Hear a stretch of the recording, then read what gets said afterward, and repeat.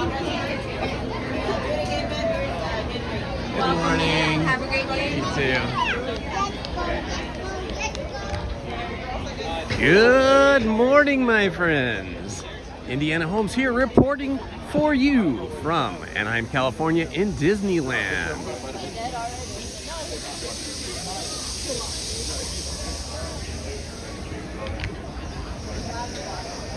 All right, we've just made it through the turnstiles. And now we've come under the bridge, the Disneyland Railroad Bridge, and downtown, well, not downtown, but Main Street, USA, Disneyland. All right, I have to stop over here for a moment, and I need to plug my other phone, my old phone, into the charger because I accidentally did not put it on the charger last night, and it's almost out of battery. So give me a moment here. Hello, my friends. Okay, just give me a moment. I gotta charge this phone up before it dies. So I use that old phone to look at wait times and other stuff while we're live streaming. So just give me a moment here to get this situated.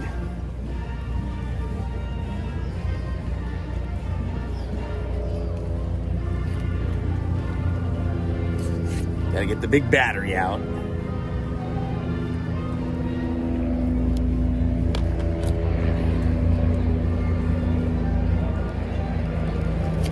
And the power cord.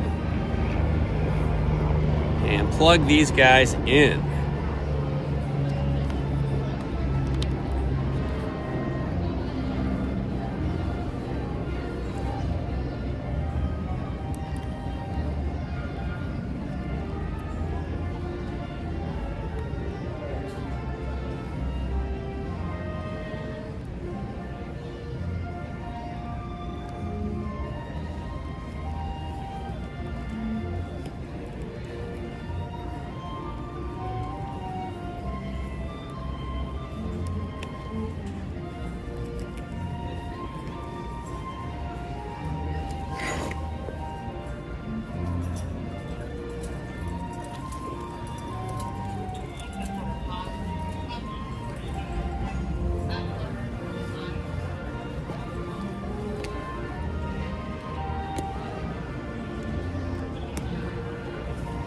Okay, I think we're good to go now.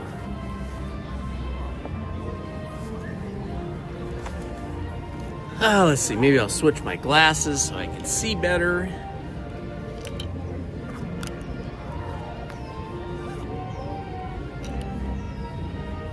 Ah, much better.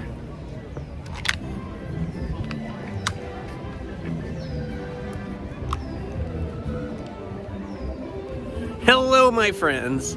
Welcome. It's a beautiful Sunday morning. It is currently 72 degrees today.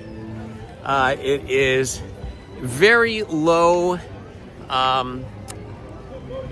ultraviolet today. It had an ultraviolet rating of 1, which means we're not going to have too much intense radiation burning our delicate skins. The winds are light. And I don't know what the top temperature is going to be today. I don't know what the forecast is. I think maybe in the 80s. I missed that this morning. I didn't see what the forecast was. Here we go. Look. Some of our favorite vehicles coming down Main Street, USA. The fire engine. 2 omnibuses. Wow, 2 in a row. Check it out. Very cool.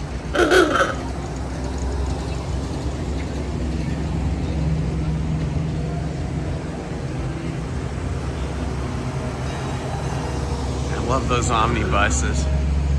Good morning, Johnny Way. Good morning, Jim Climbs. Good morning, Akio Stewart. Loving those emojis. Good morning, Fiddle Leaf. It was so great to meet you yesterday and chat with you for a little bit. Good morning, Hills Bills. His Bills, I'm sorry. Good morning, Teacher Tammy D.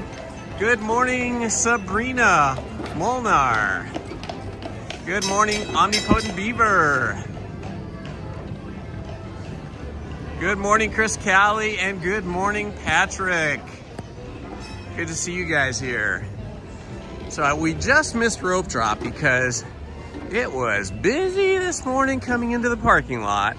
I always park in the Toy Story parking lot, and usually if I get there by like 7:15, I'm out of the parking lot. I'm through security and on a bus by 7:30, which generally means that I'll be here in the park by 7:45, which allows me to get up here for rope drop. But boy, there was a huge lineup today on Harbor Boulevard. Big lineup on Harbor Boulevard today to even get to the parking lot. So it took quite a bit longer to get in. I don't know if that means we're gonna have a busier day today. We're gonna have more guests than we have recently, or if it just means that more people came early. I think a little bit of both. A little bit of both, that's my guess. Let's see, what shall we start off with?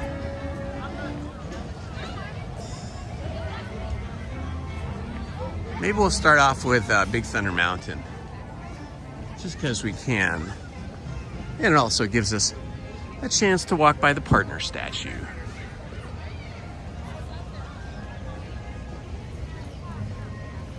I love it when it's a little overcast like this.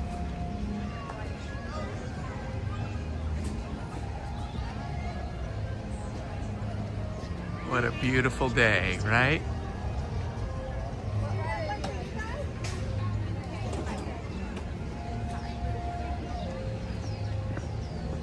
Slightly overcast skies. Humidity feels a little bit high today. A little bit high.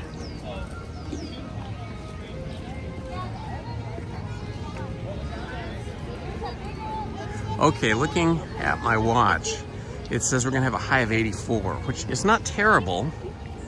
It could be much higher. No participation, or no precipitation, I should say. No rain for the next 10 days. Winds are 3 miles per hour. UV index of 1. And we have visibility for 13 miles. So very clear skies. Oh yeah, this makes sense. It feels kind of humid to me. So I checked, and we have a 73% humidity. That is high. You know, in Southern California, we hardly ever got humidity in the past. Ooh, look at this, check it out.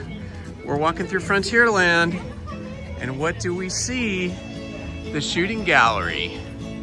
Shooting exposition, they call it. Frontierland Shooting Exposition is out of ammo. Please visit our other locations.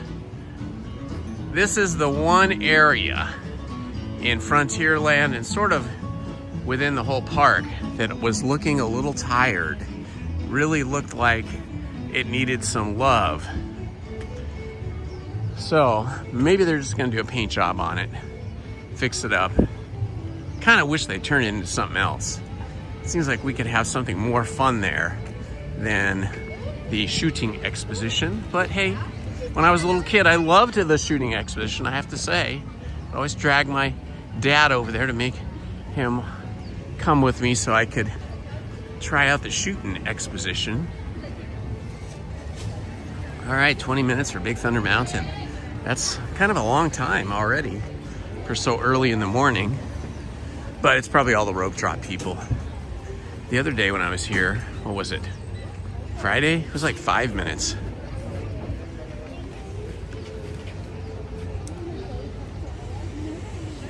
(8:11 a.m.) Not bad. Good morning, Logan. Good morning. I'm No Pro Broadcasting.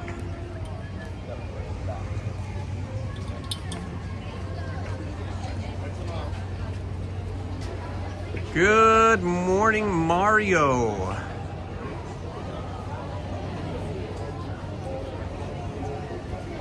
Good morning, Whimsy Times.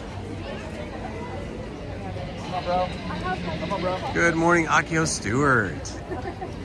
So yesterday I had the pleasure of meeting one of our faithful subscribers, getting a little tongue-tied this early in the morning, getting a little bit tongue-tied. But yeah, I had the pleasure of meeting one of our faithful subscribers who is here with us in the chat right now, Fiddle Leaf, who came to the annual Bluegrass Festival that I help volunteer to work because one of my friends started this music festival that goes from late spring through the end of the summer, and I think right even into September. Maybe there's even a date in October, but anyway, he runs 15 free concerts, completely free, for the public.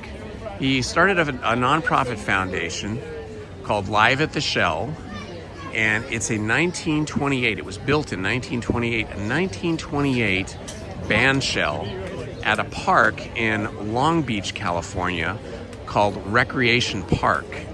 And this was just a dilapidated, falling down, looking bad, pretty much non-functional band shell that nobody was using. And my buddy has always been a big live music fan and supporter, even though he was an engineer and had a big career in that. He always kept his hand in helping out bands with their live performances just for fun, as a hobby.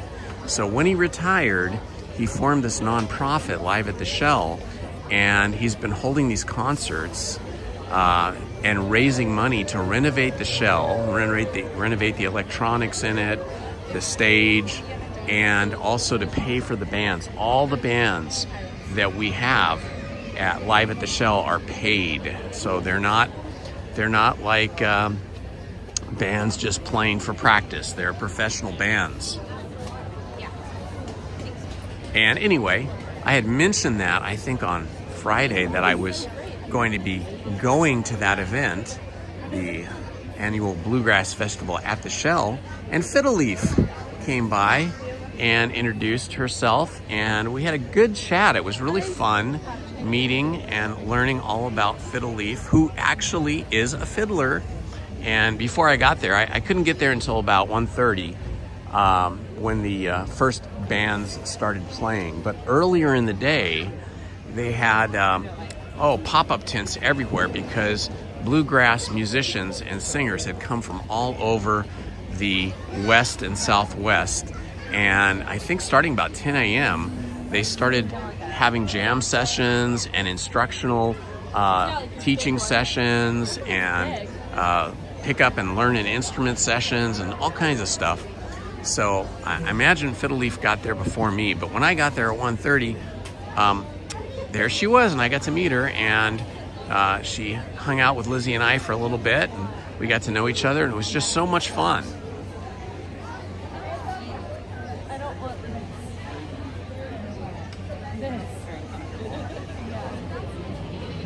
Well, exactly, Fiddle Leaf. People that love, any particular thing, whether it's live music or any other kind of thing, marathons, they'll often, use their free time and even some of their money and some of their expertise to run these events. And that's what Steve has done. And it's so cool. I mean, even if you don't live anywhere near this particular venue, as most of the musicians at yesterday's Bluegrass Festival didn't. They came from Northern California, they came from Arizona, Nevada, California, Southern California, Northern California, all over the place. Even some people came from Tennessee. So it's just always super fun, and we had a really great time listening to the music. And then the last 90 minutes from about, from about 5:30 to 7 p.m., they had square dancing lessons, and they had a band playing and a square dance sort of instructor caller who calls out the steps and stuff. That was really neat. But it made for a long day because I started my day off getting up about 5 a.m. and heading over to the American Legion post over in Midway City, which is here in Orange County, and helping to cook and feed both military veterans and supporters of military veterans, where we raise money for veterans in need, disabled veterans, and children in need who are maybe in not the best of situations, maybe not living with their parents anymore for one reason or another. So that's how I started my day. I started my day at about 5 in the morning and finished up there about noon, and then drove over to Long Beach to help out with the Bluegrass Festival, and then got home around 7:30 p.m. But it was really fun. So I'm a little tired this morning, and my voice is probably sounding a little groggy, but I'm here for you guys because it's a beautiful day in Southern California. Good morning, LP Rodriguez.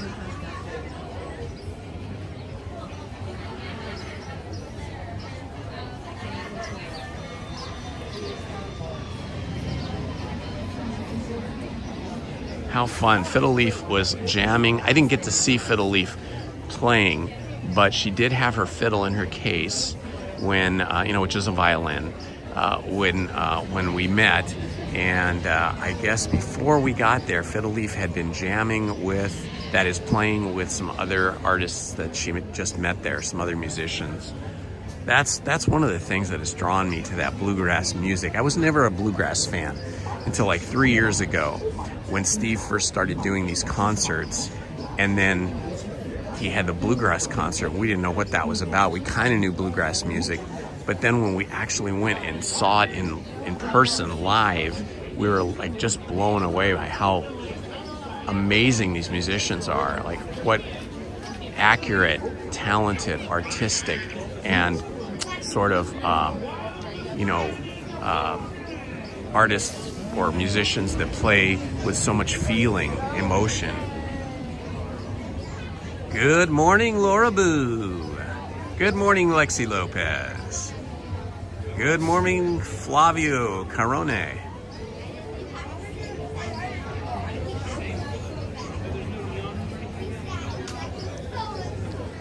Anyway, long day, but a fun day yesterday, productive day.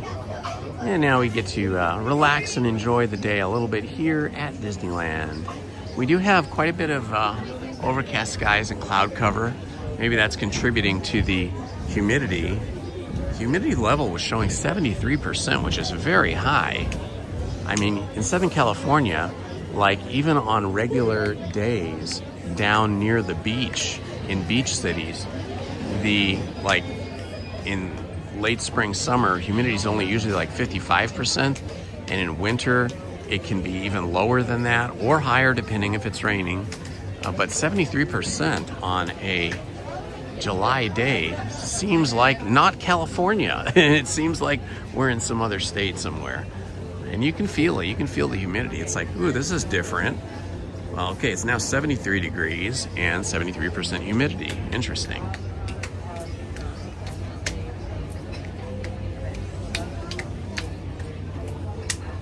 So for all of the moderators, we're gonna go down here and we're probably gonna get some lag and maybe the screen's gonna freeze up, but as soon as we come back up, things should clear up.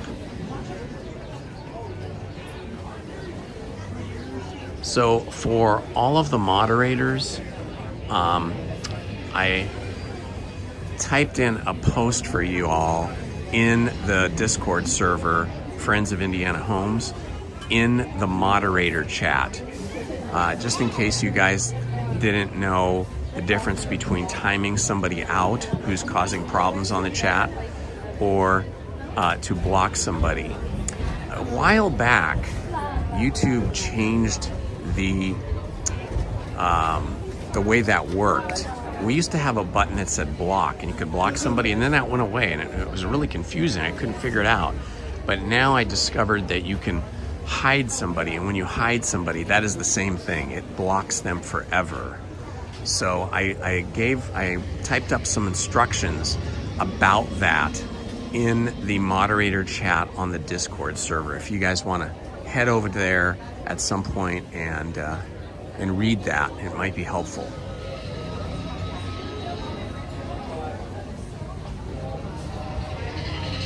Good morning, Elizabeth from Sweden. Welcome.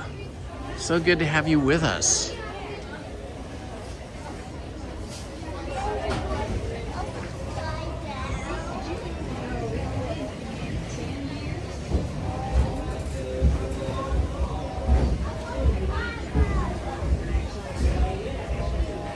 Good morning, Hatbox Ghost. Hatbox Ghost in the house. It definitely feels a little busier here today than it has last week on Friday, Wednesday, and Sunday. Or maybe it was last Tuesday. I can't remember if I came Tuesday or Wednesday. I usually come on Wednesdays, but sometimes Tuesdays.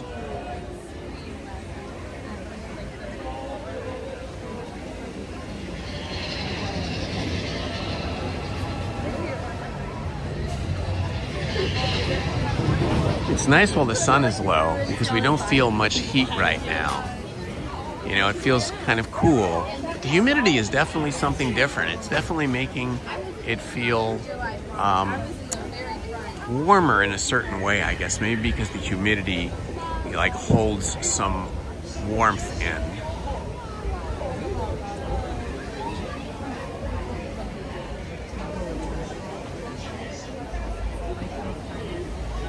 Be fun to have one of these water tower things with the buckets going up and down in your backyard. If you had a big enough backyard, it's kind of cool. Good morning, Lisa C. Yeah, a little bit gloomy, huh?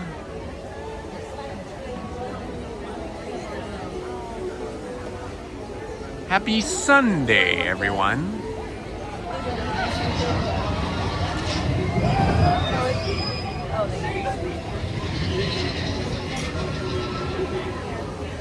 Okay, here's a little question for everybody that's here this morning or this afternoon, if it's afternoon where you are.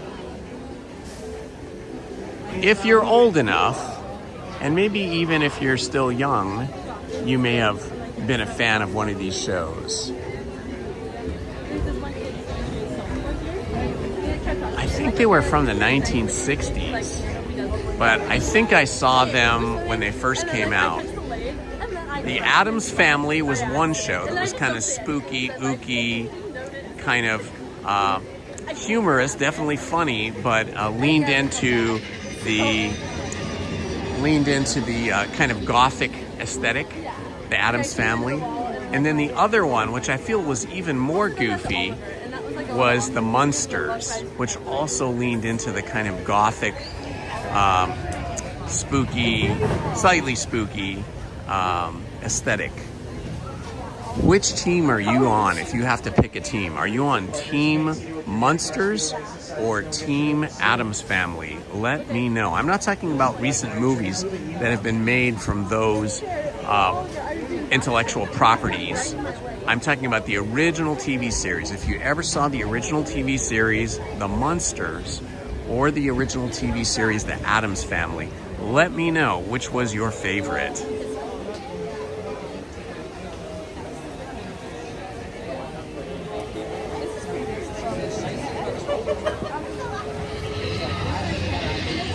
Whoa, 91 where Johnny is. Howdy, partners, and welcome to Big Thunder Mountain. As a reminder, please step all the way forward, filling in all of the available space in front of you. Please make sure to have a complete and accurate count of your entire party for the cast members at the top of the stairs. You may stay in rows of 3 here, and don't forget to finish all food and drinks before you board the train. If you're excited, can we hear your best yee-haw?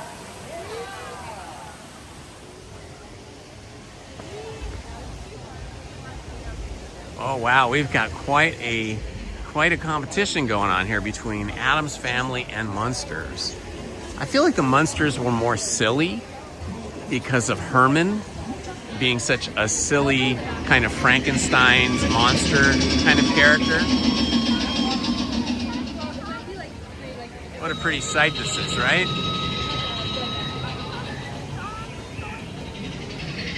I did love them both, no question. I definitely loved them both. For me, I feel like I like the Addams Family a little bit better because they had, let's see, who did the Addams Family? They had Thing, right? That was the hand. And then they had Uncle Fester, who was just one big giant kind of like hairball. And then there was Gomez and Lily, who was played by the beautiful Yvonne DiCarlo. I love the way that I love the way that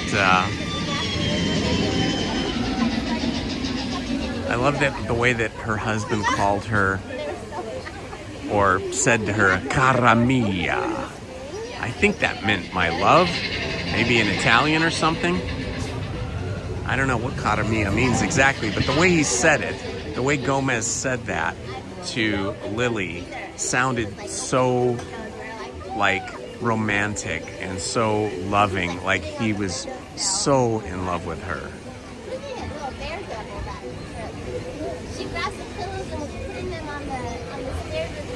Now that I'm thinking about it, it's been so long since I thought about that. I can't remember. Let's see. Gomez was married to Lily in the Addams Family, right? So what was the name of Herman Munster's wife? I can't remember now. Oh my gosh. I need all of your brain power to help me remember these things, guys.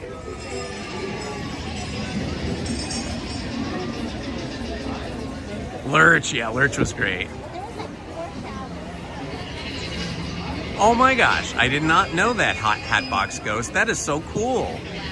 Herman Munster was, the character, Grandpa, not Herman, was an MLB baseball scout. That's amazing. That is so cool. That is a cool piece of information.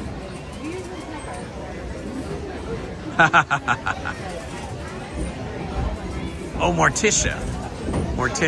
So now, Morticia, was she married now? Now I'm confused.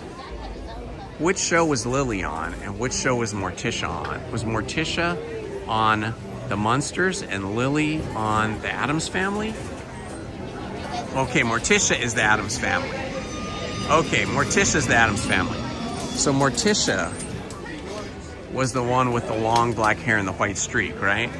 And the impossibly skinny little pencil dress with the kind of fabric that came out like a spider's legs or octopus or something. Gomez was married to Morticia. Okay. Herman was married to Lily. Thank you, Tammy D.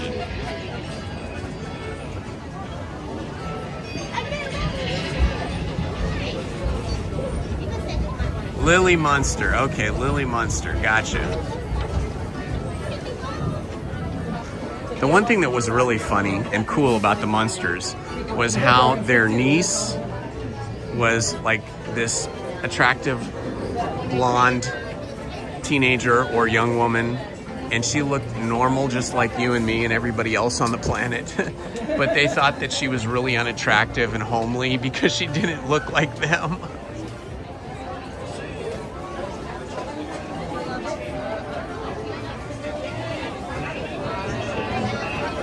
Yeah, she got her arm kissed a lot.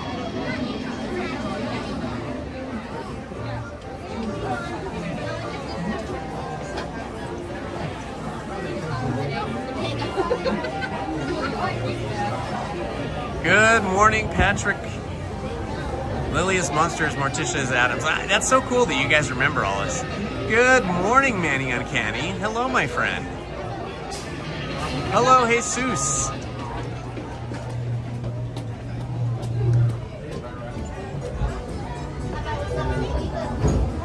I know I looked at my watch at one point. It was 20 for a while.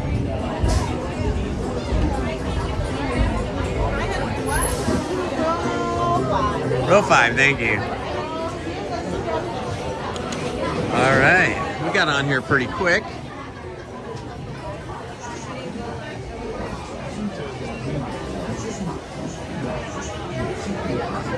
So Cousin It was on the Addams Family, right? Along with Thing, right? And then there was the little boy Pugsley, Wasn't Pugsley on Addams Family? And then I forget the little girl's name.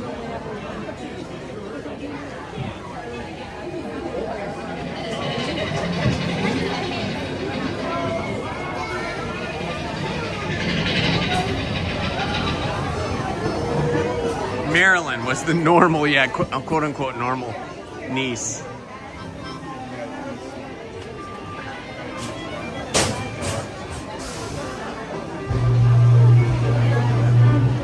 I remember seeing Car 54. I saw it in reruns, of course, because I think that was on maybe in the late 50s or early 60s before I was really watching TV or before I was born.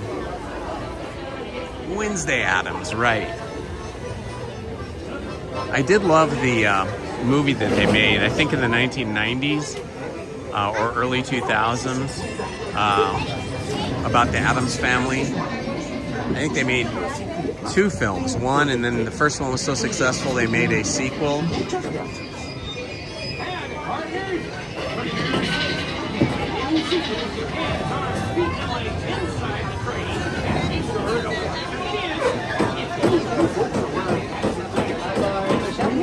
Good morning, Andy L.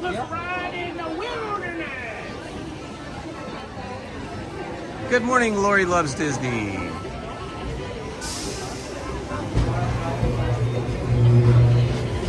I wonder if either the Munsters or the Addams Family were products of Desilu Productions, which was Lucille Ball's movie studio and movie production company.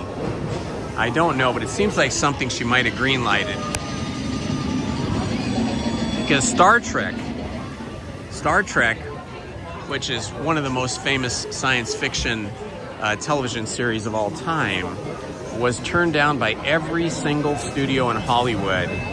And then they came to Lucille Ball, and Desi Arnaz, the studio that Lucy and Desi created together called Desilu, but which was really completely run by Lucy because she was the brain.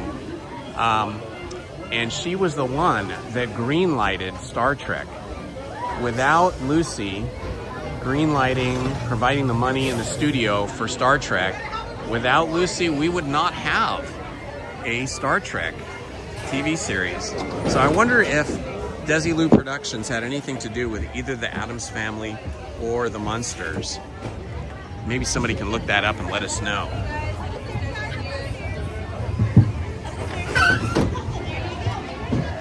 Para su seguridad, permanezca sentado y mantenga sus manos, brazos, pies y piernas Muchas gracias. And partners, for your safety, remain seated with your hands, arms, feet, and legs inside the train, and be sure to wash your hands. All right, my friends, here we go. I will not be replying to the chat while we are on the ride, but you guys may chat amongst each other, and I'll catch up with the chat when we get off.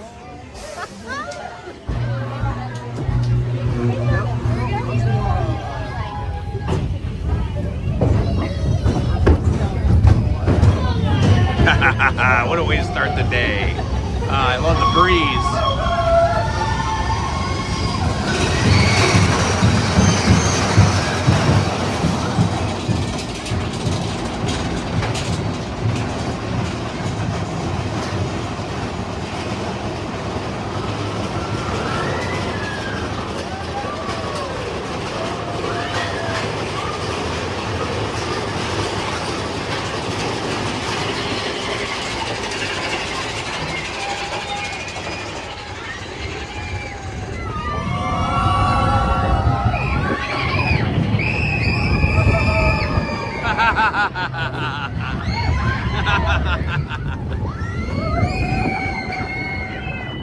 Oh man.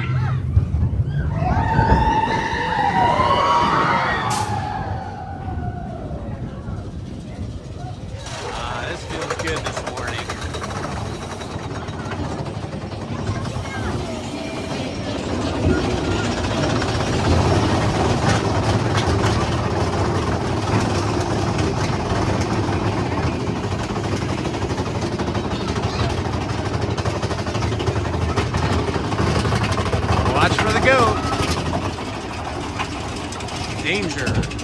blasting area.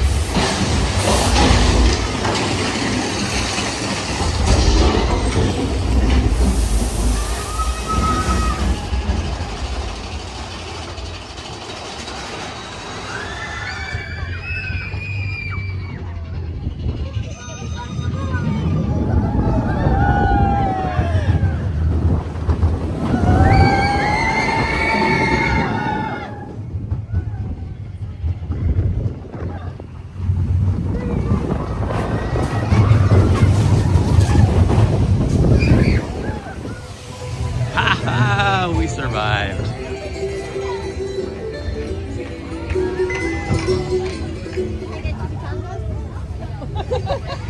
never had them. It's just a thing like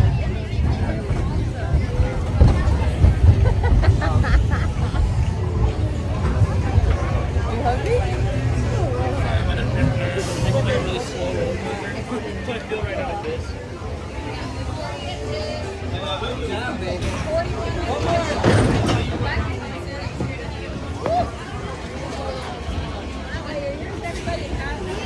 Got my water bottle. Yes, baby, I'm like, that was top of my lungs.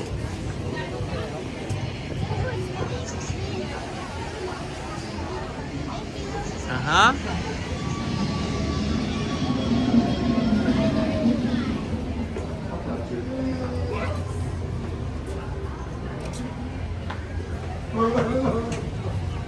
All right, that was an excellent way to start the day. So much fun. Feeling the wind blow past you as you're seeing the wind blow past you, or feeling the wind blow past you as you're cruising down the track is such an awesome feeling. Just feel all the wind hitting you.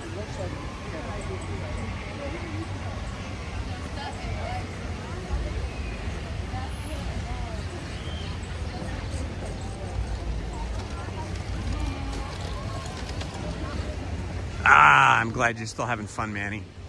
It's fun for me. If I was not here, I would be sitting in front of the TV, watching YouTube videos like you, like you guys, and drinking coffee, probably eating too much. But it's so great to be here and get my steps in.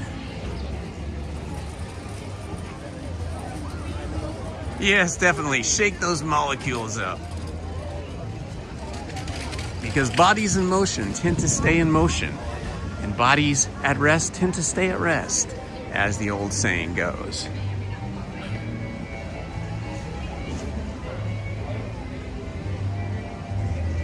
Okay, I'll say this again as I mentioned it earlier. I'll probably say it a few times throughout the day because different moderators come in at different times.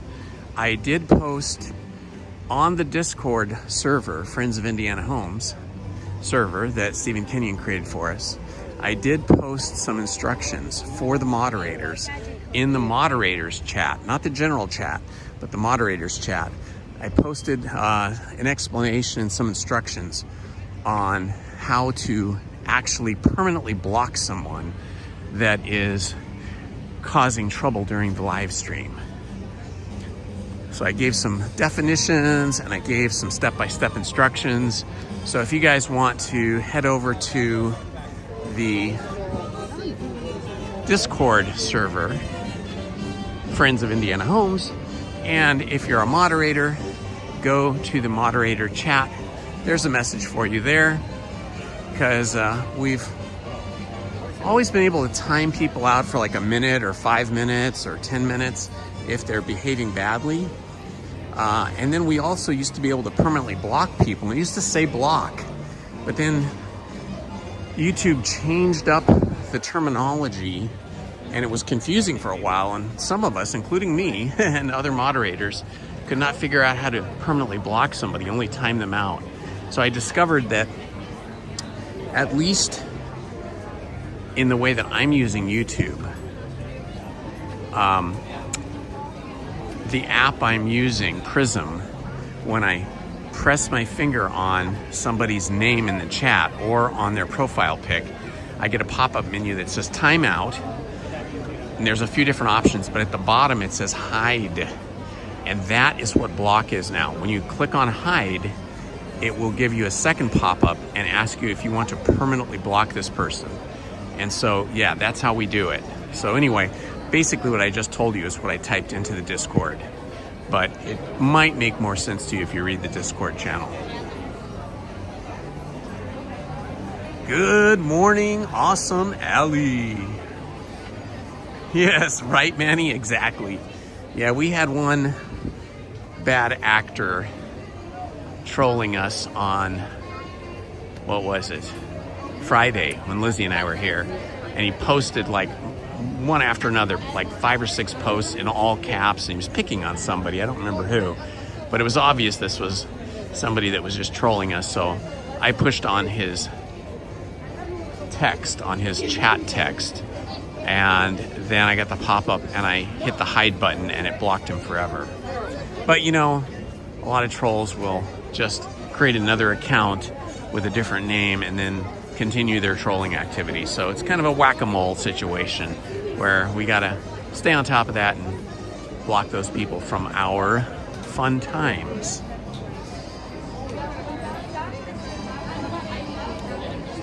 All right, so it's fun to know that so many of you are either fans of the Addams Family or the Munsters, or both, like me.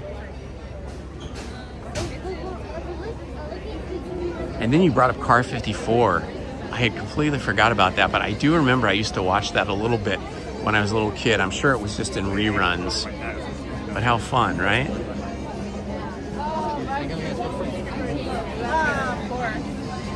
Good morning, Wesley Perkins. Good morning, Carl. ZZ5GZ.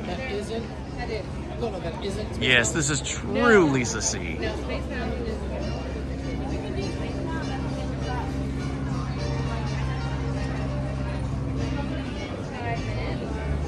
Hello, everyone. I see we have quite a few people here this morning with us. Looks like 340. Welcome to you all. This is Indiana Holmes reporting for you from Disneyland in Anaheim, California. Welcome, welcome, welcome. If you're new to the channel, please like and subscribe. It would mean so much to me. We're trying to get to 6,000 subscribers by the end of August. So everybody that subscribes plays a big part in helping us get there. So just hit the like button, subscribe, and hit the notifications button so you don't miss any of our live streams or other videos that I shoot, edit, and post. I usually live stream Wednesdays and Sundays, and sometimes Fridays, occasionally Mondays, and occasionally Tuesdays, but usually my usual days are Wednesdays and Sundays. Lizzie usually comes with me on Sunday, but because she went with me yesterday to the Bluegrass Festival, she couldn't come today because she always spends usually Saturday all day with her sister visiting her mother, who is, you know, in a board and care facility because of, you know, age and ailments, right? But yeah, so Lizzie came with me to the Bluegrass Festival yesterday, so she's going to visit her mom today. So that's why Lizzie's not here with me today, but she did come on Friday to make up for not coming with me on Sunday. So that was fun having her with me on Friday. Friday was a pretty light day. I think we did a total of 10 rides in about 4 hours, and that included both parks. We started our day here and we ended our day in California Adventure with a ride on Radiator Racers, and let's see, what was the other ride we went on? No, I can't even remember.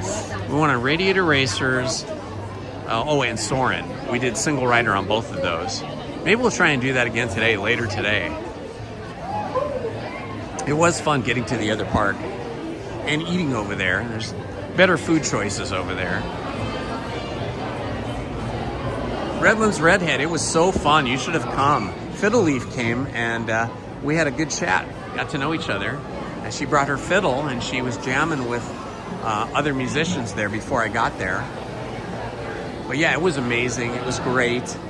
This is the third year that they've done that Bluegrass Festival. For those of you that love rock and roll, if you love the Rolling Stones, that same band shell, the Recreation Park band shell, is going to be having the world's best Rolling Stones licensed cover band playing this Tuesday at 6 p.m. They're called Jumpin' Jack Flash. Jumpin' Jack Flash, and they are amazing. They've been doing the Rolling Stones cover band gig for I think 20 or 25 years, and the leader of the band looks exactly like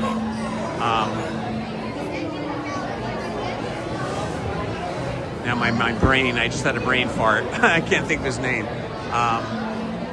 The band leader, the lead singer of the Rolling Stones. What's his name? Help me out, guys.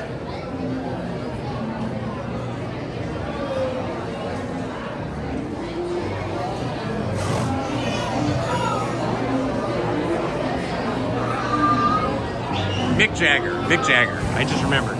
Yeah, the leader of the band looks just like Mick Jagger. And then the other guys look very similar to the rest of the Rolling Stones band. Mick Jagger, yes indeed. Yeah, so anyway, it's really fun. If you guys are in Southern California and you want to see the best Rolling Stones cover band in the world, come to Recreation Park Band Shell, or you can go to the web and look up Live at the Shell. This is in Long Beach, California, so you might have to drive from whatever city you live in, but it's not too far from everything. And that is at 6 p.m. on Tuesday. Lizzie and I will be there, so if, like Fiddle Leaf, who came to meet us and chat with us, if you want to come and hang out with us, we'll be there at 6 p.m. in the park, on the grass, in our chairs, enjoying the music. I did not live stream it because it would be too much copyright problems. Yeah, I don't live stream those concerts. I thought about it, but then I realized it was going to be all kinds of copyright violations because while the bands are playing, some original music, they were also playing some standards, some bluegrass standards that would have caused problems. So we just, we decided we're just going to enjoy the music.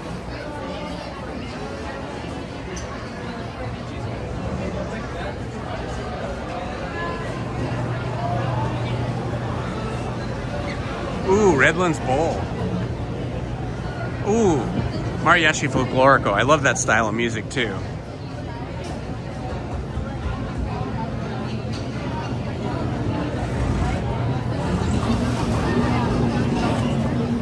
The cool thing about the Rolling Stones is, like, even if you're not a big fan, like you don't know their catalog of music very well, the band plays the music so energetically and so authentically that you feel like you're at a Rolling Stones concert with the real band, even though it's a cover band.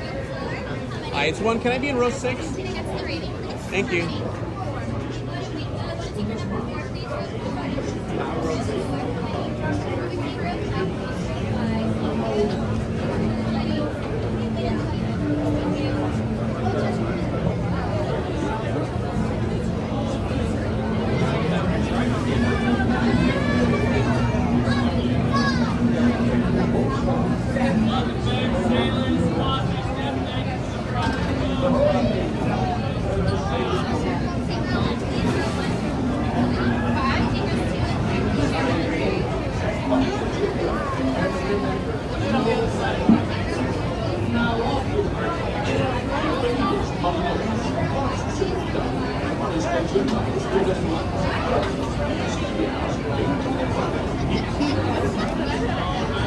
Ooh, that's good to know, Manny. I just scrolled back and read your post there. You're saying that 7 years ago, or some years back, there was more bots and trolls than there is now. Wow. Well, I'm happy that it's better, and I'm happy that you guys who are moderating for me are doing such a great job and making it family friendly and safe for all of us. Okay, I stop talking now until the ride is over.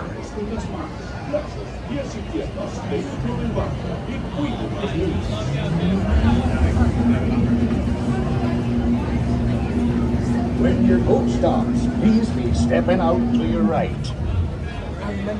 Ahoy, mateys! For a safe voyage, be sure to stay seated with your hands, arms, feet, and legs inside the boat. And watch your children. And remember, no flash pictures. Now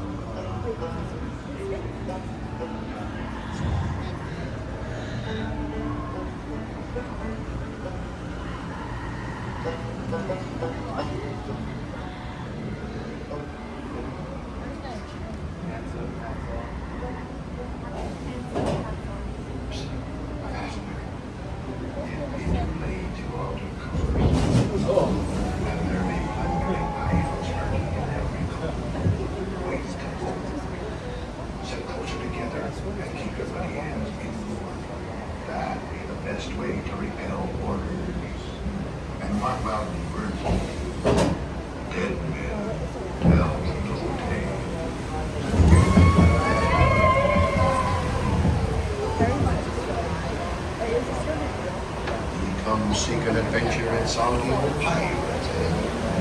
Sure, you'll come to the proper place. But keep a weather eye open, mates. And hold on tight. But don't head.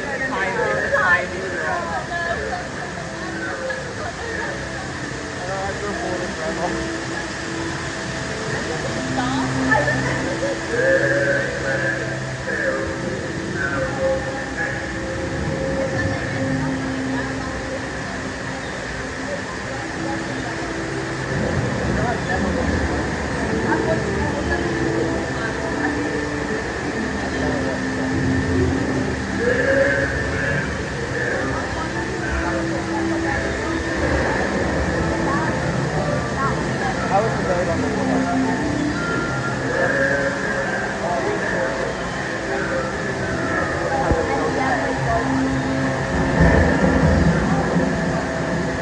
that's actually close.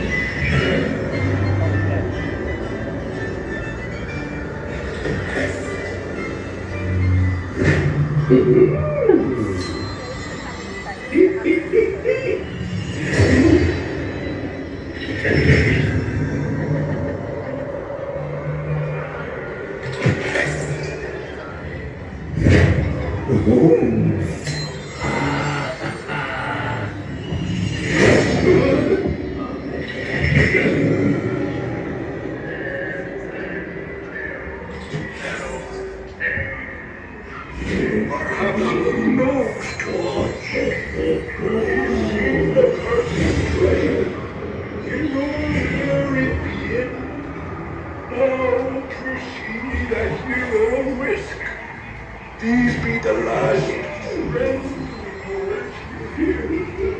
you may not survive the last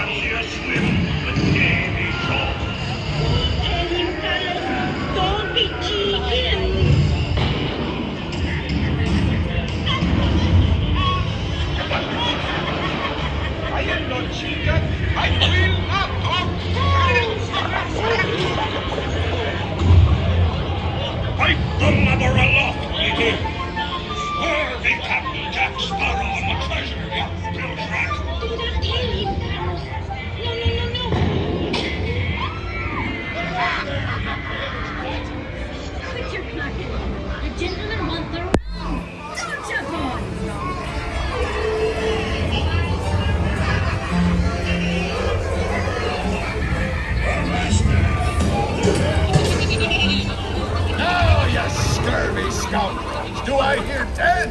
A hen for a 10. That's working! Wanna go wrong?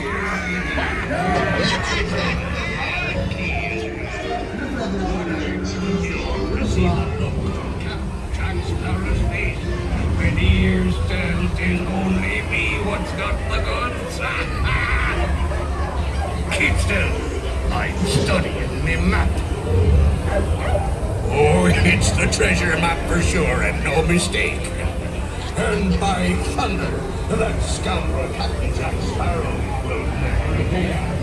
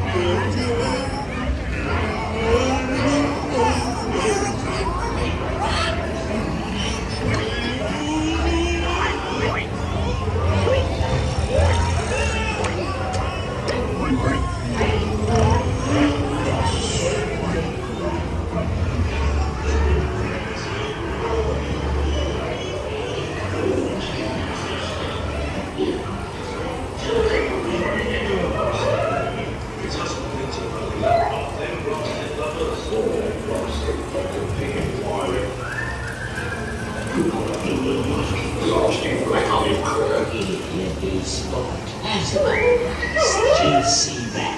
Out of here. Easy boy. Here, give Zacchaeus a little bit. Say, grab his ears.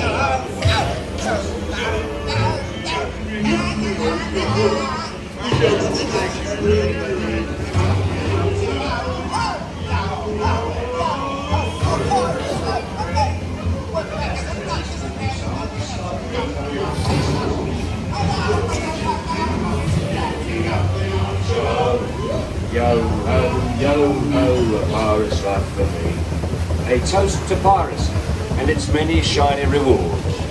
As a career, what could be more rewarding? Drink up the other show home.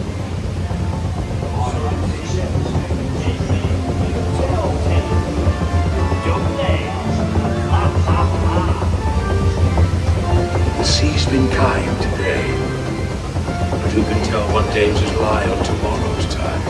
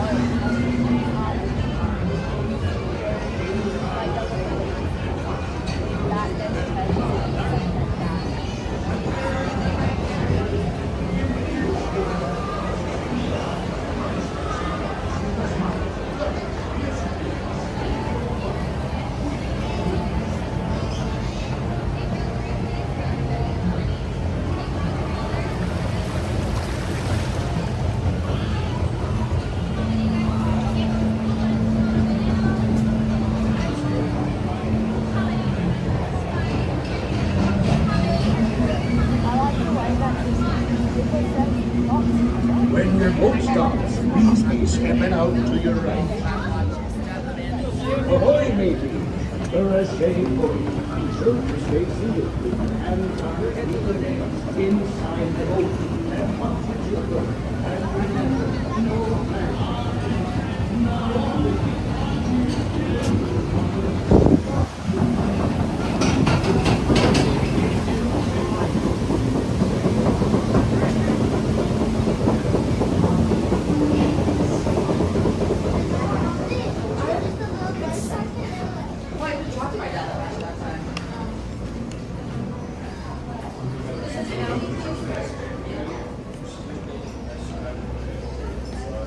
The old pieces of 8.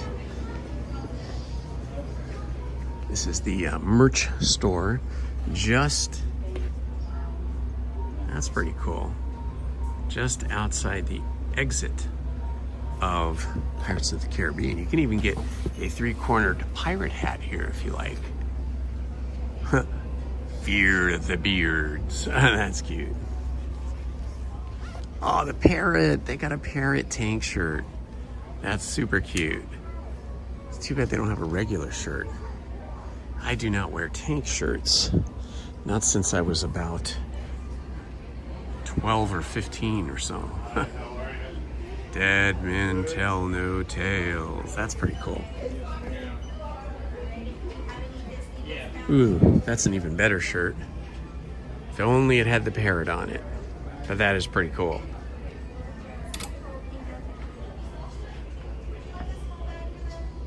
This is neat. This is some kind of a bag / backpack thing. It's pretty big. It's pretty good if you need to carry stuff.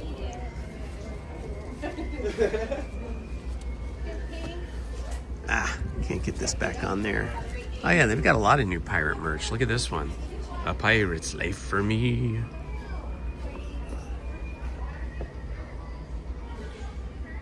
They've really leaned into Pirates of the Caribbean merch. This is a glow in the dark. That's pretty cool with the kind of skull face moon in the background and the ship in the front. Let's see. Oh, here are all the sweatshirts. Dead Men Tell No Tales. That's a really cool sweatshirt. It's more lightweight than the sweatshirts they normally carry. It's almost like a shirt. It's a little heavier than a shirt. Probably like 10 gauge fabric in terms of thickness.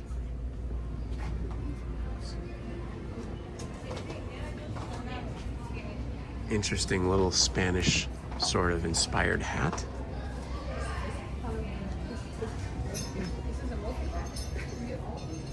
Oh, you can get the little parrot right here. Except this parrot's red and the one in the attraction is green. Ah, this is cool. It's Pirate Mickey with a patch over his eye. Pirate Mickey. They've got a Pirates of the Caribbean branded battleship game. That could be kind of fun. You can get your own hooks here if you want a pirate hook for hand. And a little telescope. No. Yeah, a little telescope there. I don't know if it actually works. Nah, there's no lens in it. You're just looking through a hole.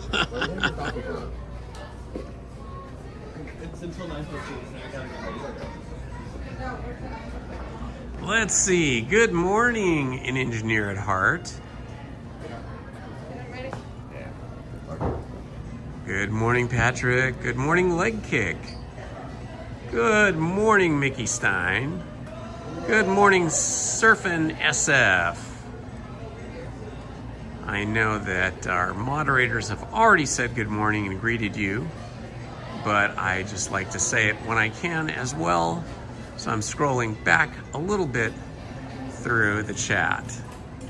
Ooh, you saw a concert. Redlands Red Hen saw a concert at the Redlands Bowl. Who did you see? Was it a cover band or was it a band with original music? And if they're a cover band, what kind of music did they play? Good morning, Estate K69. Good morning, Backpacking on the Moon. Wow, that would be wild, right? Backpacking on the moon.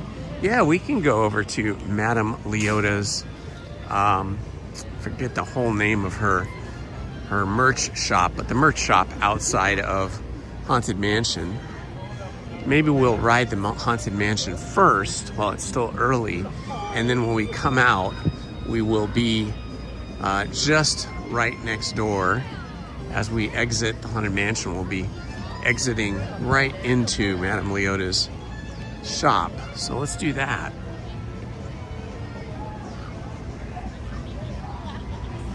We're getting a lot of Halloween merch already. Can you believe it? It's July.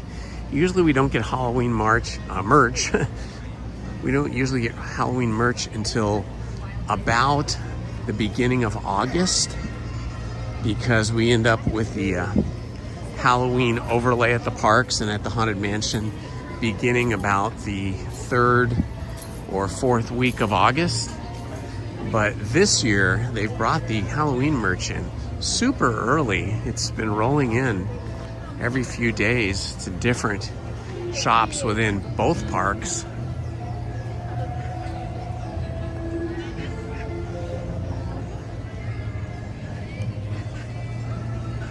Good morning, Tori Grinnell. Yes, indeed. Welcome, Eugene, Oregon. I love Oregon. I love how much forest there is in Oregon and Washington. Those states have more trees than I've ever seen anywhere else in my life. It's hard to believe that there are so many trees so densely packed together. Good morning, Jesse J.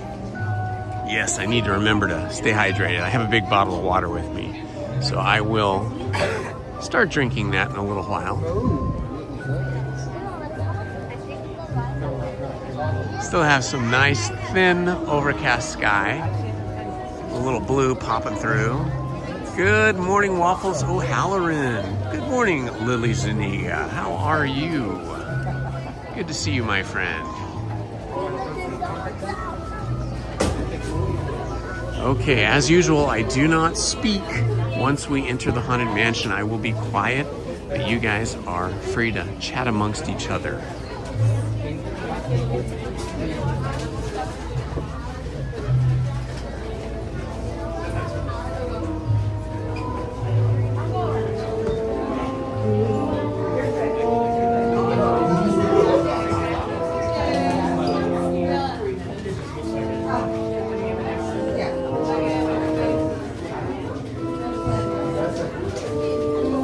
When hinges creak in doorless chambers,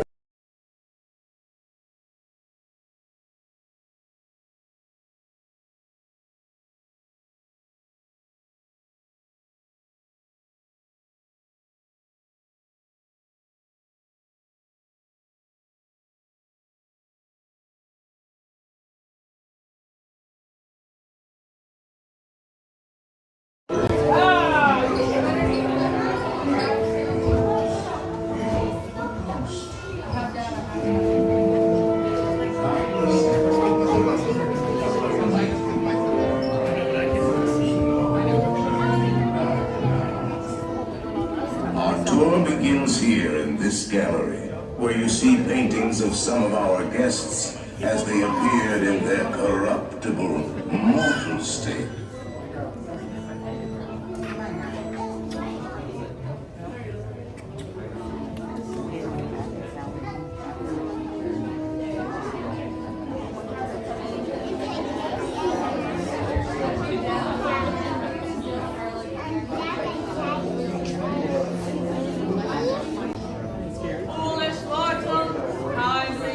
Pallor betrays an aura of foreboding, almost as though you said. Or is it your imagination? And consider this dismaying observation. This chamber has no windows and no doors. Which offers you this chilling challenge to find a way out.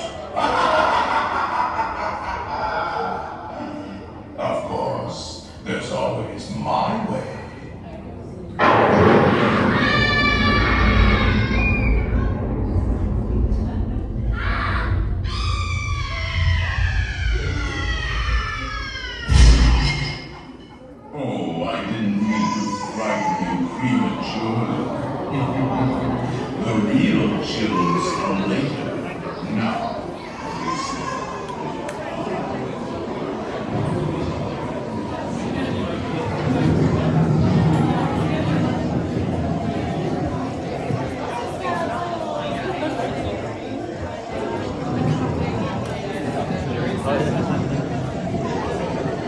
are several prominent ghosts who have retired here from creepy old crypts all over the world. Actually, we have 999 happy haunts here. But there's room for 1,000. Any volunteers? If you insist on lagging behind, you may not need to volunteer. That will carry you into the very center of the spirit will accommodate you and one or two loved ones. Kindly watch your step as you board, please. We spirits want our best in keeping our promise, so no flash pictures.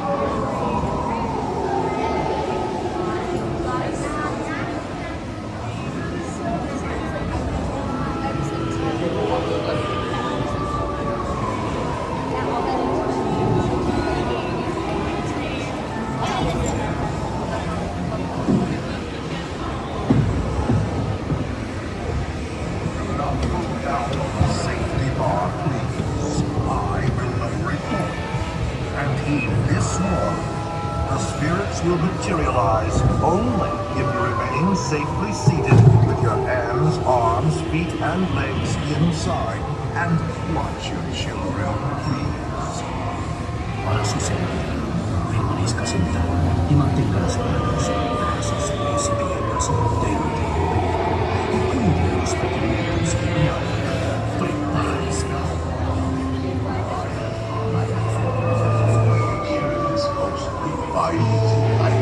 Unlivable here in this ghostly retreat. Every room has wall-to-wall creeps, hot and cold, running chills. Listen.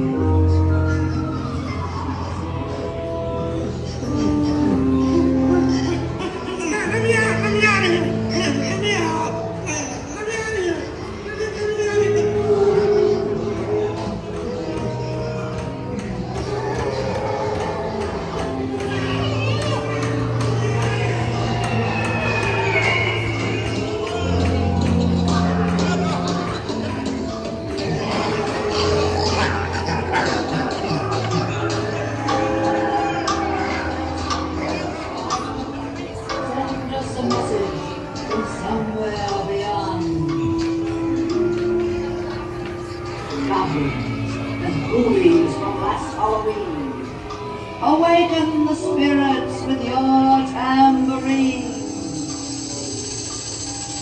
Creepies and crawlies, toads and upon. Let there be music from regions beyond. Wizards and witches, wherever you dwell, give us a hint by ringing a bell.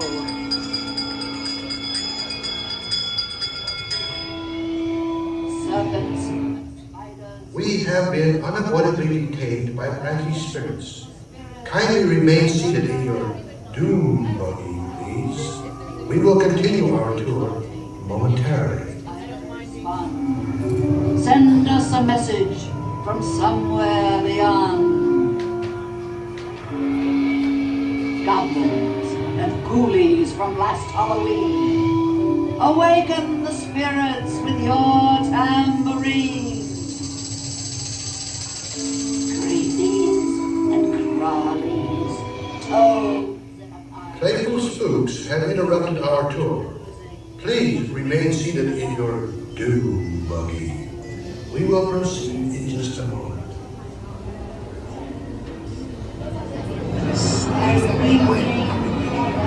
Expecting things. I'll see you all a little later.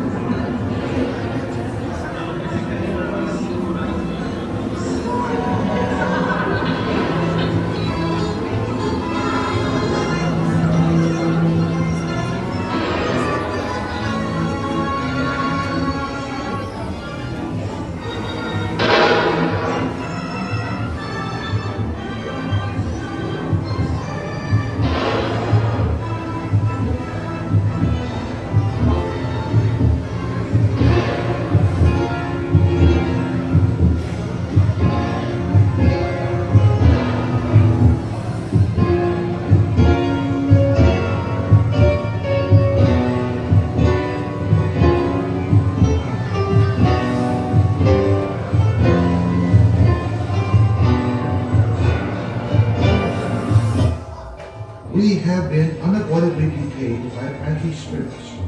Kindly remain seated in your doom buggy, please. We will continue our tour momentarily.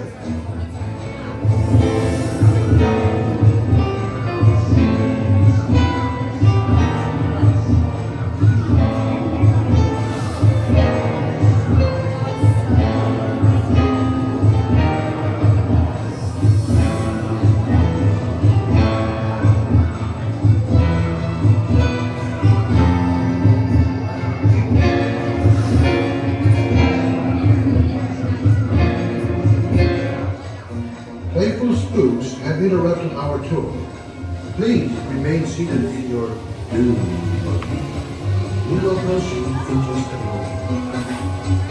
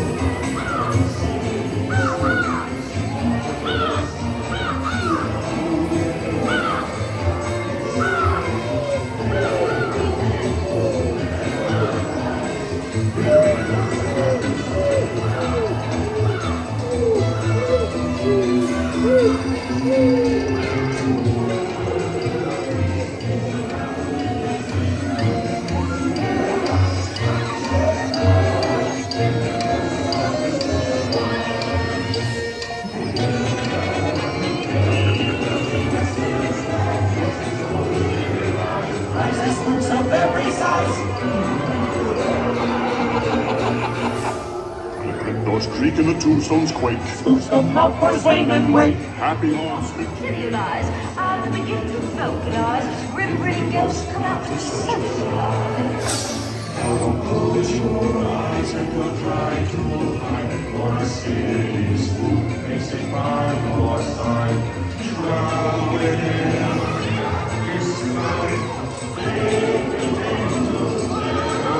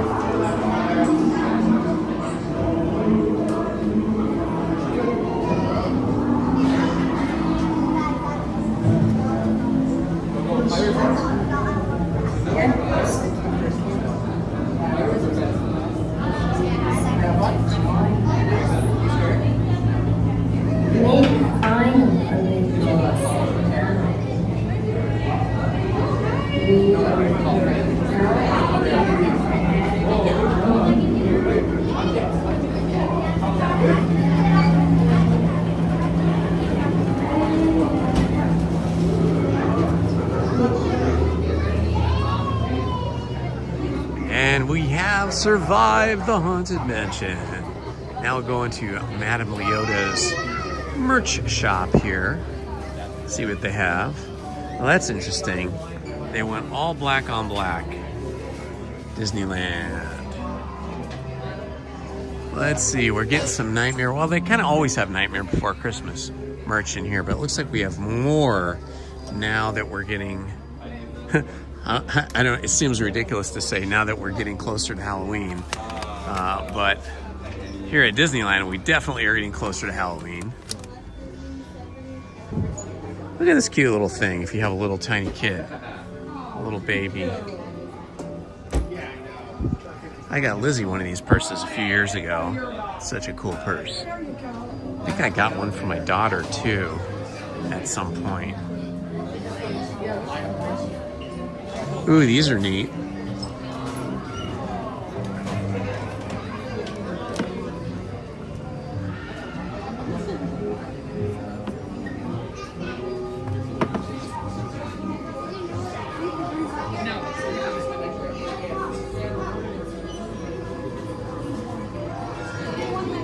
Keychain.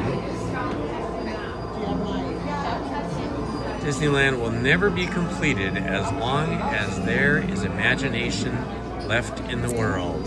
That's pretty cool. It's like 2 pieces. Ooh, and then below that is a portrait of Walt Disney. That's super cool. It must be like laser engraved. You can only see it in a certain kind of light. That's neat. That's really neat.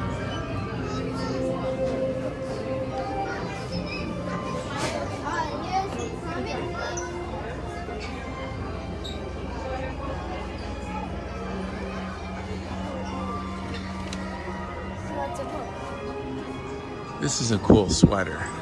I bet Lizzie would love this. Maybe I'll get that for her birthday. Her birthday comes up in October.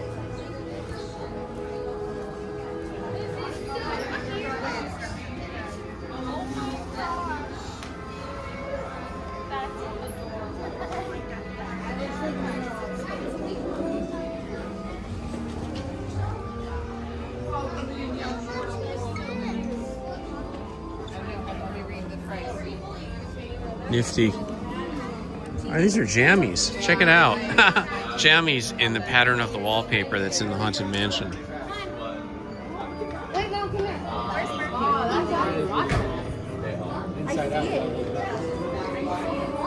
I like the spider web style leaded glass chandelier. Looks like something that would be perfect for Christine McConnell's house. I don't know if you guys follow Christine McConnell on YouTube or Patreon, but she is a very interesting person.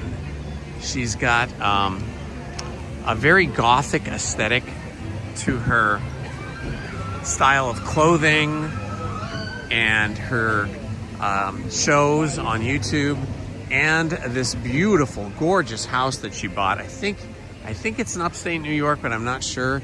It's like an old Gothic mansion that she bought with her husband, I guess. And they have already completely redone it. So it is in the same kind of Gothic style that is her preferred way of living.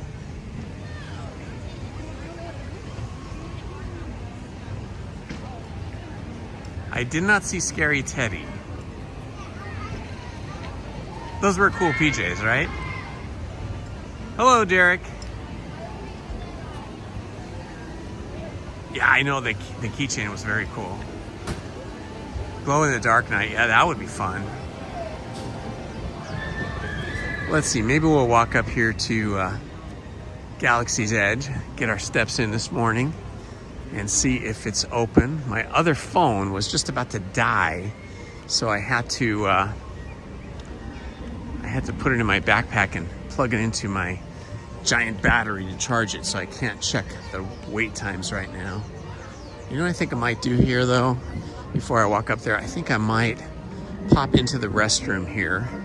So if you guys wouldn't mind, I am going to turn off the microphone, put the lens cap on, and put this whole camera rig in my backpack. I'll leave you guys with a video to watch so that you won't be bored, or maybe just a photo of my dog. Let's see here. Let me get the backpack open. Just in case we do get in line for Rise of the Resistance, I want to make sure I don't have to go to the bathroom, because you can end up being in that line for a long time. Okay, so let's see what we got here.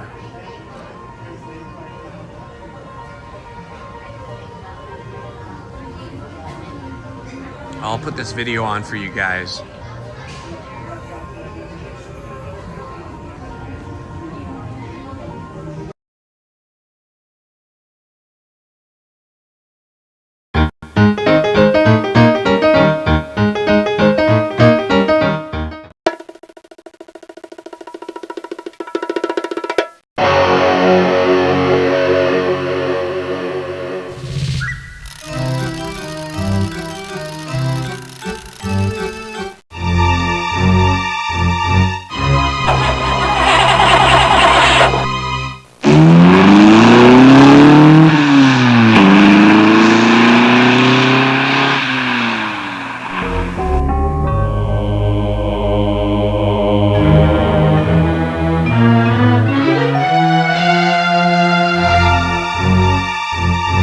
Gentlemen, start your engine.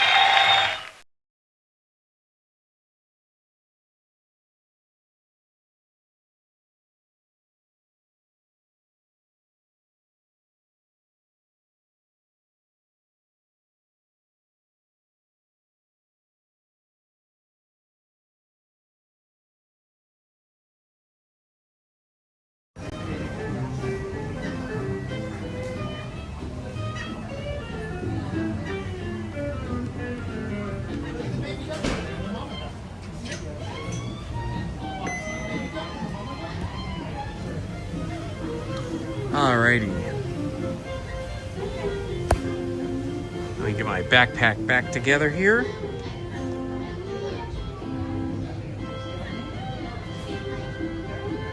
Ha ha ha ha. I don't know about going on Tiana's.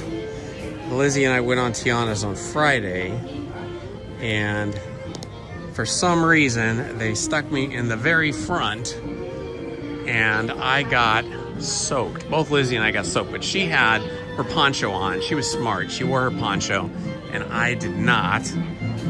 I did not expect to be in the front row, and I was soaked from head to toe all the way through.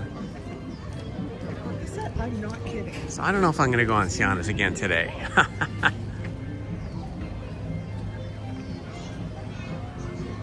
Yeah, that was a video Lizzie and I made years and years ago. We had a character, Fast Kitty, and another character, Slow Dog, which was the nemesis of Fast Kitty, and a couple of other characters. And we made a couple videos. I wrote the stories, and gave Lizzie my feelings about how I wanted the characters to look, and then she drew the characters, and then she animated the characters scene by scene the way I kind of storyboarded it out, and then I added all the sound effects and the music and stuff. So we did the one that you just saw, Superbike Showdown, and then the other one was car racing called A Day at the Races.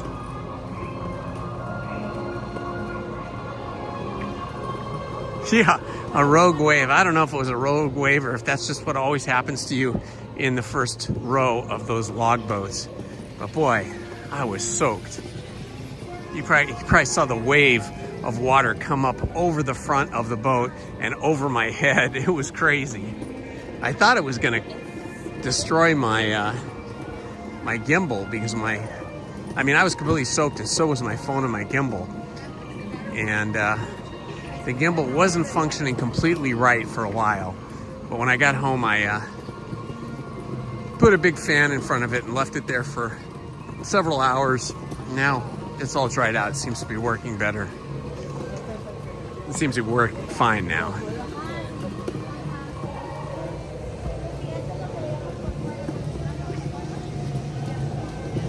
Yes, Garrett, it was fun meeting you too.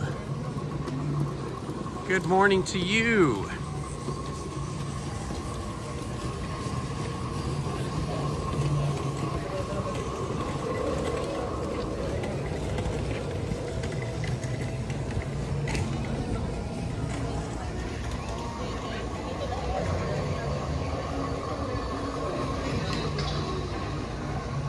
Well, unfortunately, Rise of the Resistance is not working yet, and it's almost 10 o'clock, 9:43 a.m.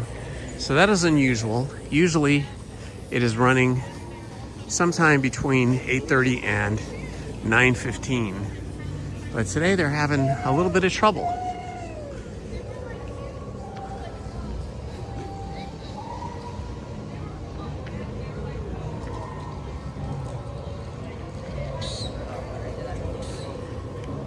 Yeah, Garrett has a really nice family. I don't think I saw his wife, unless she was so young looking she looked like one of his daughters, but I think Garrett had 4 young ladies with him. Those might have all been his daughters. Maybe his wife was off somewhere else. But yeah, it was so great to meet you guys whenever you're in the park or wherever we happen to bump into each other. I love meeting people that watch the channel and love Disney and love the things that I love, like music. So earlier we were talking about the Munsters versus the Addams Family and who liked which one better. We just got off of the Haunted Mansion attraction, which is ooky spooky. So on that same theme, who here has ever seen the Twilight Zone? I think those started before I was born. I think I saw a lot of them in rerun, like all the black and white ones. And then there was another show that I kind of felt was even spookier. It was called One Step Beyond. I don't know if you guys ever saw that One Step Beyond show.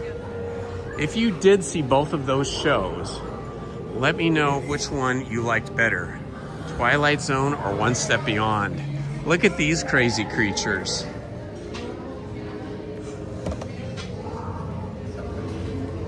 It's got big teeth like my dog. I like the cute owls. I kind of lean into cute more than scary.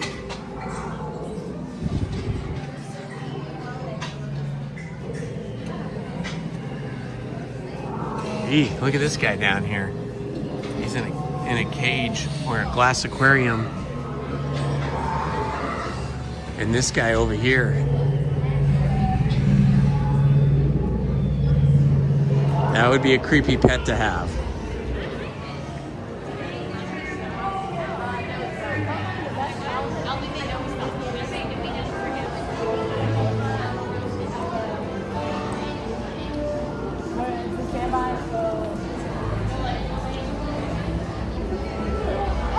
Oh wow, Tim, you own the entire Twilight Zone DVD set. Wow, that's a lot of episodes. If you've never heard of One Step Beyond, you should probably Google that or search for it on YouTube. I'm sure some of the episodes are probably available on YouTube or somewhere else.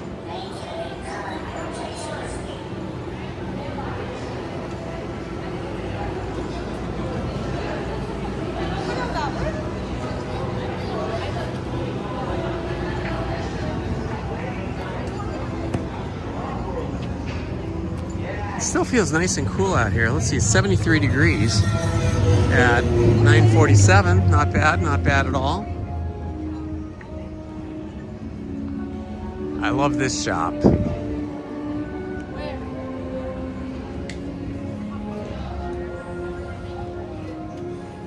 This particular set of plaques here, I don't know if you call them plaques or friezes or whatever we call them, they tell the story of the planet. Not our planet, but the planet that we're on, which is in Galaxy's Edge, Batu. See aliens fighting what look like human-style people.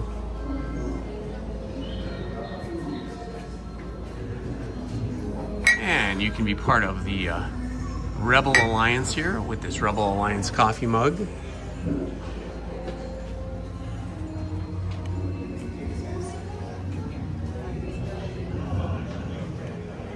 Ooh, this is a really cool helmet. Jedi Temple Guard mask. That's pretty cool. Ooh, I love this Yoda.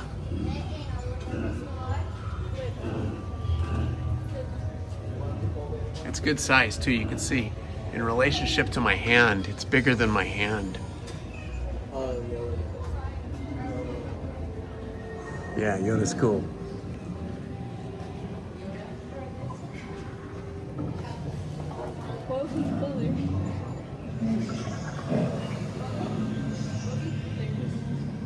Tubi. Thank you so much, Johnny Way.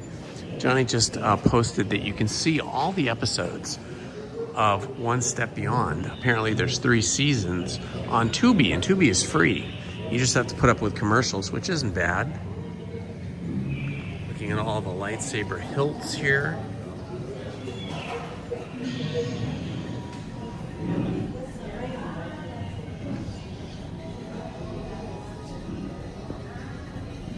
A lot of cool lightsaber hilts. I have one lightsaber that Lizzie and I built a couple of years ago during Season of the Force. We went to Sabi's workshop, paid for the Jedi ceremony experience, and built our own lightsabers there at Sabi's workshop. Blue up, red down. The Ren is pretty cool. That one's nice.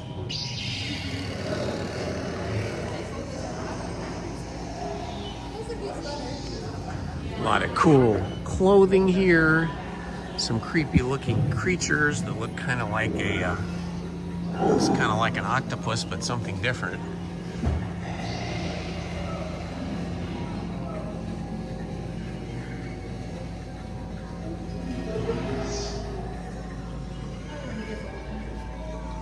I can get the whole outfit here. Look at this. They have all of the clothing pieces for that outfit here. The armor helmet kind of looks like the Rocketeer helmet, doesn't it? I don't know. Ooh, this one's wild. That looks simply evil.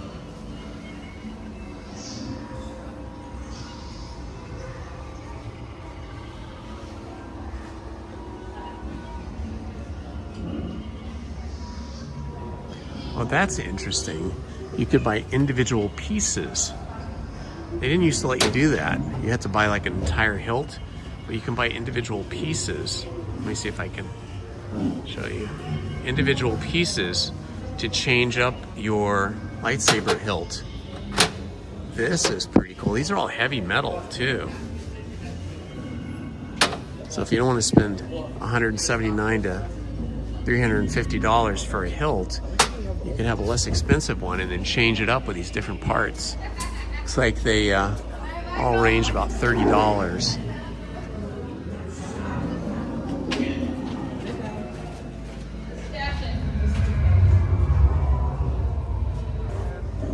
I like how these are all weathered already. Weathered and dirtied up.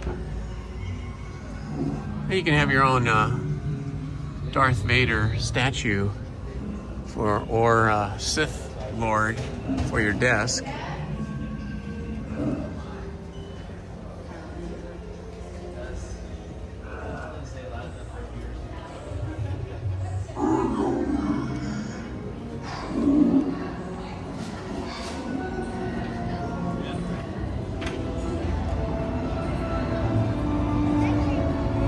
That's one of my favorite shops. They have the coolest stuff in there.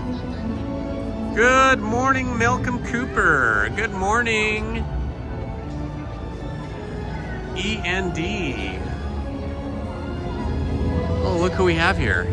It's Princess Leia Organa right there, walking around up here. That's pretty cool.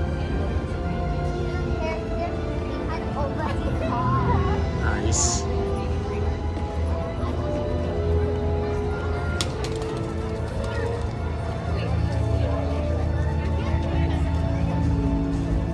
Good morning, Supra. Mary Poppins. Do you ever play Mary Poppins? Dress up as Mary Poppins? That would be cool. I love the Mary Poppins character and the movie and everything.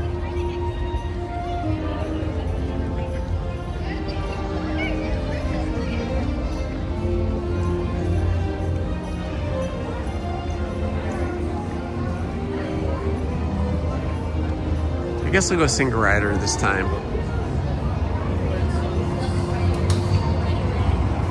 Hi.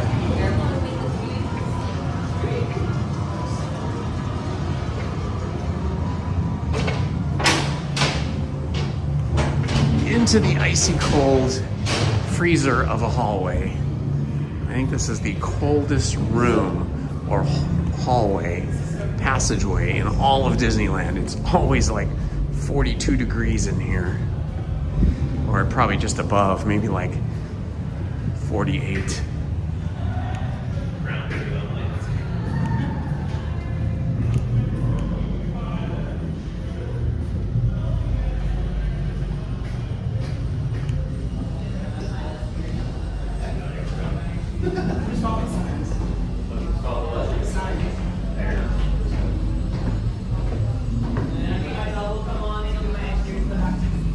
Looks like we have a few other single riders up here.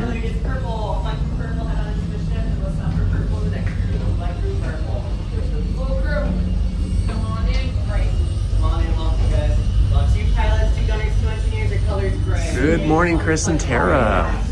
He's trying to go up the stairs. Oh, the color's gray and next green like gray. Did somebody text you though?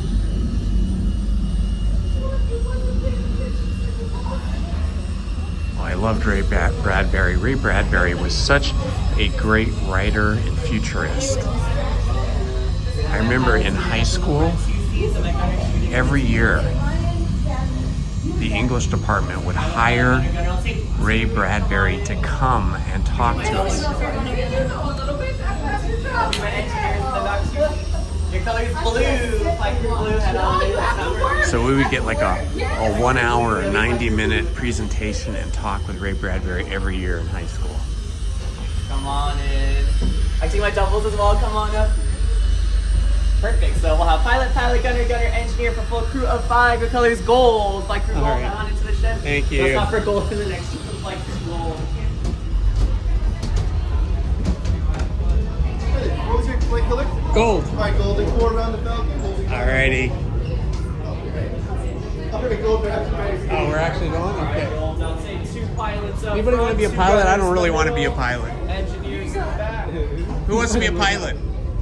Yeah, sure. Go for it. There you go. Pilot, you're going to control us left and right, just like normal. That's too much We have up and responsibility. down. Push to go down, hold to go up, okay? Gunner, you're gonna hit your square button to shoot the bad guys. Engineers, if you see flashing lights, those aren't good lights. You better hit those, because that means our pilots are crashing, okay? All right, if they crash. I'm gonna give you guys the benefit. Guys, have fun.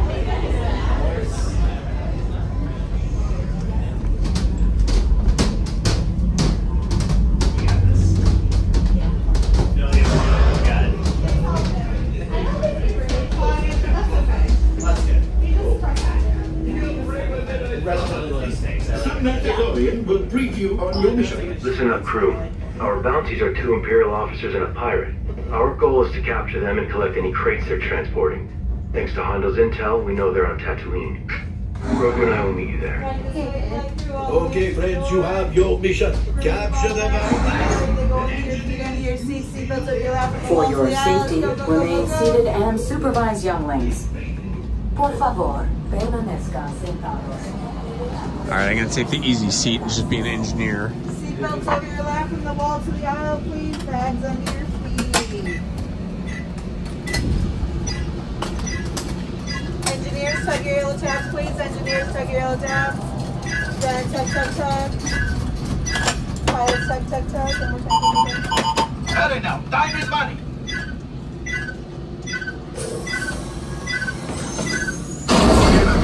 Chase down those bounties. Engineers, grab crates from their ships. I can sell the crates, and we can split the profits.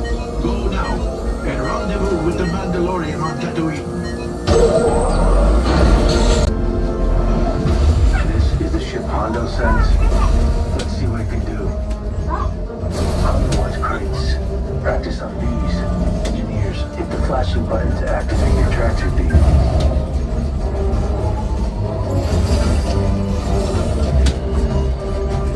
Nice work on the tractor beam. Gunners, take out those scouts. Focus up, gunners. Enough practice. Grogu, don't. They're splitting up. Chase them down. Hit the boosters. Engineer, launch the homing beacons. Good work. Coruscant. Just a light speed. There's our bounty. Civilian traffic. Switching to ion cannons.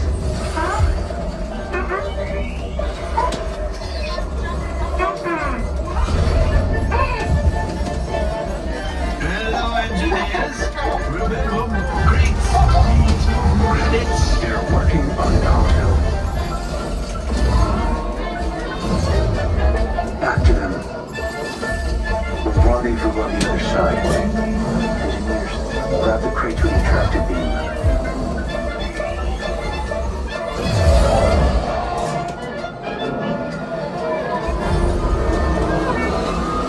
Watch out for those power couplings.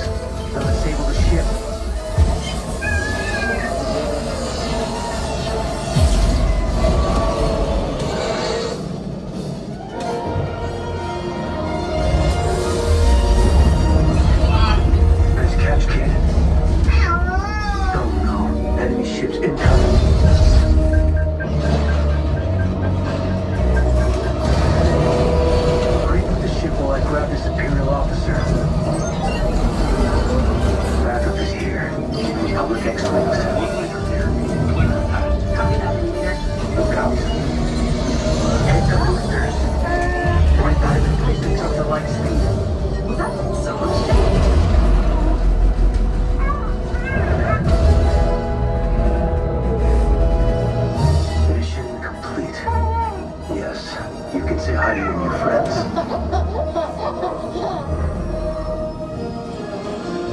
Unloading crates now.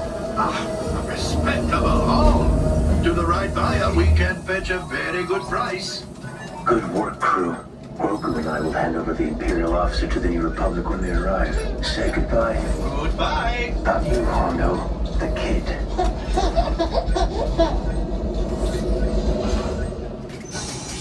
Alright, right for you guys.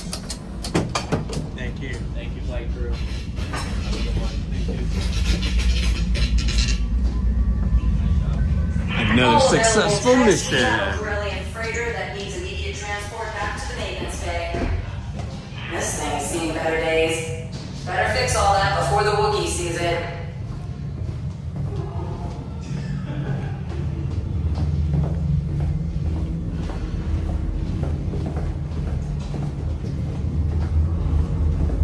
Well, we survived.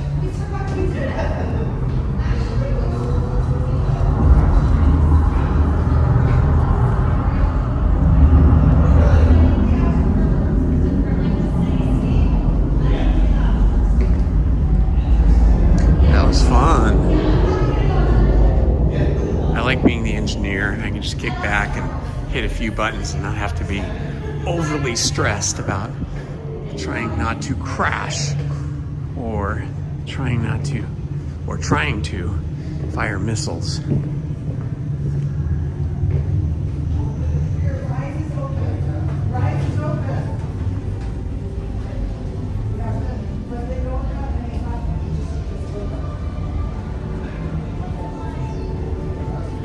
Being the pilot's fun if you're not trying to live stream, but being the pilot and holding a gimbal with a cell phone camera in your hand and flying at the same time is pretty stressful. It's pretty difficult because you don't want to let your crew down. You want to try and do your best.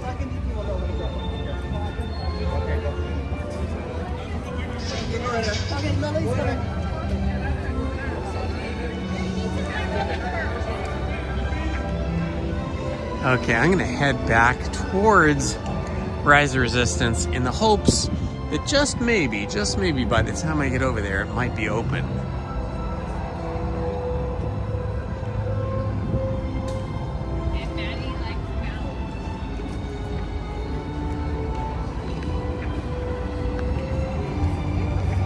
Has anybody seen the new Moana live action film that came out?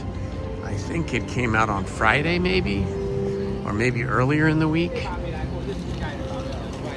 Starring, what's his name? The Rock Johnson.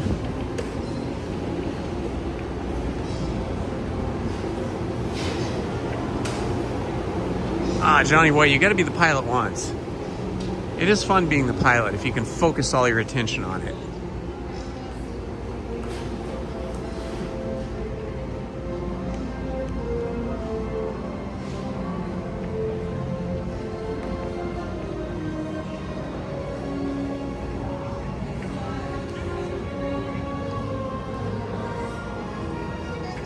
Grogu is super cute.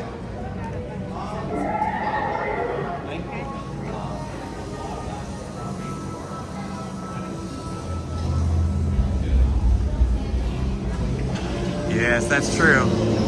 When you have cast members in costumes of any... Oh, I see everybody's running towards Rise of the Resistance. I bet it just opened. Okay, so maybe our gamble will pay off. We'll have to see what the line looks like when we get up there. But people are walking as fast as they can.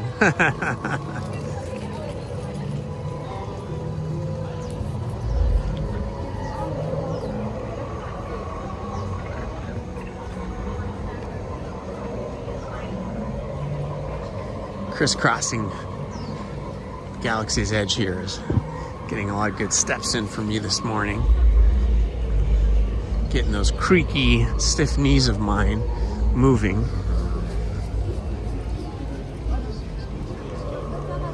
It looks like a big pileup of people here, so can't tell if they're letting people in yet or if people are just gathering up here and then finding they can't get in.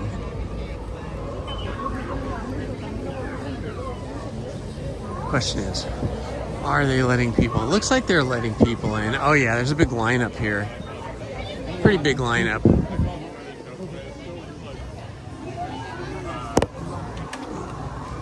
Let's see, it says 35 minutes, so that's pretty good.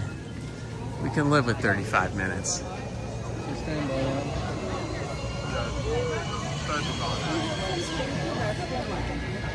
That means it's probably more like 25. I'm gonna guess. They just opened this.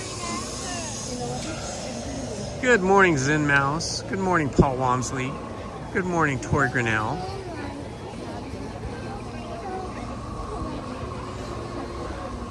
Hello, Jeff Christensen. It's definitely feeling warmer now. You know, even though it's overcast, we don't have the hot sun on us. But I'm looking at my watch here, and it says it's already 80 degrees at 10:07 a.m. And our humidity level is hotter.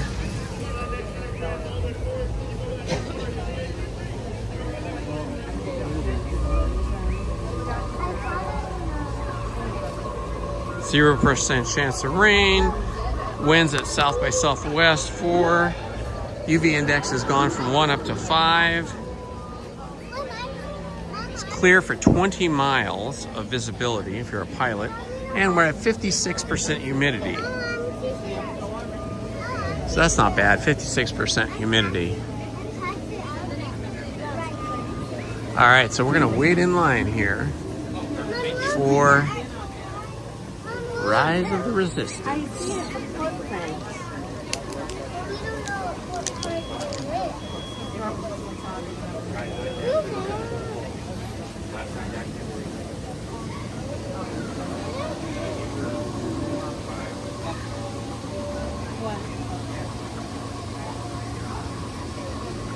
Pancakes or French toast or waffles?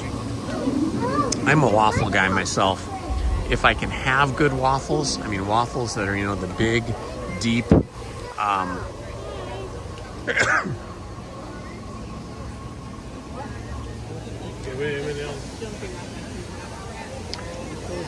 I can have the big, deep Belgian waffles, a little bit toasty, that is my favorite. But Lizzie does make amazing Danish pancakes, which are very thin and I think has a higher egg content in it. And those are pretty awesome. That's like my daughter's favorite thing. They love, like, if they ever have a choice, if Lizzie's giving them a choice, they always want the Danish pancakes.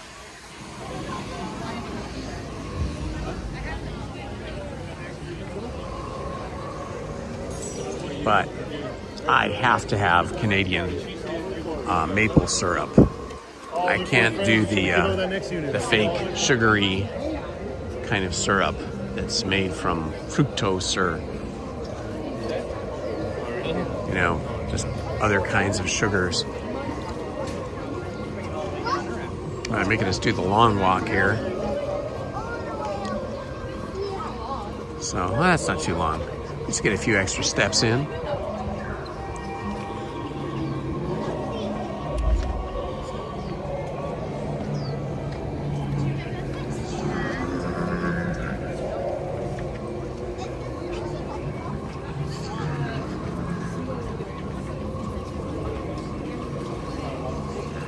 Back and forth, back and forth. 45% battery power, so we should be just fine for this attraction and this queue. But as soon as we get off, we're probably gonna have to plug in to charge the cell phone battery. Oh, French toast because you love powdered sugar. Well, French toast is awesome. I mean, all three of those are awesome, right? French toast, pancakes, waffles, all of it's yummy. I actually had 2 waffles this morning. I don't usually have breakfast, but when I get up really early and I know it's gonna be a long time before I eat again, if I'm even the slightest bit hungry, I will have frozen waffles. But I get these protein frozen waffles that are like heavily protein. I think they have protein powder in them, whey or something like that. And so they're more hefty, more dense, and not really fluffy at all. But it's good because I like to bulk up on as much protein as possible in my meals.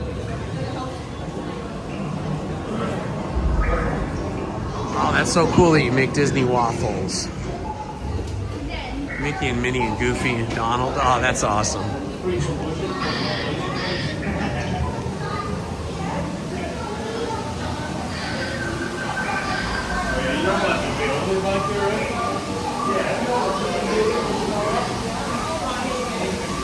Yeah, we have a couple of those like waffle griddles that you plug in, and they're just a single purpose machine. They just make waffles, and they work pretty good.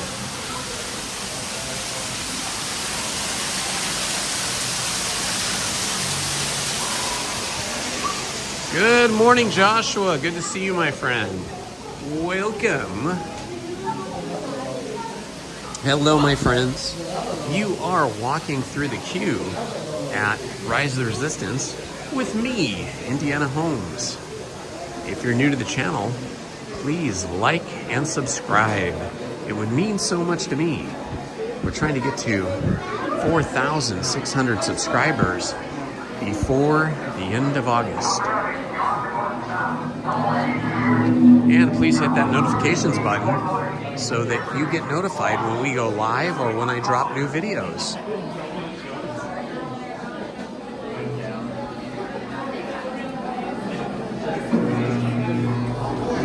It's Jesse J. Welcome, Jesse J.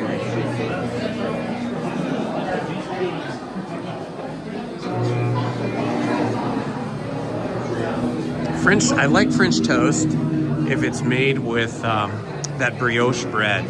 Every once in a while, I'll go to Trader Joe's and buy the brioche bread that they have there. It's super good. And I'll make French toast with that, and that is so awesome. So good. Well, this is basically a walkthrough. It's just however long it's going to take us to walk through to the front. Because we're moving along pretty good. We just slowed down just now, but still.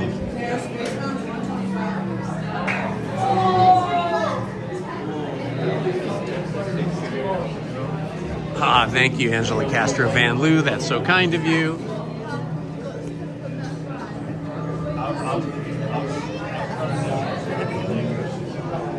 Happy Sunday. It's Happy Sunday. Hello, Jay Super.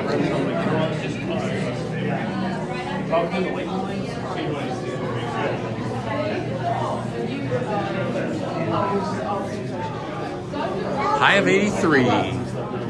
It's already 80 degrees here. I wonder if it'll break 83.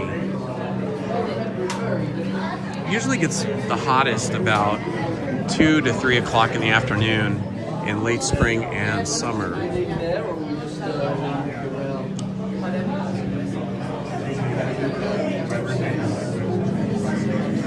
I like looking at all of the mechanical and electronic elements in the Rise of Resistance queue, because all these elements, I think, are just for show, but it's still cool that they did it, that they designed and built these, so it gives you kind of more of an authentic experience of what it would be like to be on this planet on our way to the Millennium Falcon.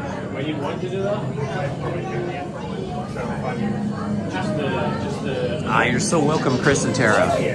Yeah, Rise of the Resistance is probably my #1 favorite, followed by Mickey and Minnie's Runaway Railroad. And then from there, maybe Haunted Mansion, and then probably Big Thunder Mountain.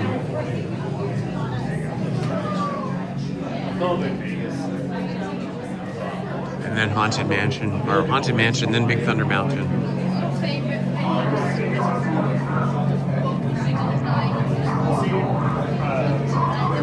Waffles with Halloran, the first week of September is usually brutally hot.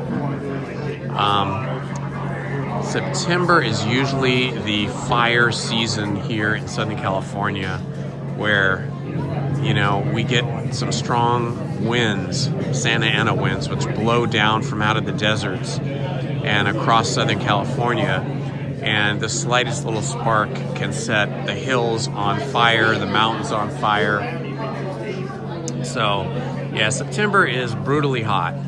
last couple of weeks of August, and then all through September is brutally hot, and maybe the first couple of weeks of October. And then usually right about Halloween, the weather breaks and it goes into fall weather and becomes much cooler, and we even get some thunder showers now and then.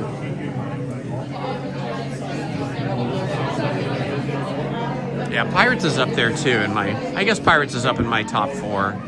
So probably like Rise of the Resistance, Mickey and Minnie's Runaway Railroad, Big Thunder Mountain, Haunted Mansion, and Pirates of the Caribbean. I'm trying to think what I like better. I think it's a tie for me between Pirates of the Caribbean and Haunted Mansion.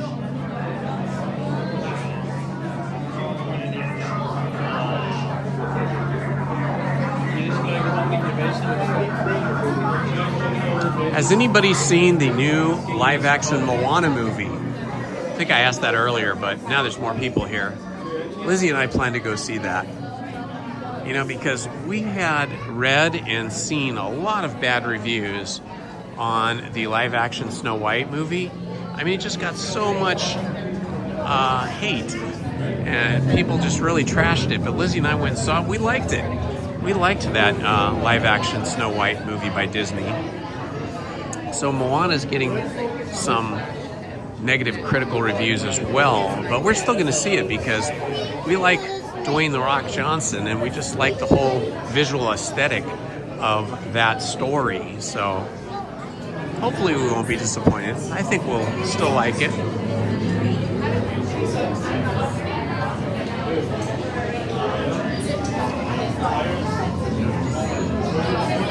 Ceiling's pretty high in here.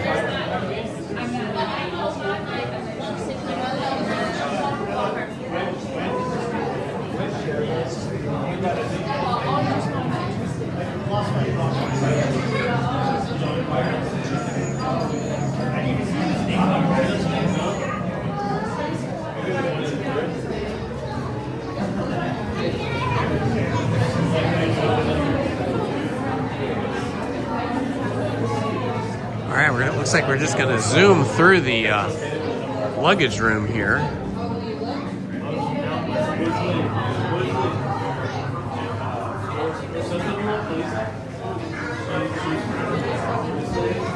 We have zipped through here pretty quickly. I don't know. I forgot to set my timer or look at my watch, but it feels like around 10 minutes. I think we're going to be boarding in the next room. So it looks like our gamble paid off. In as much as Rise of the Resistance was closed when we first walked by it, we went to Smuggler's Run, and then instead of giving up and leaving, we doubled back to Rise of the Resistance, and here we are, basically a walk-on.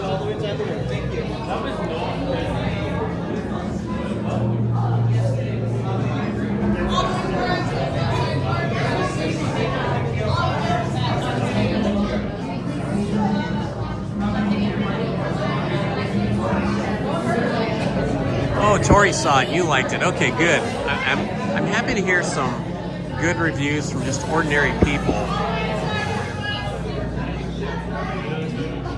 Okay, Sydney. Have a good afternoon. See you later if you can make it.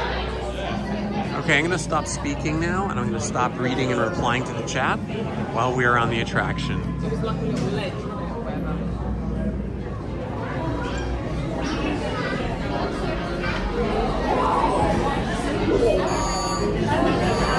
BB-8. Prep the ready room for approach. Commander 9-9, please report back to ITS cockpit.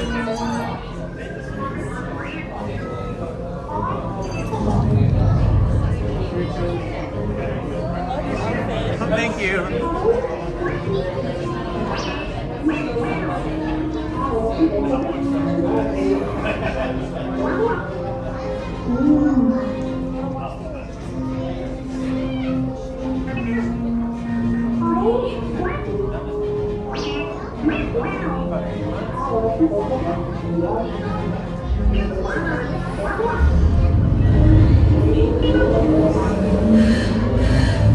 Incoming transmission from Ray.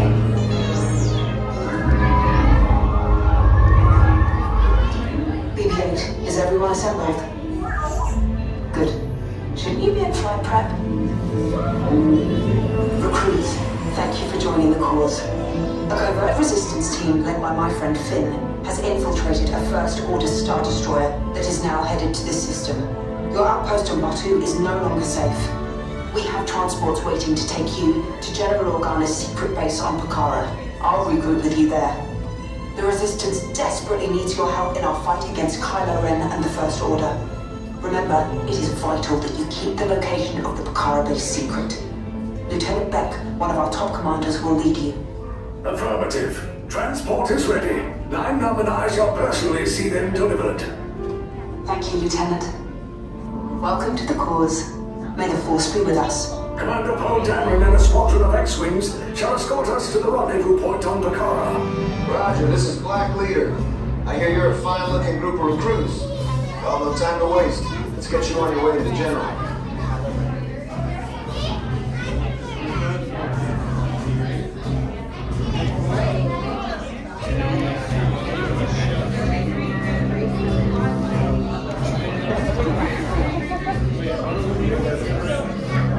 Stand clear. Deck doors opening now. Hurry, all recruits to transport. No need for safety here. It'll be a smooth ride. We have to fight that. Deck is in motion. Recruits crossing to transport. Initiate brief flight sequence on Deck 3 for Pucara.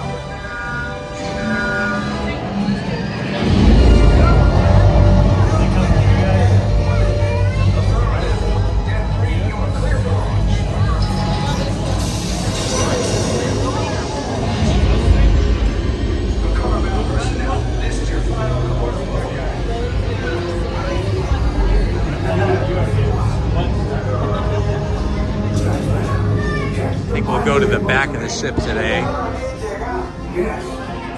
All right, while we're on this journey, you guys can type into the chat your favorite Star Wars movie and why. Name your favorite Star Wars movie and why it's your favorite.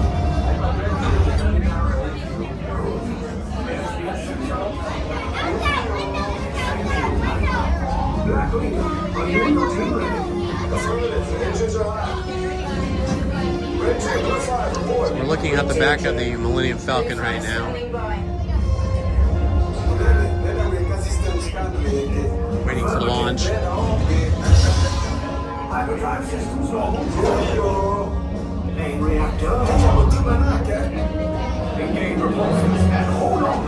All right, hold on, recruits.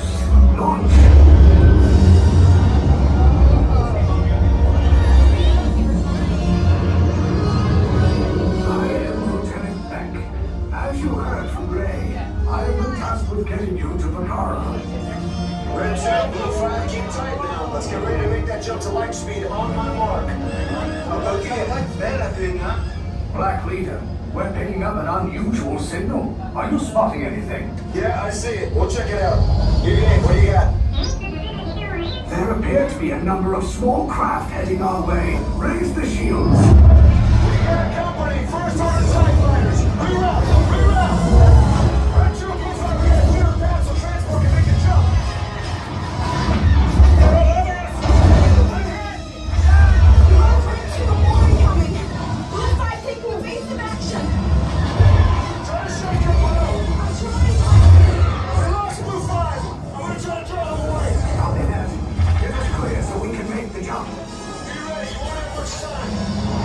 Where are all those TIE fighters coming from? Star Destroyers. We can't. We're caught in the tractor beam. It's pulling us in. I'll go get some friends and make this a fair fight. Don't worry, I'm coming back for you. Stay strong. Is there anything we can do? No, the tractor beam will be too strong. It's worth a shot. Full reverse. Any other ideas? Cargo vessel TR-141, identify yourselves and prepare to be boarded. This is TR-141. We are a civilian vessel. By whose authority are we being detained? By the authority of the First Order resistance scum. Now bring down your shields and prepare to be boarded.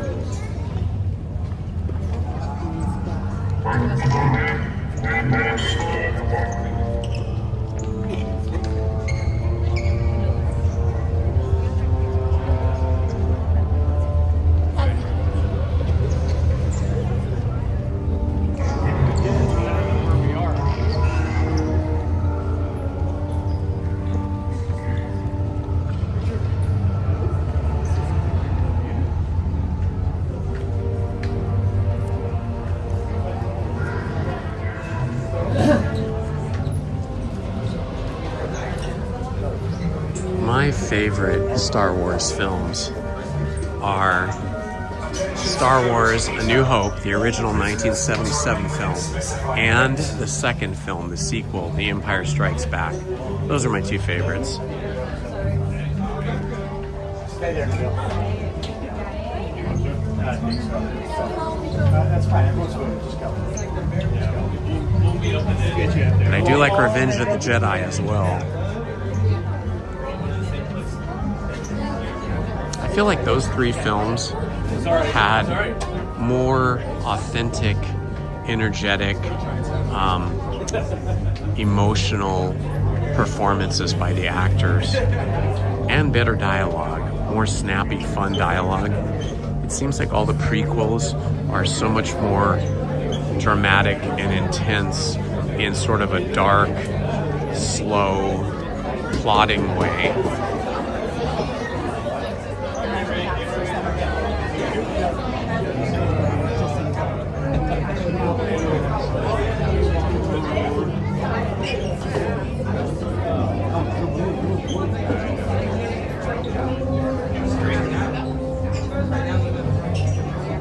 Yeah, Johnny, I'm with you. The first three I felt were the best. But I do appreciate that they've extended this series or the franchise with these prequels. Whatever that feels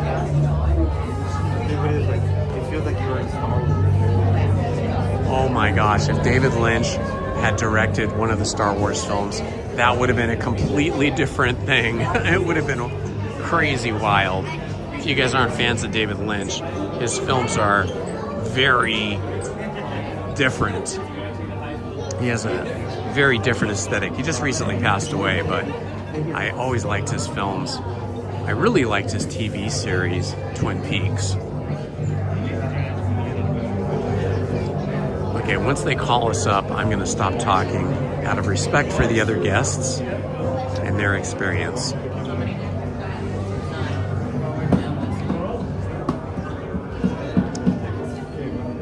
If you're new to the channel, please like and subscribe.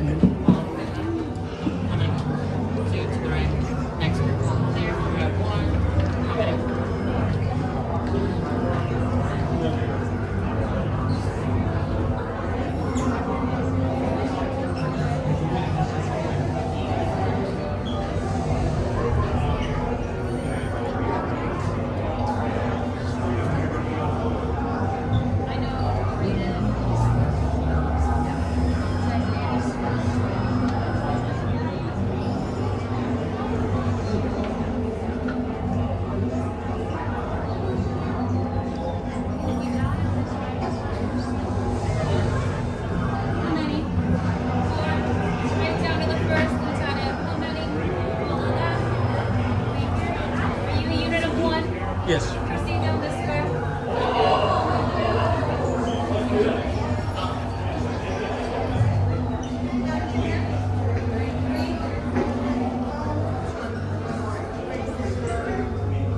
One's gonna be an orange. Alrighty. We're gonna have 4 of you on standard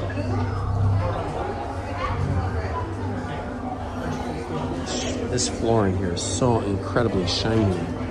I don't know if it's granite or if it's some synthetic. It's amazing. Maybe it's concrete and coated with some kind of a highly shiny and polishable surface. And it's polished like a mirror. Let's go. Stand on your color. These instructions hard to follow. I can tell by the way. Once the cells are open, so you automatically decide immediately and study the color. If any of you have any questions, comments, or concerns, please go to yourself.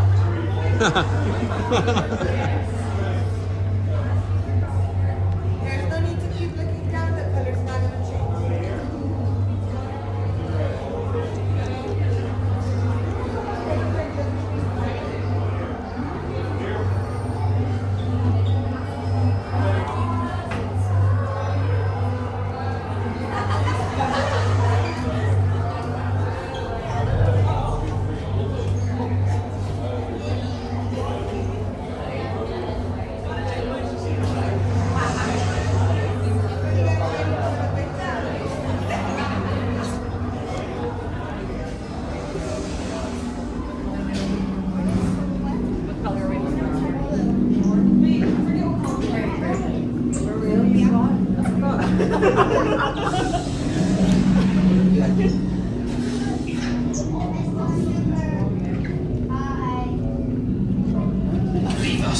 Yes, General.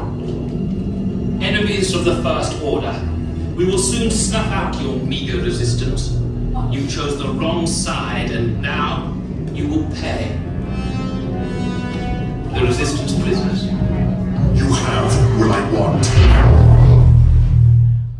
You know the location of the secret base, and I will take it from you. We are needed on the bridge. Keep the prisoners here. I will return to finish this personally.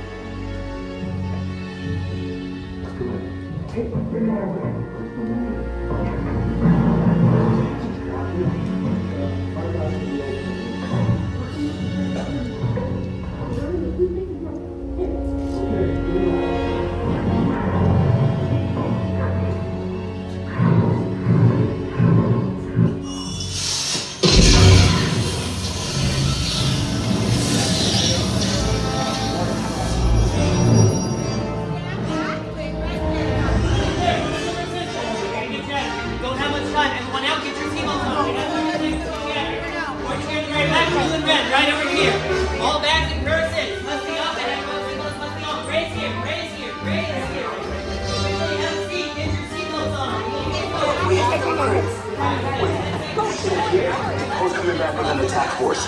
Get to the escape pod now. We have 10 seconds to get you out of here. On your left, push it into the buffalo on the other side.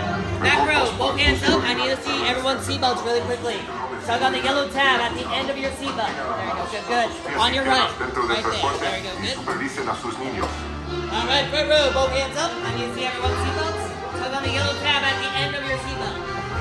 Good, good. On your right. There you go, good. Watch your arms and legs. Door's gonna slide closed on your left. All right, before we continue, all loose headgear must be off, such as all hats. That includes your hats right there, and yours there, too. It looks very delicate, so don't want to lose it in the middle of battle here. All right. Okay, take this corridor to the triple lift. Then head down to the escape pod base. Those droids are programmed to return you to Batu. Hurry and don't get caught. Lieutenant Beck will guide you. Recruits, for your safety, stay seated with seatbelts securely fastened. Keep hands, arms, feet, and legs inside the transport and supervise your children. Tell them it's a prisoner transfer. Did it work? Good. Now get a move on. There's a clear path to the turbo lifts at the end of the hallway. Turn right.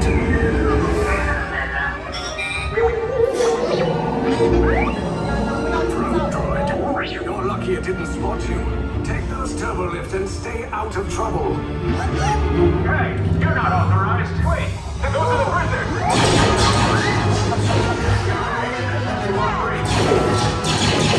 Cover is blown. Find an alternate route. Who picked these two droids anyway?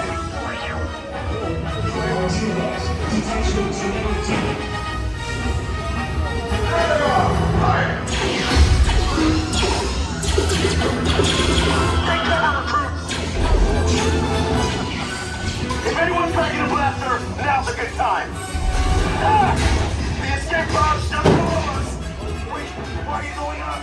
I said down. Up is bad. Up is real bad.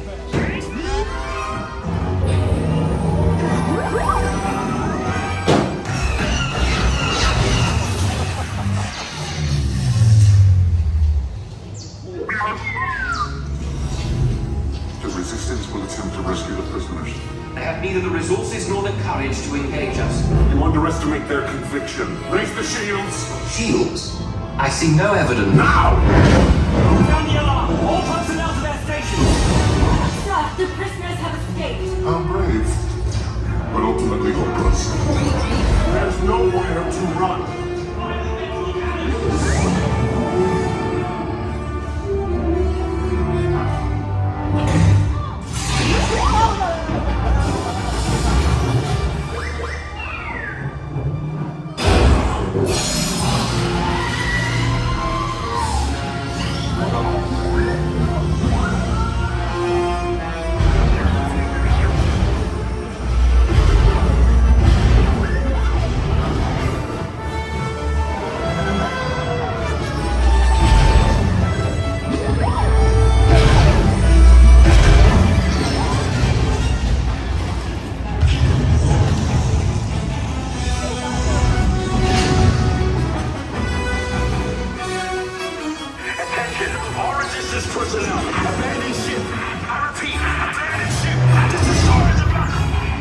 escape. You will tell me the location of the secret base, and then I will destroy you and the Resistance.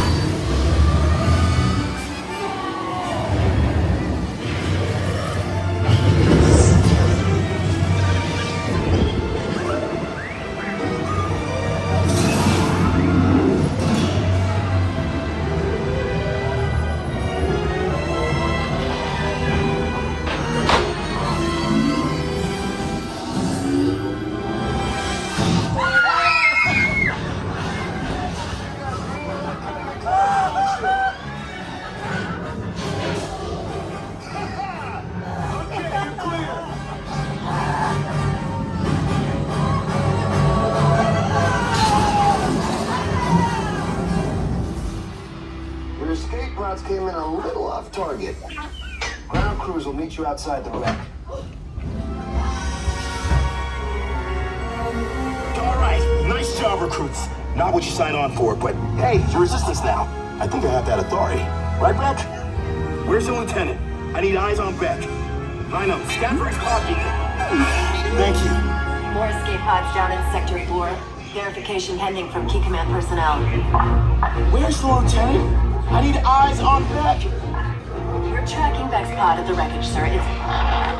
Wreckage? I got a bad feeling about this. No, sir. He came down at the wreckage site. That doesn't sound good. He was the backbone of this operation. If anything happened to him, Scans last show him in Sector 4. I should have waited for him. Sir, you had no choice.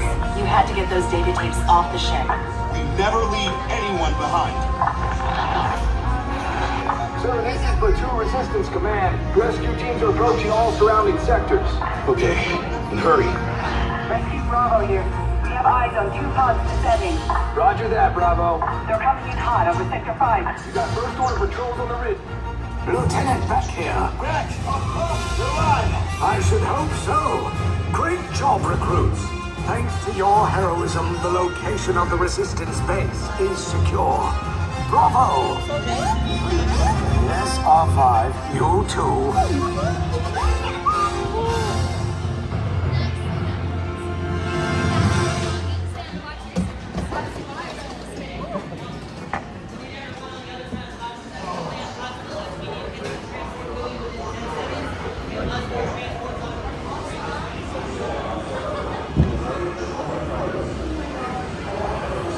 Another successful journey.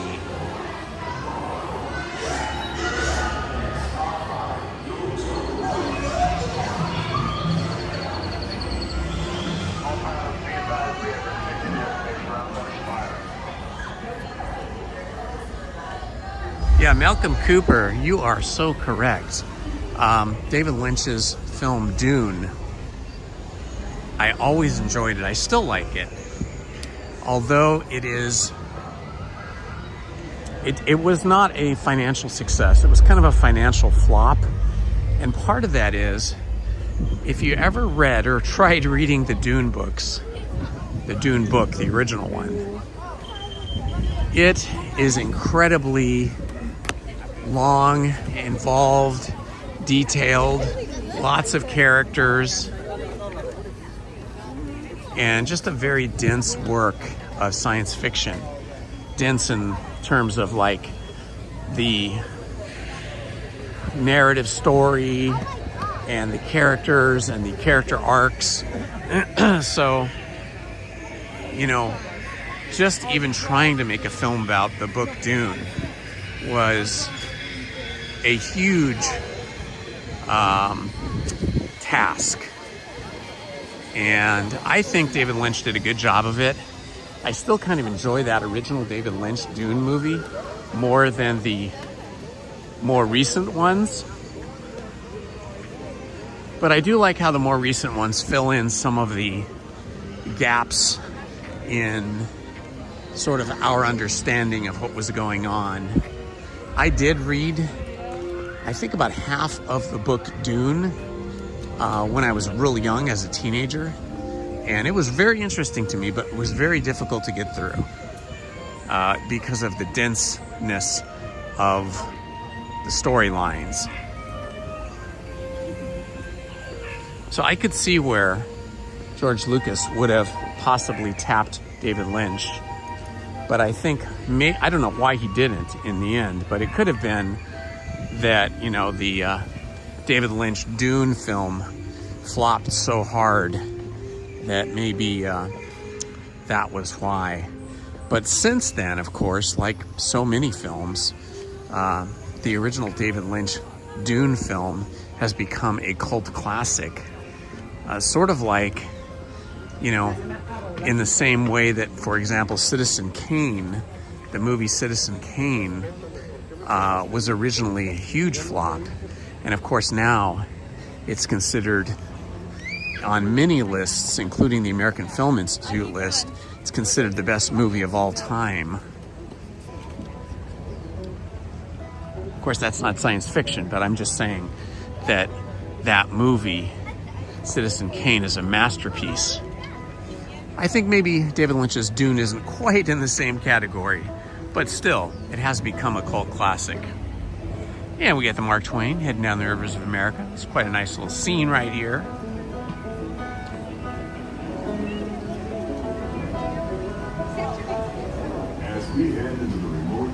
Pretty cool, huh? They have been building or renovating, whatever they're doing here, to this for the longest time now. The Hungry Bear Jamboree still looks like Hungry Bear Barbecue Jamboree. It looks like they're still pretty much in the dirt and foundation or concrete phase. It's hard to see there through the cracks of the wood planks. Ah, you didn't want to deal with the Ewoks, okay.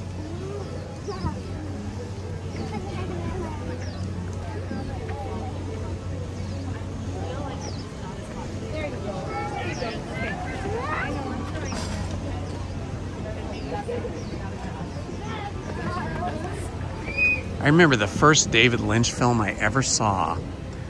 I think I was still in high school, or I might have been 18 and in my first year of community college. And back in those days, in the late, well, through the mid-70s, through the mid-70s to the mid-80s, it was pretty common out in the Glendale, city of Glendale, and in the San Fernando Valley to have house parties at people's houses. Parents would let their kids have big house parties. All kinds of people would come, even people that didn't know the people in the house. You know, it was just sort of an open invite. And one night, we heard of a party at a friend's of a friend's of a friend's house out in the valley. And we went there, and it was a smaller party, not a big raucous party. And they had a copy of David Lynch's Eraserhead, which had only just recently been released, I think, at that time. But this particular young lady, her father was in the business, film business. And so he got advanced copies that he could screen at home. He might have been a member of the Academy of Motion Picture Arts and Sciences. Maybe that's why he had one. But anyway, we all sat around a big projection TV back then. They didn't have LCDs. They had CRT tubes that went up to about 25 inches, or you had projection TVs, and this was a projection TV, and they were playing David Lynch's Eraserhead, which is the most bizarre movie ever. And I just remember everybody like, wow, this guy is very strange, this David Lynch guy. What is this movie all about? What does it mean? And it was disturbing too. It was like a disturbing kind of movie. Wow, it's starting to sprinkle here, guys. We're getting a little precipitation, just barely, but a little bit.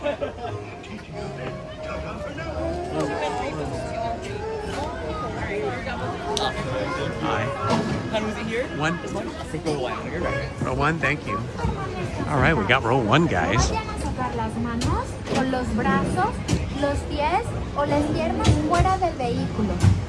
Mulholland Drive was awesome. I love that movie. You can watch that over and over again and pick up different story elements and character elements by watching that multiple times. Elephant Man was one of his greatest, in my opinion, one of his greatest dramatic accomplishments.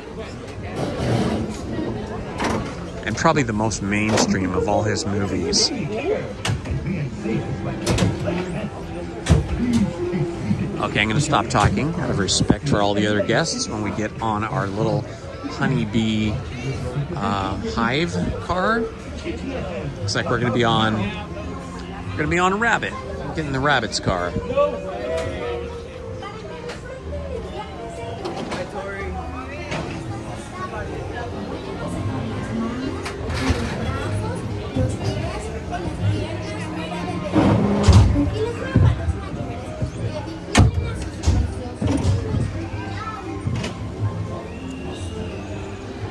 Ooh, you guys got to remind me to plug the phone in when we get off this attraction. We're down to 30%.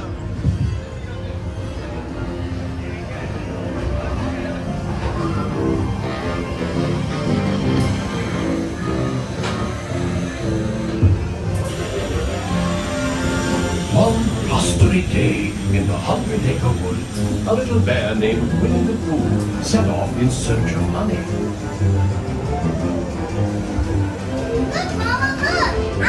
Hang on tightly, Roo. Happy Wednesday.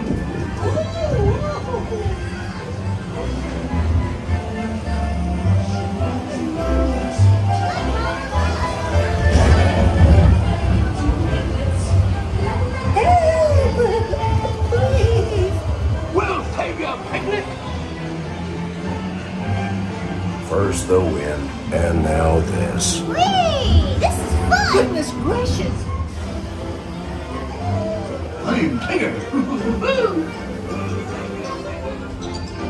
Follow me, right this way.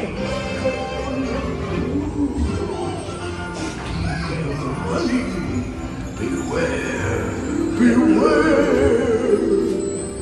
Have fun of the moonlight. Have fun of the moonlight. Steal honey. Beware, beware.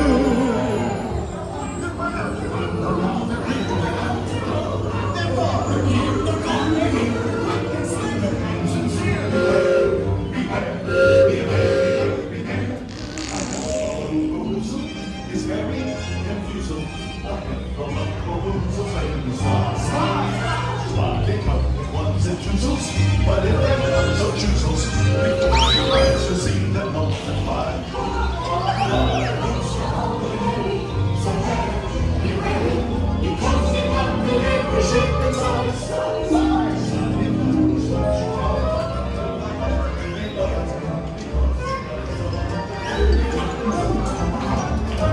What a wonderful dream. Wake up, Roo. Wake up. Wake up, Roo.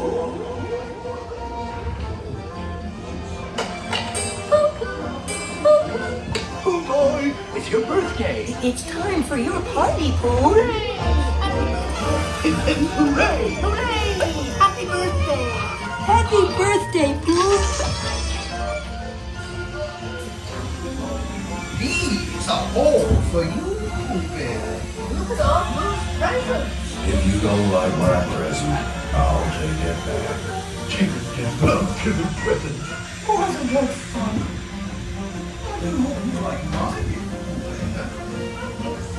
Ah, that's so cool. I love it.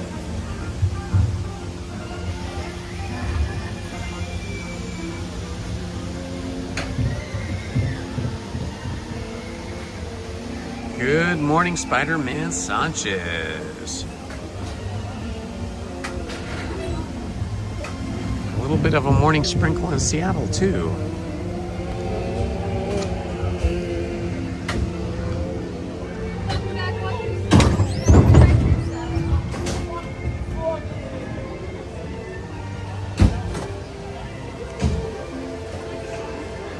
Ah, that was awesome. So, if you guys have missed any of the live stream, we started at 8 a.m. this morning. Feel free to rewind to see anything that you may have missed. Let's see, what did we start off with today? We did do... I'm trying to think, what was the very first thing we did? We did Big Thunder Mountain. We went on Pirates of the Caribbean, Haunted Mansion, Smuggler's Run, Rise of the Resistance, Winnie the Pooh, and maybe I've missed one or two rides in there. I can't remember them all now. Okay, I need to plug my cell phone in because the battery is getting very low. So hang in there. I'm getting sprinkled on while I'm talking to you.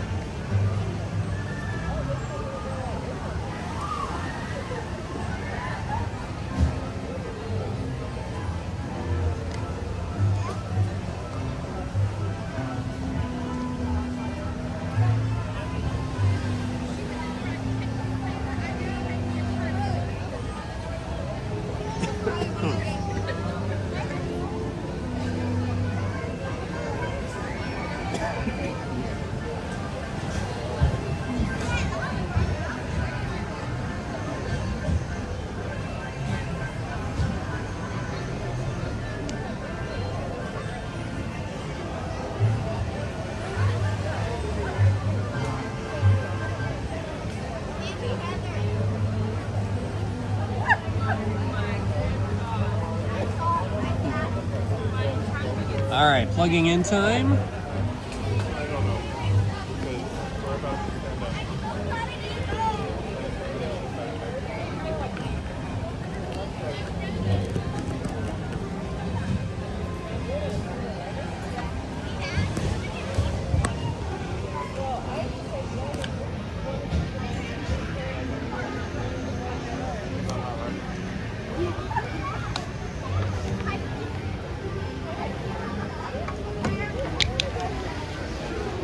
Okay, got plugged into the battery, and my other phone, which was almost dead, had been plugged in for the last 3 hours. In my backpack now it's 100%, so now I can use the other phone to check wait times and the other park.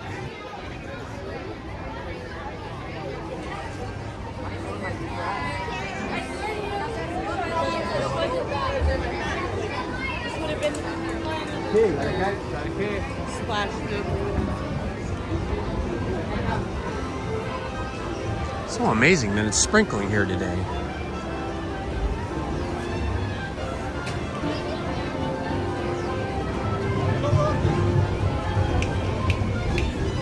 All right, we have 5,644 subscribers as of this minute. I just checked. I would love to get the 5,700 subscribers. So if you have not subscribed, please do me a giant favor and like and subscribe to the channel.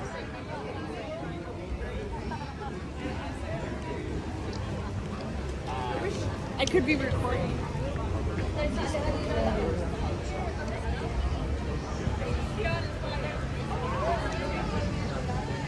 All right, let's check out some wait times here.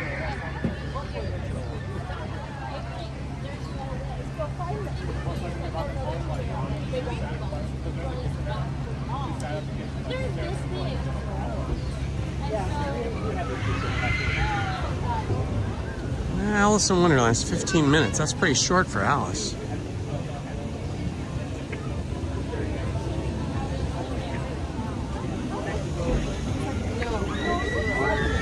Yeah, Buzz Lightyear's only 15 minutes. That's kind of crazy for these wait times to be so short at 11 o'clock on a Sunday.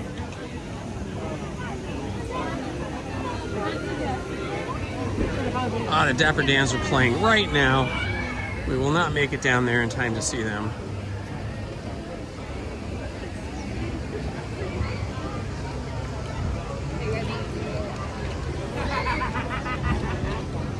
Seems like a lot of people here, but the wait times don't look too bad. Let me check California Adventure and see what's happening over there.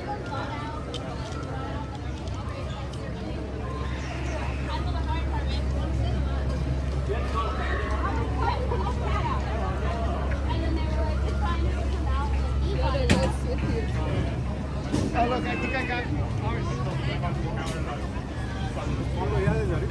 right, I'm going to zoom down to the bottom of the list and see what's happening over at Radiator Racers. Soarin' is at 50 minutes. Radiator Springs Racers 55, which means single rider would be about half that time, probably about 30 minutes.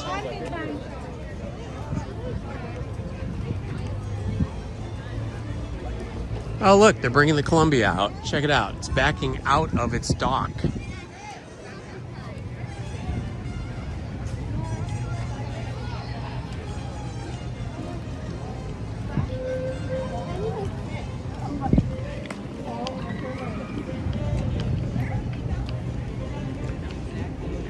When you're just broadside of it like this and not where the dock is, you can really see the size of this thing. It's really big. I think it must be longer. I'm guessing that it's longer than the Mark Twain. What a beauty, isn't it? A replica of the original Columbia. It's circumnavigated, sailed around the world on a sort of cultural mission in, what was it, 1791, something like that, when the United States was still a young nation, and they wanted to show the world that they were now a new nation with a naval presence, and probably wanted to encourage trade and friendship, things like that.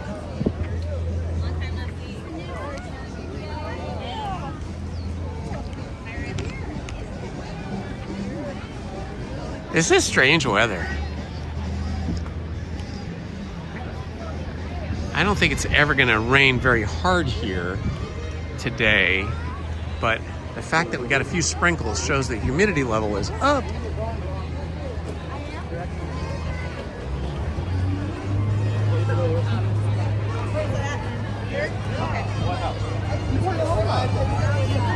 We might go on Alice. I'm going to go check it out.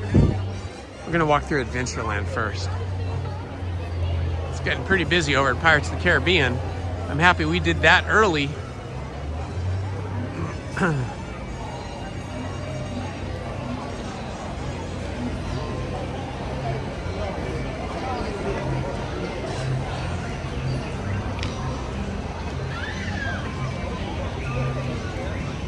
Oh yeah. Adventureland always looks super busy, even if the rest of the park's not busy, because it is the most narrow pathway among the different lands. It's got kind of the skinniest. Hi, how are you? Good to see you.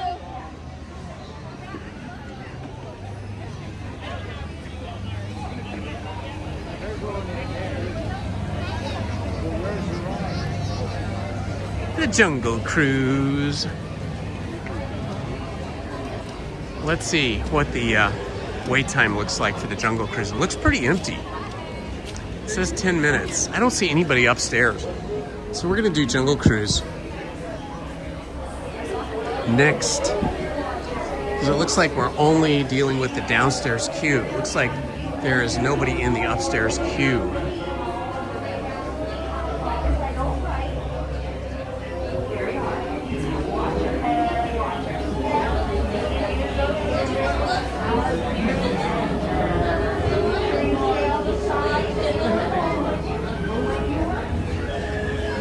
No all caps posts. Please do not pick him up or feed him. And please, whatever you do, don't put him in line. Not to say we're wrong to the birds.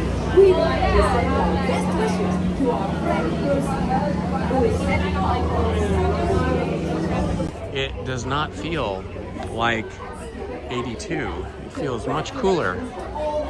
As soon as that sun breaks through, though, and burns off the cloud cover, or the overcast sky, then it feels intensely hot because the infrared heat from the sun really blasts you. Please see Trader Sam for a lost and found. Oh, actually, there's a name written here. Skipper Kevin, we found your source material. The next song goes out to all you Jungle Cruise skippers, from your fearless leader, Alberto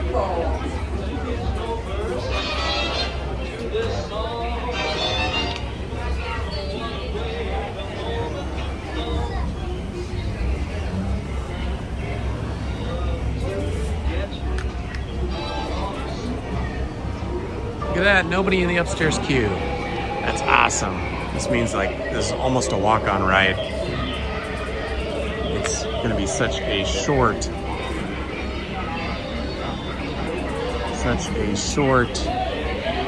queue.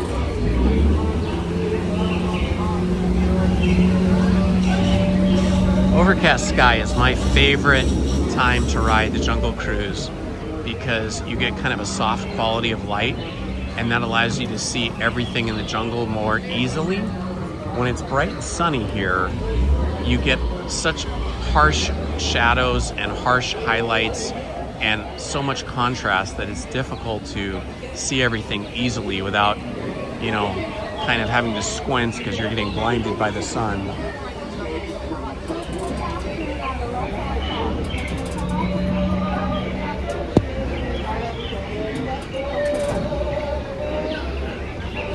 Cool.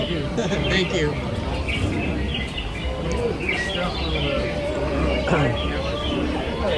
We'll get you on the next one. Is that okay? Okay, yeah. Sounds good. Or do you want a rear view? What's that? You want rear view? Yeah, sure. I'll sit in the step. Yeah.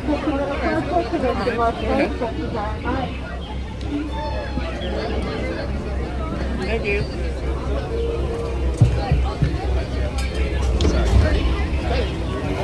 Get it, Skip!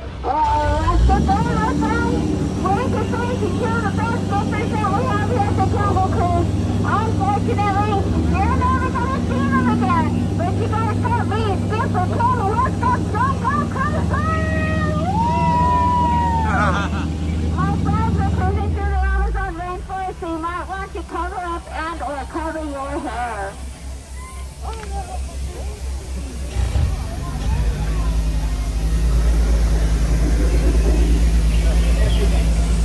Okay, that's my friend. So with all fun and games set aside, I do have to go over our safety. Please remain seated with your arms, hands, feet, and legs located inside this boat at all times. If at any time you happen to see a package and or a child go overboard, please let me know. So this way I can wave goodbye to them as they float down that stream back to the docking area. Right now I'm going to ask you please look over to my right.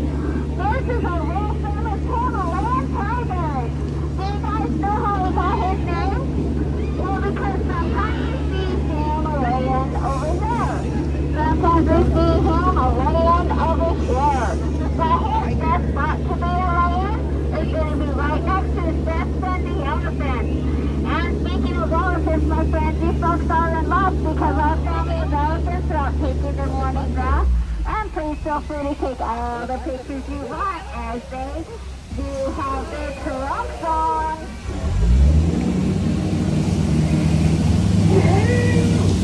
Right over here, this is baby Sweet. This baby elephant that we have here at the Jungle Cruise. And now we're coming up on this one, but he's not touched the elephant because he loves his little boat. Wow! Wow, my friend, you almost got him. Go for my friend, he was on it, he was on it. That was such a close call. I can take most of the hand for something else, my friend.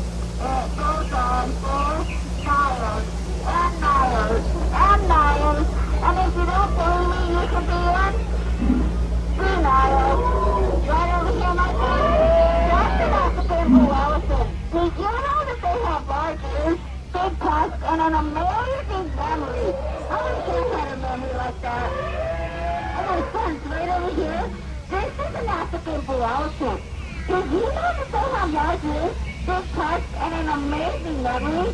I wish I had a memory like that.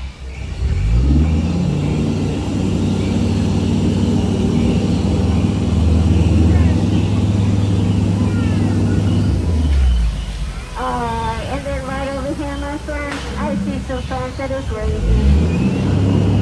I see some canoes, and I see some zebras, and then I see those tall things in the back. Oh, what are they called again? Oh, that's right. They're called trees. And then right inside that cage, there's a crowd of lions watching that zebra sleep. Yes, my friend said they were taking a nap because they're tired. Hello, my friends, this is Skipper Friend. Here's our new skipper here at the Jungle Cruise. But it looks like we got out of his boat. You don't play with that rhinoceros. Oh, pretty sure the rhinoceros is going to get home in the end. Oh, my friends, as we're making this turn, I'm seeing a whole lot of bubbles and a whole lot of wiggling ears, and that's not a good sign. Not a good sign at all, because these hippopotamuses look super fluffy. Oh my goodness, my friends, they're charging that boat! They're charging that boat! Everyone, hold on, I'm saving it! Cover your ears, my friends! Go! Go! Woo! Let's get out of here! Everyone, hold on to Bumpy's arm while we make our escape! Hey, my friends!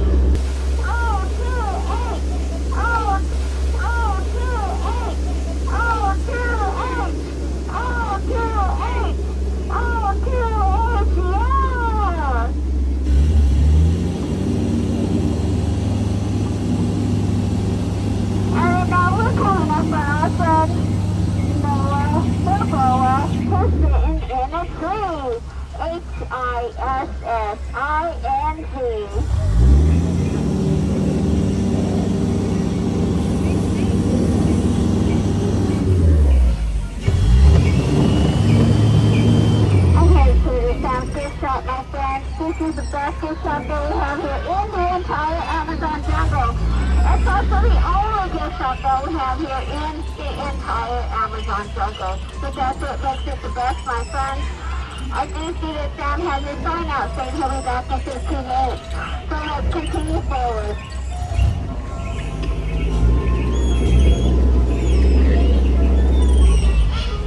And then now here's Baby Squirt from the Alta Bathing Pool. She came to say goodbye to you folks as we make our final turn. And I know that we all do say final turns, but you know what though? It's the first turn because it's the weekend, and I am returning everyone back to the dock that got on the boat this time. Yeah! My friends, I'm going to remind you all to please remain seated with your arms, hands, feet, and legs located inside this boat until I push. Bring it to a full complete stop there at that docking area.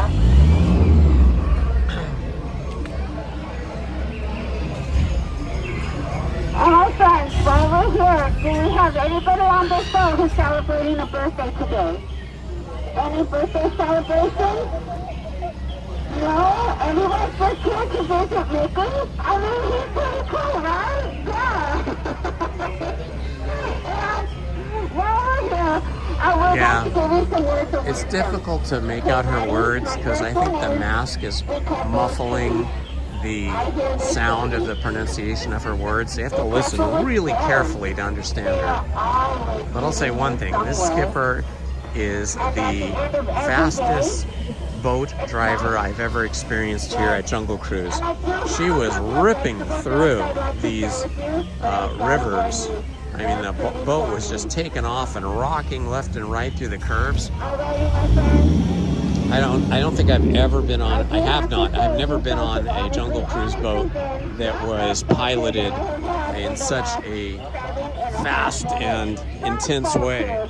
But it was really fun. I liked it. And now we're going to bring this boat to a stop. I'm just going to ask you to continue to be outstanding, but outstanding on that dock. All right, my friends. See you later, Skip. Get out.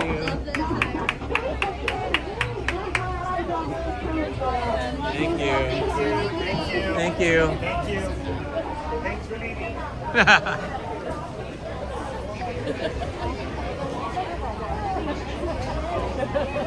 All right, let's go walk over to Fantasyland and see if the line for Alice is in fact as short as they say.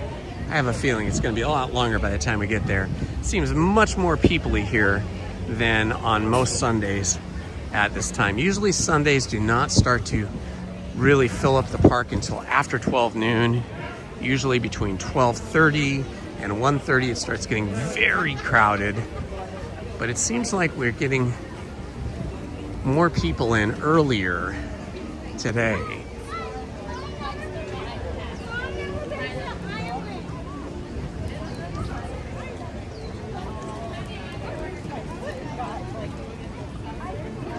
Finger whack.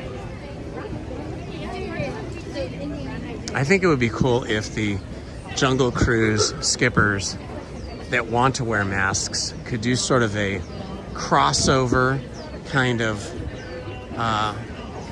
movie experience. And instead of just wearing regular masks, wear like those chemical protection masks and then use their microphone and speak like Darth Vader. It would be like, welcome to the Jungle Cruise. You know, that would shock everybody.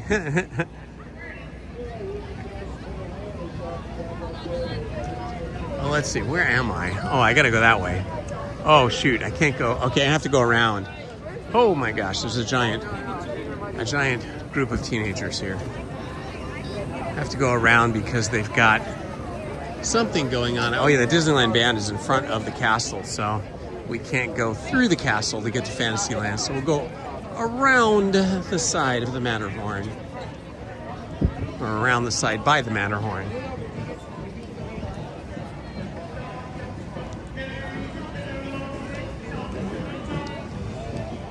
Welcome, friends. You are here with Indiana Holmes. Oh, they got Mary Poppins and Bert over there. That's what's going on.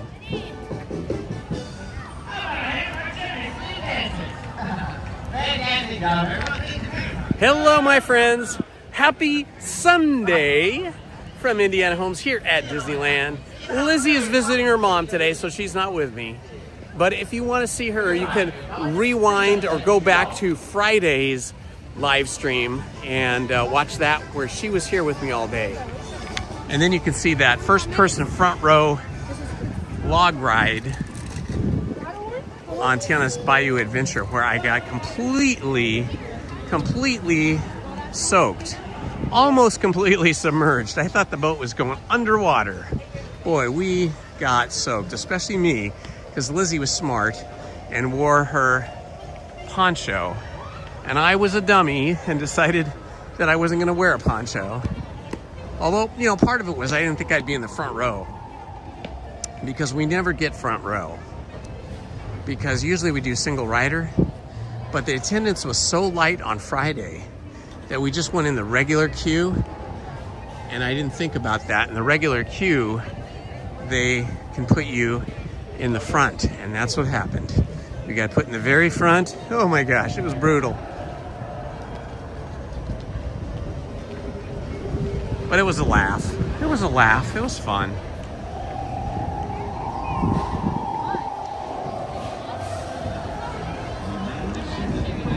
All right, here we go. Over here on the left, we can see the Cheshire Cat right there.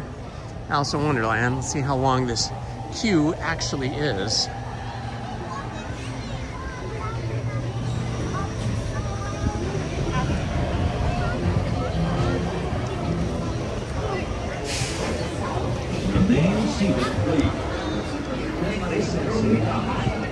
It's about the same as usual. This looks like possibly a 20-minute queue.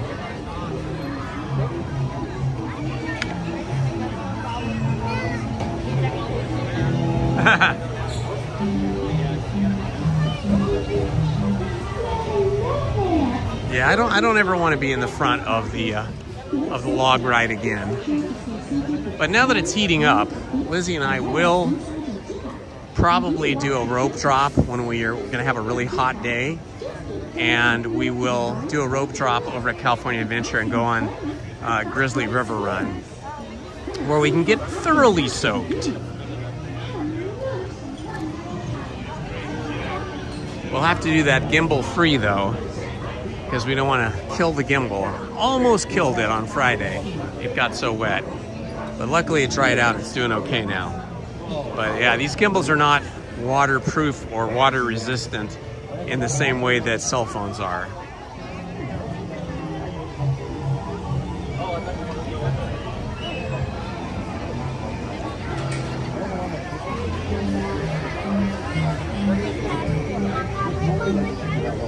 Funny for you guys, my clothes smelled like whatever it is they put in the water there at the, whether it's bromide or chlorine or whatever. I think probably not chlorine.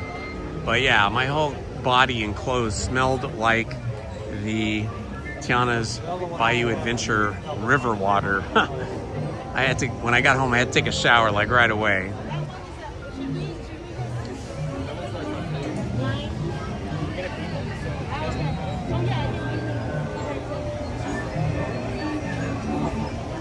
Ah, maybe that's why it's getting busy. Although those $59 tickets don't start until 7 p.m. I think, right? You can't get in until 7 p.m. So if that's the case, boy, it's going to get crazy busy here tonight when all the $59 tickets holders show up. I heard that they sold out of all those $59 tickets like within a day or so. We do have more discounts happening at the Disneyland, or I should say Disney World and Epcot Center and all the parks over there in Florida. I was watching a video yesterday where they broke down all the different discounts. And while we have $59 evening tickets for a period of a few weeks, they have discounted their hotels immensely in Florida. Since Epic Universe has opened and people are starting to go there now, and since there are so many construction projects going on at Disney World, from what I have read and seen on YouTube, attendance at the Disney parks has just really dropped off big time. So now, normally on those Disneyland hotel properties, the actual Disneyland hotels, they start at about, normally they start somewhere in the $500 range. And then if you're staying at the Grand Floridian, it could be $1,200 to $1,300 a night. And from what I understand, they have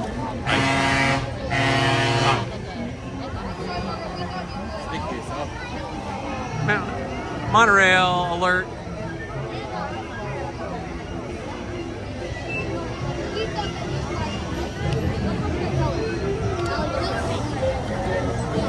Yeah, from what I understand, their occupancy rate at the Disneyland hotels, plural, like all their properties, I think they have 30,000 hotel rooms across all their properties in Florida. From what I've read, their hotel vacancy has gone way up. So people are not opting to spend the big bucks to stay at the Disneyland hotels in the same way they used to in the past. So they have now got discounted hotel rooms as low as $99 a night, and then going up from there. But yeah, there's all kinds of discounts. If you're a Magic Key holder, there's a 40% off hotel room rates in Florida right now, and there's just a whole variety of ways you can get a discounted hotel room now at the Florida parks, the Disney Florida properties, Florida hotels. I'm not sure if there are room deals here in Disneyland or not.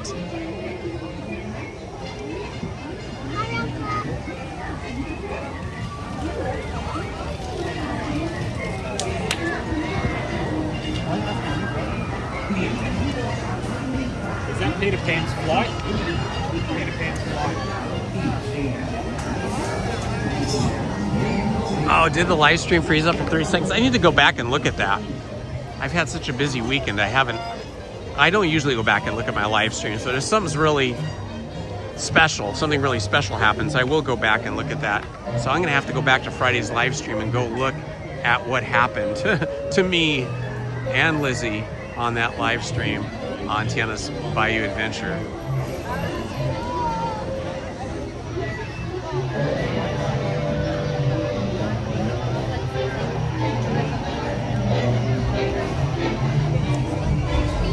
Let's see, if I rode the monorail, I don't know. I don't think the monorail stops. Hi, how are you?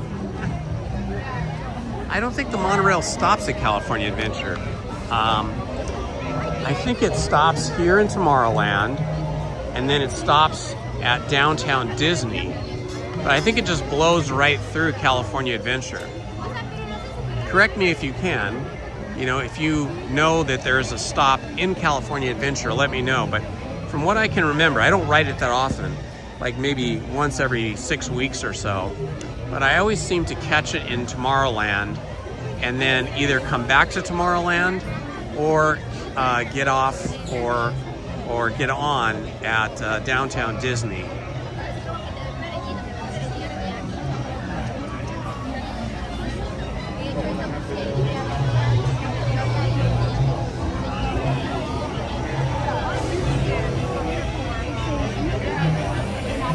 Yeah, I remember the only time we've stayed at the Disneyland properties was when Lizzie and I went to Florida when she was an animator for Disney. We went with another friend of hers that was another animator friend that worked with her in the same department.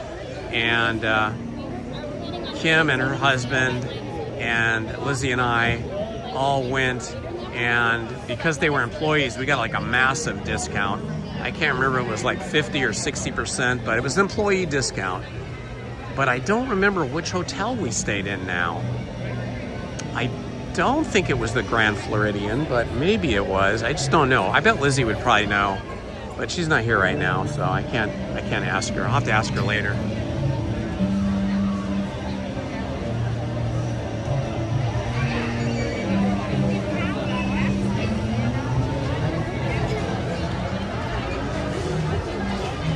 I don't know, maybe it did at one time.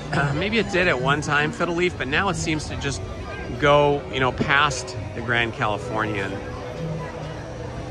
There is an entrance to the Grand Californian property from Downtown Disney, and the Downtown Disney monorail station is not too far from the entrance to the Grand Californian, but it's not like right across from it. It's a bit of a walk.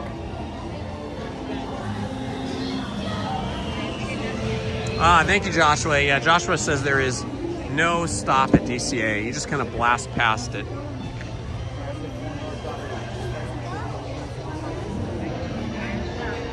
Thank you, 3P Wood.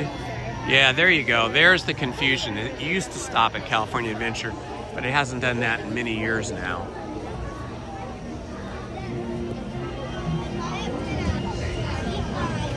Yeah, Josh was telling us it's just got 2 stops.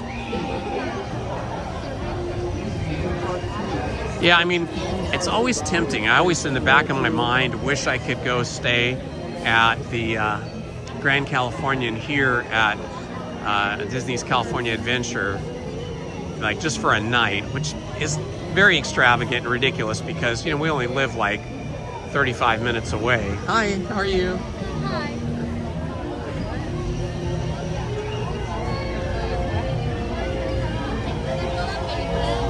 Yeah, so it's kind of ridiculous for us to stay here.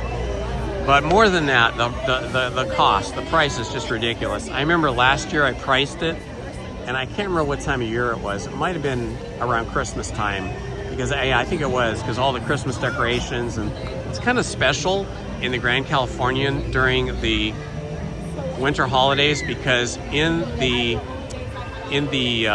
ground floor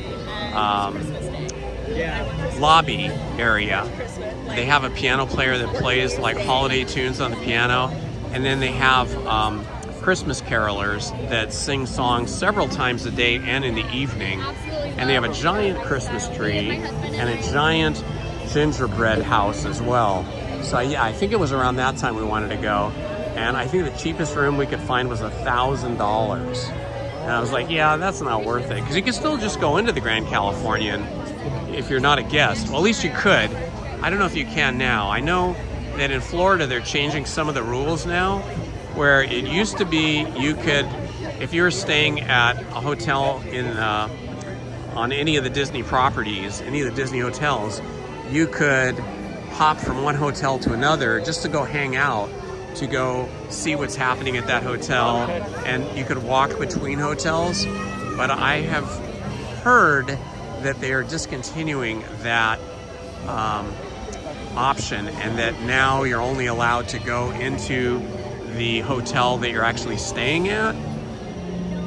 So I don't know if that has occurred here at California Adventure or not, but you know, we're used to being able to just walk into. You have to go through a special entrance in downtown Disney, and then you can just walk right onto the California Adventure, Grand Californian Hotel, and then to get back into downtown Disney, you have to go through security all over again. They have to check your bag, your pockets, all that stuff. You take all your stuff off that's in your pockets and put them in trays, and go through the magnetometer or whatever that's called. But I did hear some rumors that they might stop allowing just non-hotel guests to go in there. I don't know if they've done it yet or not, or if they're going to do it, but I know they are doing that in Florida.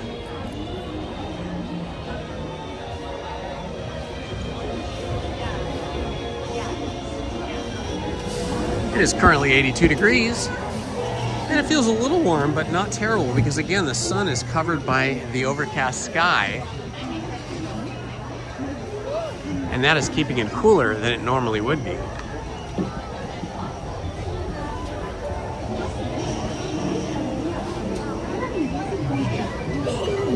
I think after this, I'm going to walk over to California Adventure. See what single rider is like on Radiator Springs Racers. I had a really good sandwich the other day over at Flo's,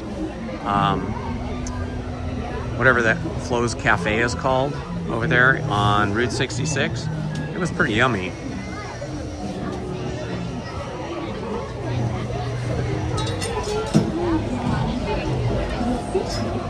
And the chocolate shake was off the hook. It was a chocolate shake with like chocolate cookies broken up into it. Kind of like the cookie part of an Oreo cookie, but without the stuffing.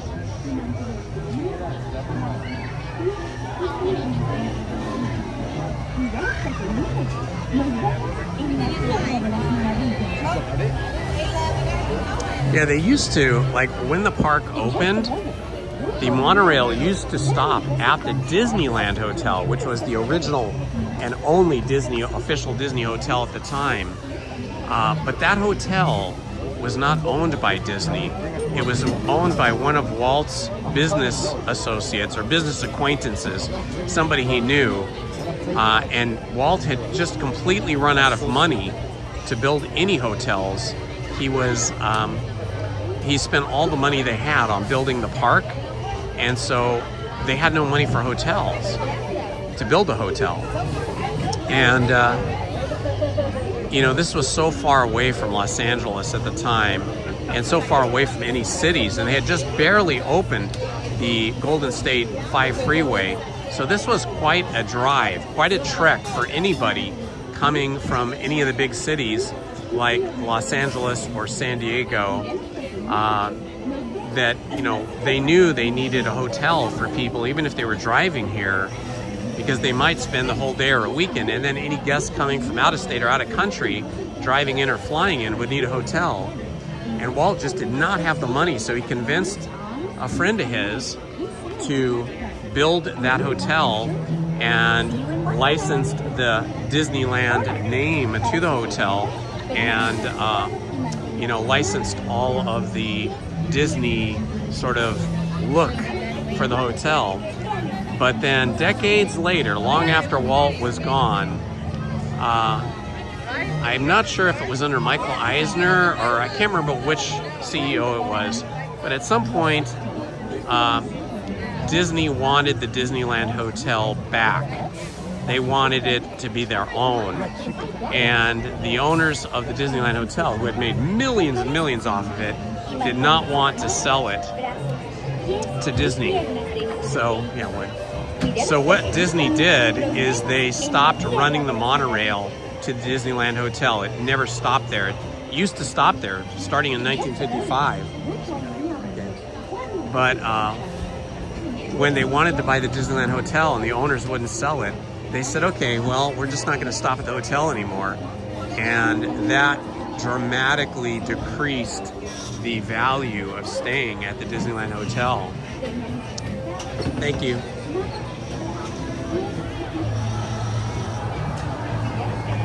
So after a little bit of time, I don't know if it was a year, 2 years, 3 years, but after a time, the owners of the Disneyland Hotel gave in and they decided to sell the hotel to Disney.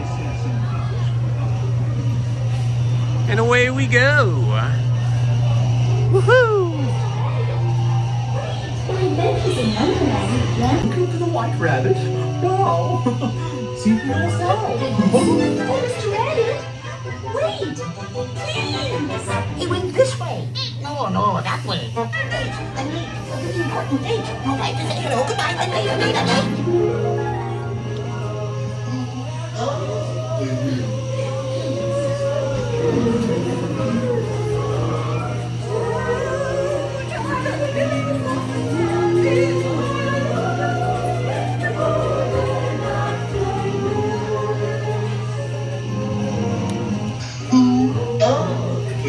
There, please.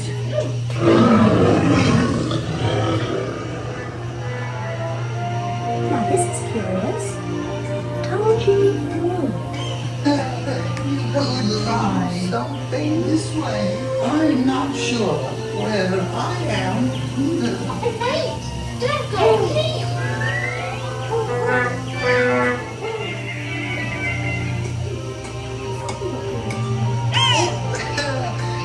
Could try this way.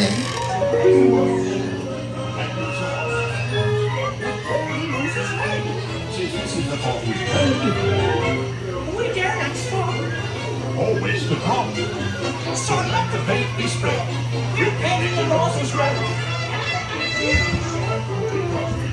Royal Majesty, the Queen of Hearts, and the King. Shall we play croquet? Rule 42, the Queen always wins.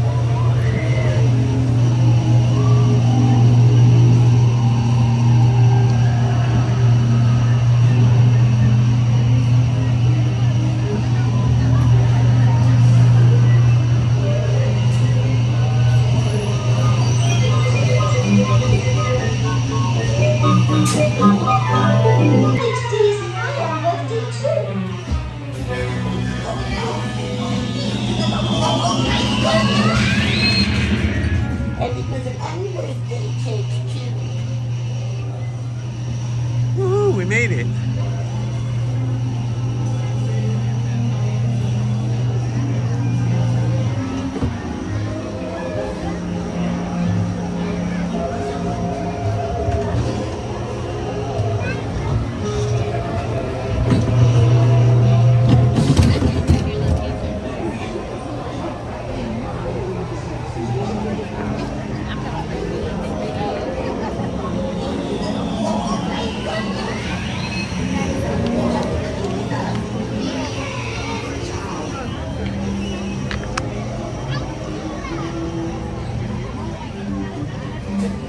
That was so fun. Oh, here it goes again.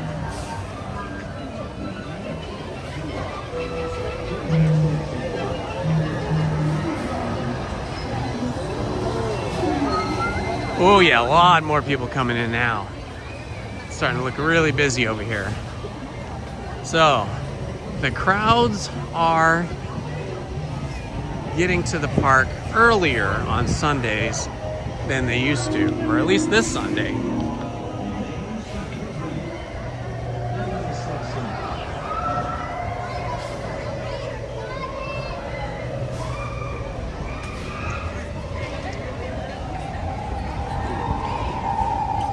Good morning, Krista Hackley.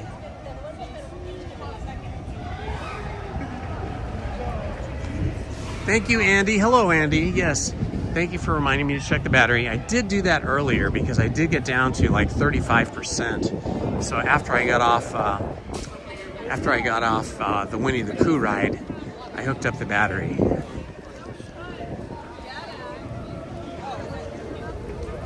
Good morning, Ashika.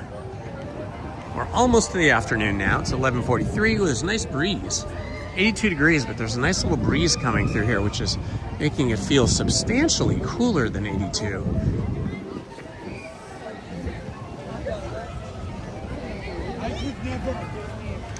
Lizzie's mom is okay. You know, she's getting up there. Can't remember how old she is now. She's 90, I can't remember. But, you know, she's in a 24/7 board and care facility because she needs that kind of help. And she is bedridden and has been for a couple of years, maybe longer. So, you know, it's kind of rough.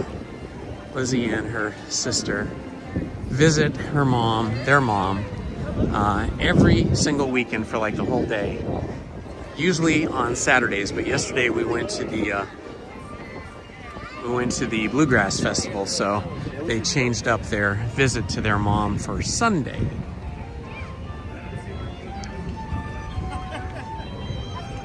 Pretty sizable line there for Astro Blaster as I looked back at it. So we're gonna head over to California Adventure now, guys.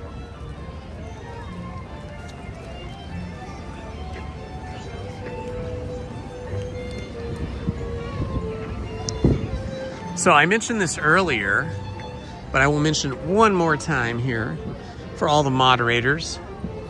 Last night I posted on our Discord channel, Friends of Indiana Homes, that Stephen Kenyon created for us. I posted in the moderator chat, or mods chat, some explanation and instructions on how and when to block somebody versus timing them out. Normally we're timing people out, but it seems like we're getting a little bit more troll action, a little bit more inappropriate behavior popping in to the chat every once in a while, almost every visit now. So whenever I see something like that now, I'm just gonna block those people. Earlier today, somebody posted like 3 times in a row something at me in all caps, and all caps is the equivalent to screaming at someone. So I just blocked them. I'm just not gonna, you know, I'm not gonna deal with that. Everybody should know social media etiquette, and shouting at somebody in all caps is not something we're gonna put up with. But any other kind of thing that would be inappropriate behavior, as you know, troll behavior, or starting to chat or make statements about politics or religion, we can't put up with that. So for those of you that don't know how to do that, or just want to see my explanation and instructions, go over to the Discord server and read the post I made last night in the moderator chat. And Andy, I don't know if you checked your email today. Oh look, some presents. We got some pony presents. I don't know if you checked your email, Andy, but I did send you a link to a video, not a video I made, but a video somebody else made on the starter guide to Discord. How to find Discord, how to create an account, how to log into Discord, how to find the Discord server that you want to go to, and how to navigate it and all that stuff.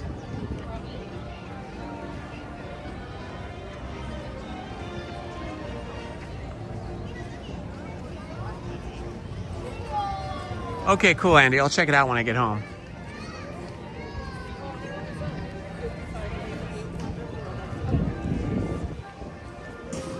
And if you guys have not gone to and used the Discord server for us, there is a moderator chat, of course, for the moderators, but there's another chat for everybody else. It's called the general chat, and it's fun. People post things there or ask questions, and then I respond and reply or make my own posts.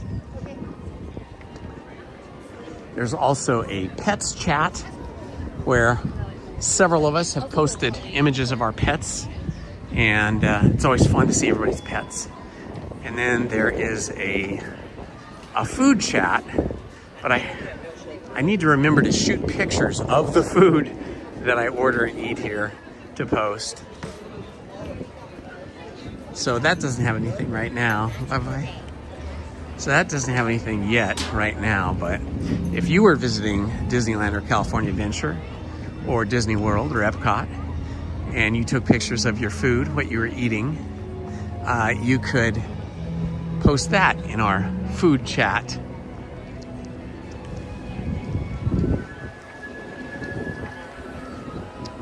And I think we also have an events chat.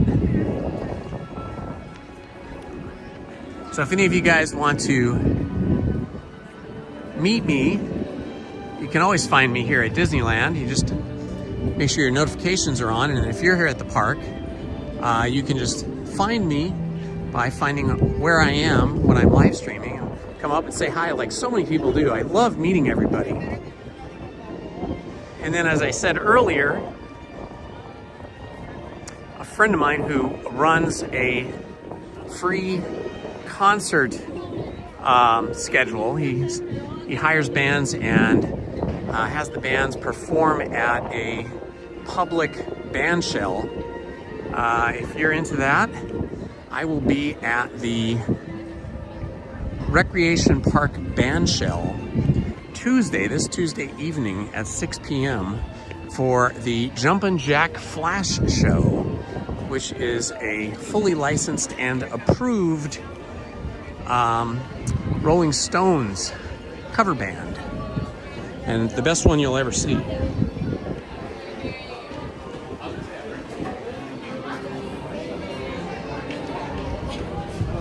Thank you.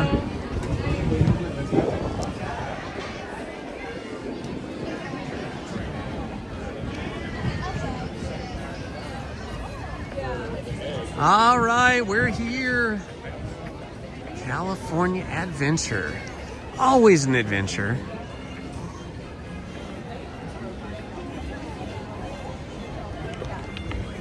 I kind of feel like California itself is an adventure. Sometimes a good adventure, sometimes a challenging adventure, but still always an adventure. So many things to do here, in addition to Disneyland and California Adventure. We've got the mountains, we've got the ocean, we've got lakes, we've got movie studios and movie studio tours. So many things. If you like hiking, there's opportunities for that. If you like mountain biking, there's all kinds of opportunities for that. Hiking and mountain biking up in the Malibu Canyon is wonderful. Malibu State Park is awesome. You guys should go there. You can even camp there. But you should go before it gets too hot, because it can get toasty out there at the Malibu State Park. You'd think Malibu State Park would be at the beach, but it actually isn't. It's up in the Santa Monica Mountains, sort of more on the, sort of like in the middle of the mountains, but also sort of more on the valley side. So it's on the hotter side of the Santa Monica Mountains. not on the beach side. So it can get very toasty there, but it is a beautiful hike. You can hike to remember the TV show MASH? That was filmed up there in the Malibu State Park, way back there, almost all the way to where former Governor Ronald Reagan had his ranch. He lived on a ranch after he retired from movies and retired from being the California governor. He had a ranch up there in the Santa Monica Mountains, near what is now the Malibu State Park. And then he ended up running for president, became president, and then obviously he wasn't living there. He was living in Washington, D.C., but I think after his presidency, he returned to that ranch. Now, the ranch property is probably still there, but somebody else owns it now. So you can't see it or get to it because it's private property. But, and it's very close to Santa Barbara, by the way, Santa Barbara county line. In fact, his property might have been across the county line in Santa Barbara, I don't know. But you can get an experience of like what that whole life is like, that kind of cowboy California life, by going to Malibu State Park. I highly recommend it. And the whole drive along Mulholland Drive is just gorgeous. So, if you come to see Disneyland sometime, you're coming from out of state or out of the country, you know, leave an extra day to go explore Mulholland Drive, which takes you through some very tony neighborhoods and then takes you up the coast through the mountains to Malibu State Park and beyond into the, it's not, I was saying Santa Barbara, it's actually Ventura County line. Santa Barbara County line is above Ventura County line. All right, we'll walk down here and see what single rider's looking like for the Radiator Racers. Cars Land, USA. Anybody ever drive Route 66? You know, this isn't really Route 66. This is Disney's version of Route 66, their interpretation of the old Route 66 from the 1940s and 50s, maybe even very early 60s. But as many of you know, Route 66 was completely replaced or usurped by the highway system, the freeways and the highways. And so there's only bits and pieces of Route 66 still left, because once they built these interstate highways and highways that went from here to Chicago, from here to Florida, and all these different freeways, once they did that, then people stopped traveling Route 66. And unfortunately, that had a huge impact on the viability of businesses along Route 66. Everything from shops and hotels and restaurants to gas stations, auto repair shops, and everything in between. So what happened was that most of those businesses closed, went out of business, and Route 66 sort of became a ghost road where there was the remnants of buildings and businesses that no longer were functional. There are a few, a few places where Route 66 is still sort of active and popular, like Williams, Arizona. Williams, Arizona is a cute little town, cute little western kind of town in Arizona that is right on the Route 66 route. And so if you go to Williams, which I highly recommend, it's such a cute town, you kind of probably get the most authentic Western, Western, when I say Western, I mean the Western states. So sort of the most authentic Western state Route 66 experience without, without having to come to something like this, which is a reinterpretation of what Route 66 could be, would be, was. Single. All right, single rider line's looking pretty empty right at the moment. We'll see how it is when we get up towards the front.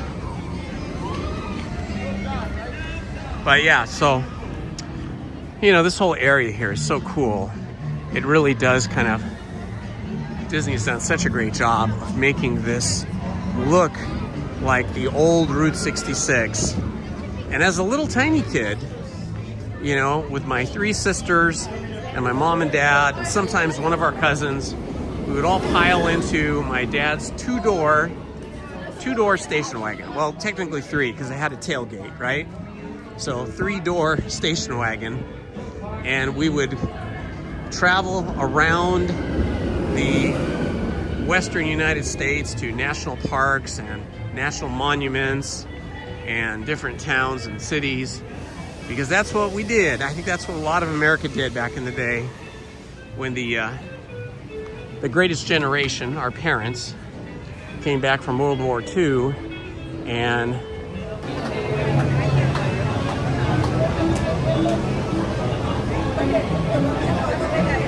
oh, your hometown. That's awesome.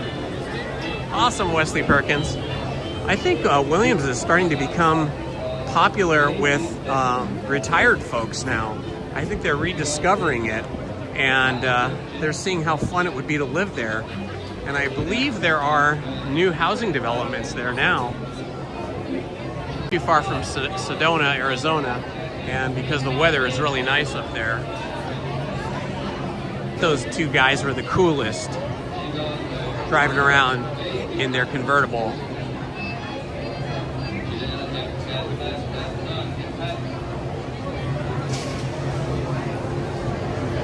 That's true, Angela. Grizzly Peak does kind of make you feel like you're in the wild. Hi, how are you? It does kind of make you feel like you're in the wilds of California, like. Hi, how are you?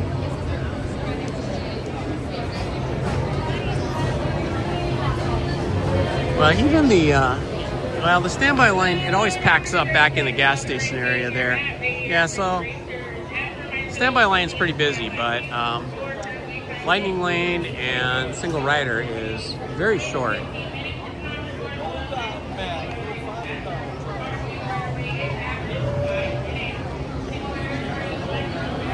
Lisa C, no, I'm not going to stay till fireworks. I like to get home and get some things done, like I've got a whole bag of clothes that need to go in the washer and the dryer. You know, I gotta do all those things everybody else has to do. I gotta water my plants in the backyard and in the front yard.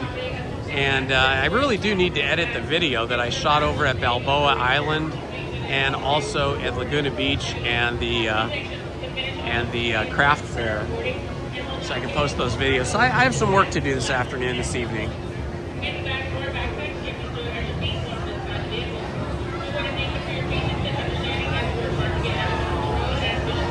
Oh yeah, I could imagine Redlands Redhead.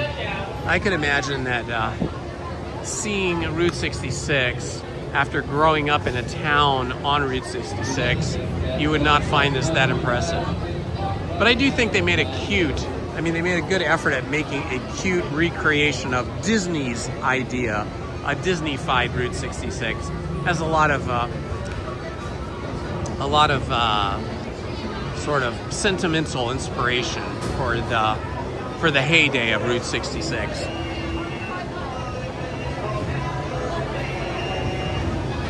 Krista, I use a Prism to record with, but I don't edit in Prism.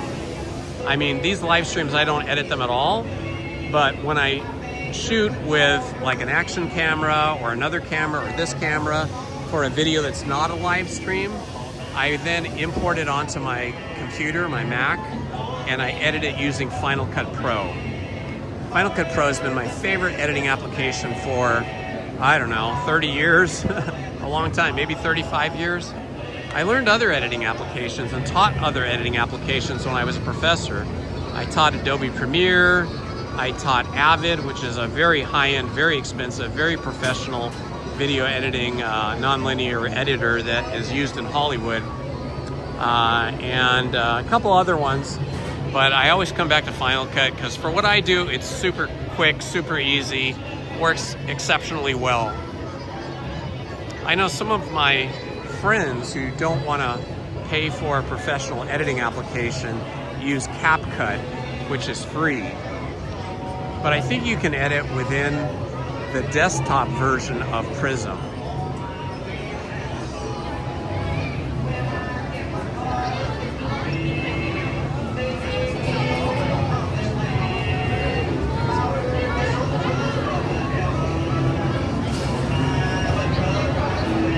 Yeah, Andy, if the question that you're referring to is, do I remember the old TV show Route 66? Absolutely. I loved that show. I thought those two guys in that show, the two lead actors, were super handsome and super, like, cool. But I'm happy I grew up and just became myself. I think I didn't realize as a little kid that they were actors acting. I thought it was like real. All right, Chris and Tara endorse CapCut. So there you go. There's a lot. So 6? So 7?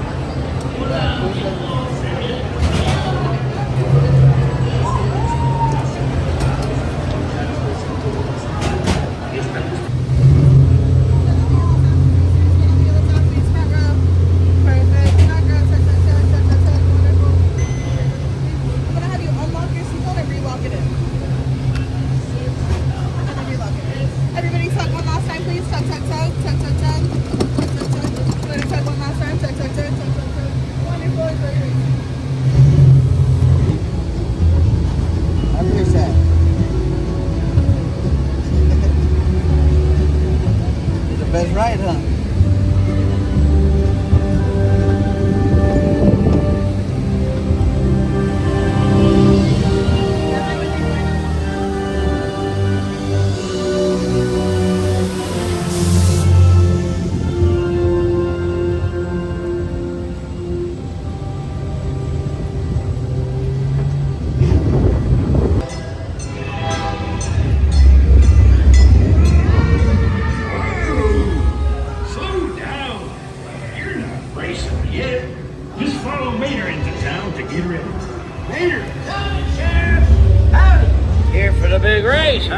It's gonna be fun!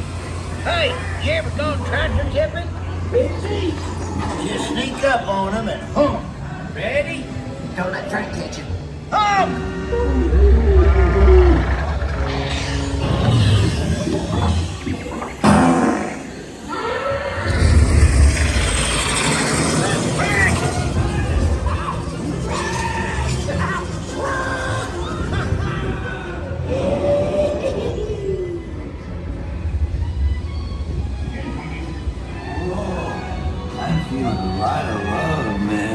Probably just a bad spark plug. Welcome to race day in Radiator Springs. Not only need to be fast, You need to look fast. Come on!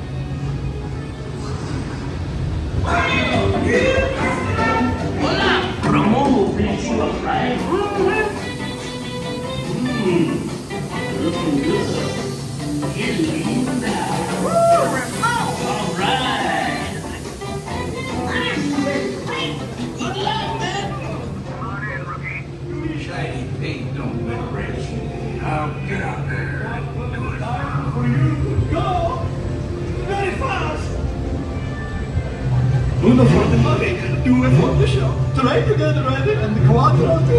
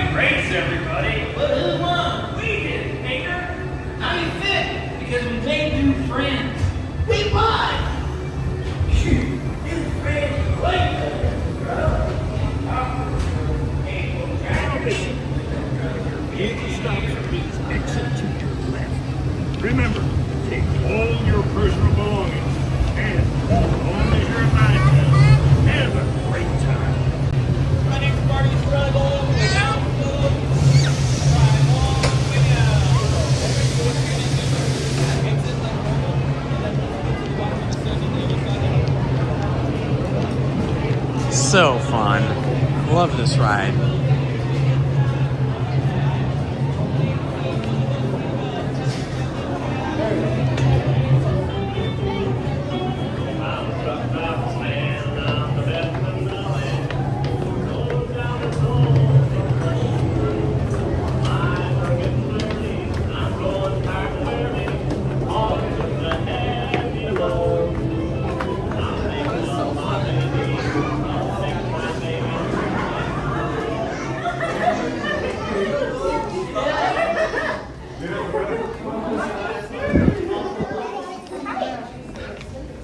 Are you happy Grammy came with us? That was amazing. I got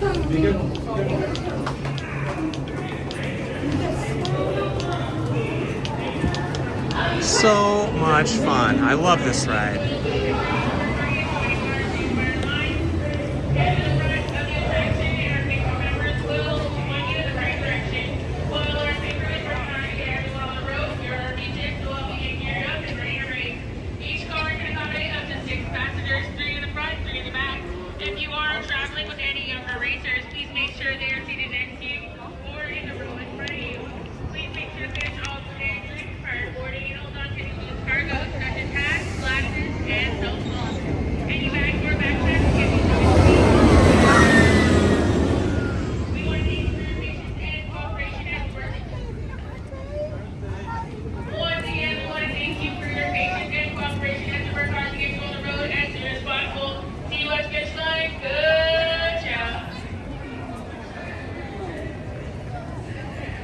Oh, that's too bad. I just saw that, Andy.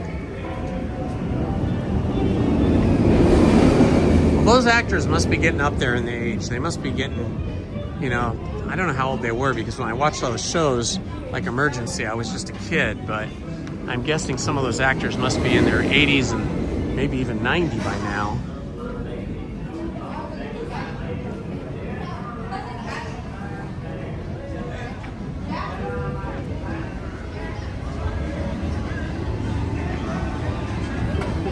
Ah, that's good to know. That's good to hear, Ed.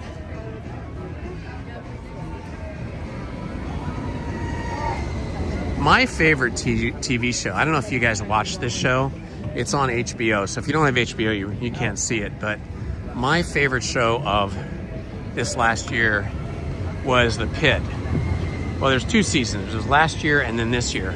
So The Pit has just been fantastic. It's, you know, a hospital show where it's all the people that work in the emergency room at a hospital work. And Noah Wyle, who first started out, or I don't know if he first started out there, but where we first came to know him, where he became famous, was on ER, I think, the TV show with George Clooney, ER. And Noah Wyle was a doctor on that show. First a young doctor, and then he grew to become like one of the big time doctors. And I did not think, after all those years of being on a doctor, you know, medical TV show, that he would be again doing another medical TV show. But he's actually the producer and oftentimes director of The Pit. Let me know in the chat if you've seen The Pit, either seasons 1 or 2 or both, and if you liked it.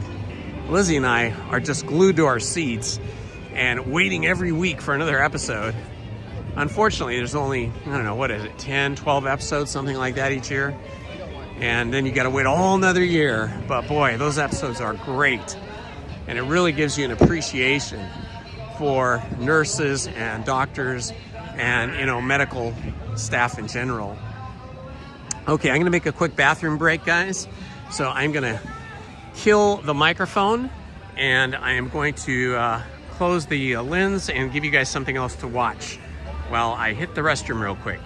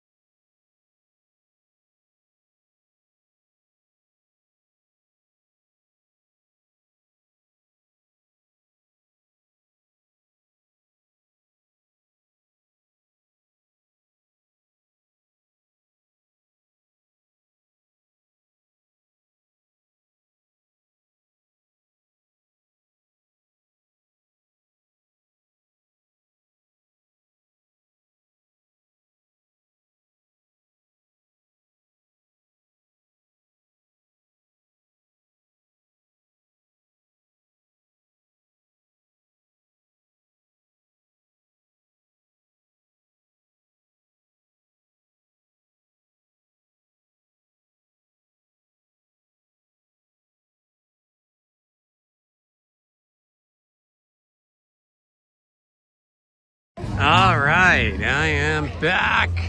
I think it's chow time. Time to get some chow. Oh wow, there's an old song. Trailers for rent, my friend. They rent for 50 cents. Andy, do you remember this song? I know Andy loves old 45s and old hits like this. And I'm sure some of you do as well. But what a song this is. I would let it continue playing without speaking, but I know I'm gonna get a copyright claim if I don't keep talking and you just hear the music without me. So I'm gonna talk over it. But yeah, that was a classic old song. And I think we're gonna walk over to San Francisco.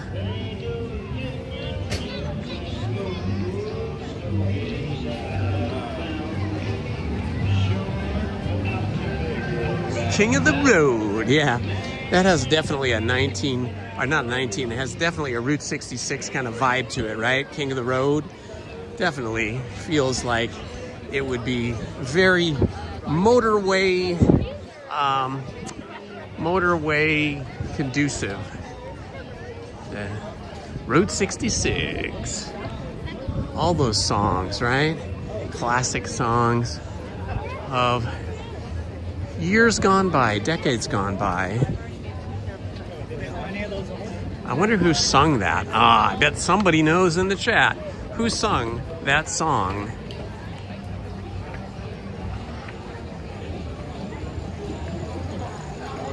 Roger Miller, that's who it was, Andy. Thank you. Oh gosh, I might have to go through here and go get a sample of bread because they're so yummy. Hi, how are you? Thank you. Oh wow, look at those. Look how they look. Wow, sourdough, guys. Sourdough. I'm gonna get my sourdough.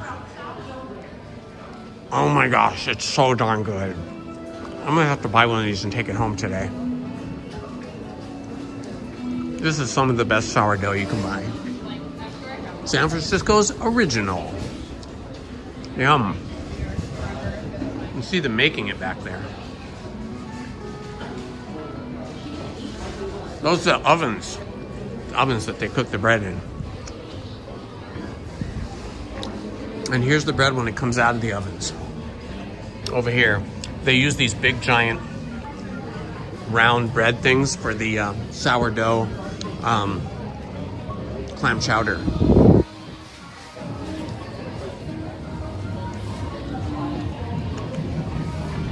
Oh my gosh, look how cute these are. We got Big Hero 6 and we got Mickey. I'm gonna have to buy a Mickey before I leave.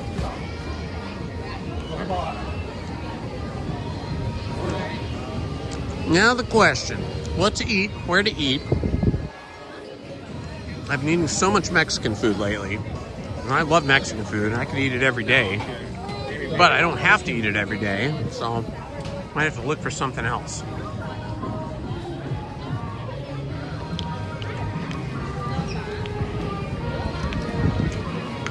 I'll stand over here so I can see what it is they have here.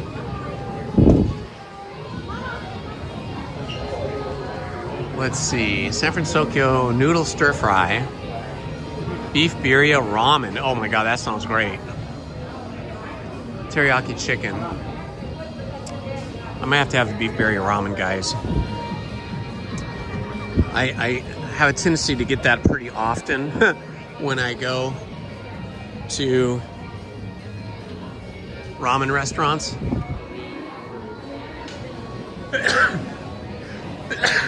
Excuse me. Yeah, so I have a tendency to get that a lot, but I haven't been to a ramen restaurant for a while.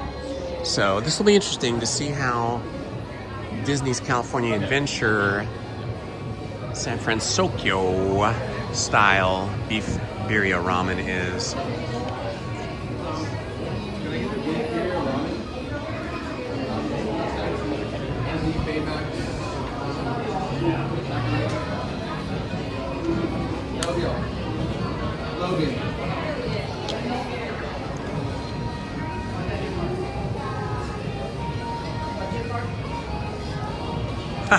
Don't worry about it. The menu is is not that vast, Andy.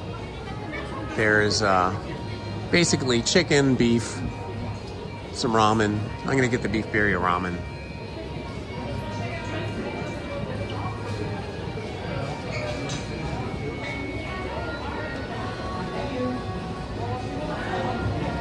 Hello, Travis Libby. San Francisco is a special town. It is fun there. You get like a real city, a real grown-up city with fancy, expensive neighborhoods with mansions, and then simpler neighborhoods with just like walk-up apartments. And then you get the waterfront, and you get San Francisco Bay, you get Chinatown, and the wharf and the piers, everything in such a compact area. You know, like in Los Angeles, you have to drive, if there's no traffic, you got to drive about 35 minutes from downtown Los Angeles to the harbor or to the beach. And if you're in Hollywood, it's even further.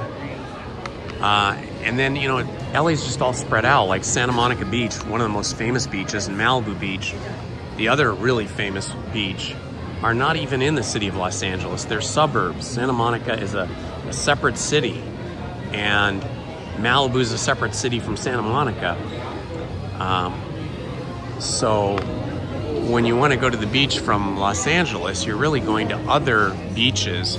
I think Marina del Rey and that area there are the only Los Angeles beaches, because then next door to that is Torrance Beach, which is a different city.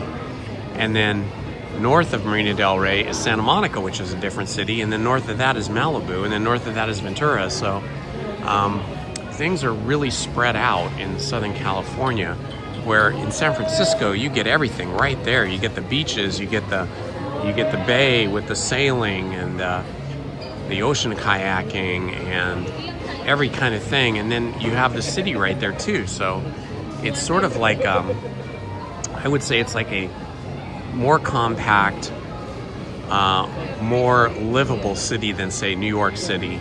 And in my opinion, except for the weather, kind of a more fun and interesting and walkable, bike rideable city than Los Angeles, where we're always in our cars all the time and everything's like 30 minutes away, and in traffic 30 minutes can be an hour away. Oh no, Johnny, what were you doing in Redondo Beach when you almost drowned at 7? Were you just playing in the water, or were you like on a boogie board, or what was happening? Yes, Laura Boo, I love Captain Kangaroo.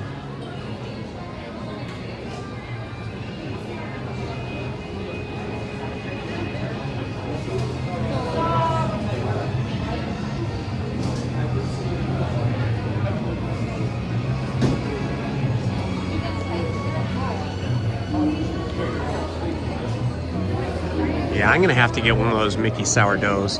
I think my daughters might be coming over tonight. I don't know. I should probably text my wife.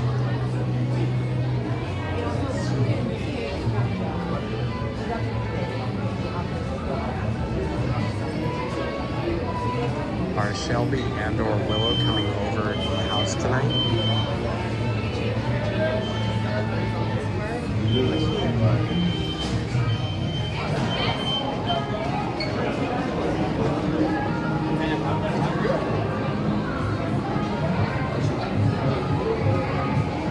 Yeah, Balboa Beach, or I should say Balboa Island, and Newport Beach Peninsula are two of the most awesome places. I've always loved going there and staying there at friends' houses. You'll learn more about that when I edit and post the video of my trip to Balboa Island and Newport Beach, and then also Laguna Beach. We took Willow there for her birthday. It's a family favorite place. We like to go to all the art galleries.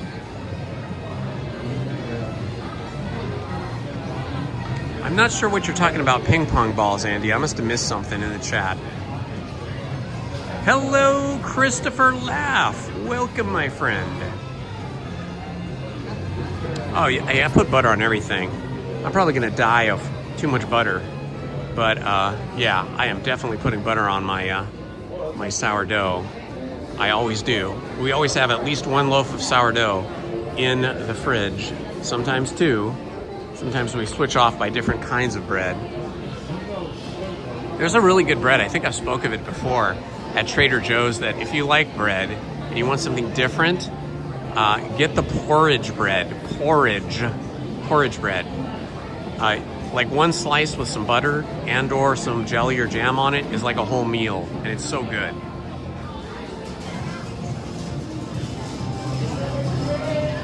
Oh, yeah, boy. Andy, you have a good memory. I can barely remember that kind of thing happening. I think I was really, really little when Captain Kangaroo came on, or at least when we had a TV and were watching it. So I don't think we got a TV till I was like 4 years old. I think I remember when we got the TV, it was a big deal. It was a black and white TV.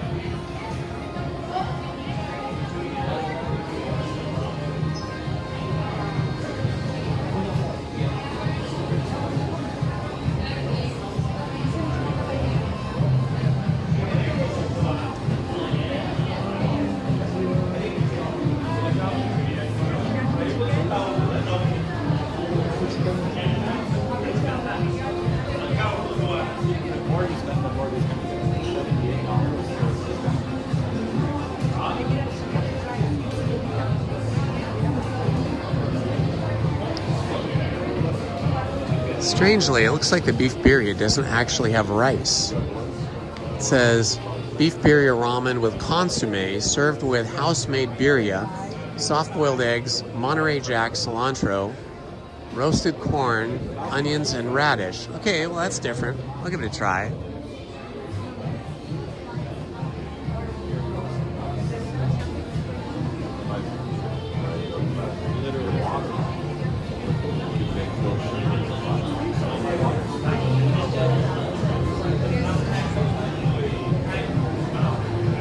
Hello, Paul. Welcome, my friend.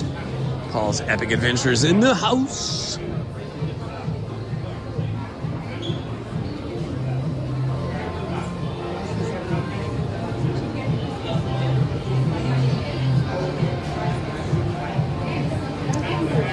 There is not an Orange Crush, there's Fanta.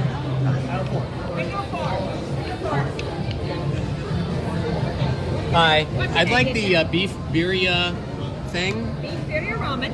And I think that's all I want. That's all you want? Yeah. Okay. You'll be able to get that, get this. How much discount did you have? There you go. Huh? That ramen is going to take 10 minutes. Is that okay? That's fine, okay. yeah. Wait 1 second, I got to scan it.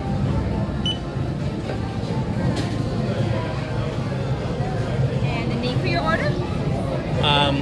Name?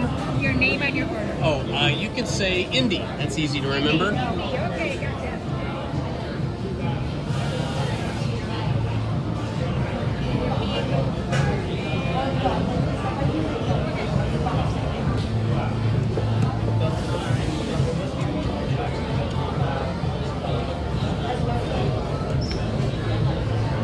Can't quite figure it out. There we go.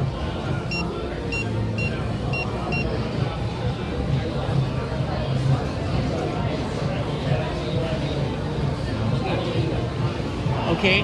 Listen for your name and you pick up at window 5. Window 5? Just listen for my name? Okay. Just listen for Indy. All right, thank you so much. Window 5. Just hang out here at window 5. I gotta wait for my ramen. They said it's gonna take about 10 minutes. They should have speakers out here so when they call our name, we can hear it better. It's really hard to hear. Even when you're ordering, you have to kind of stick your head really close to the window, and then they have to stick their head close to the window so you can hear each other. Well, while we're waiting here, I'll zoom in so you guys can see the menu.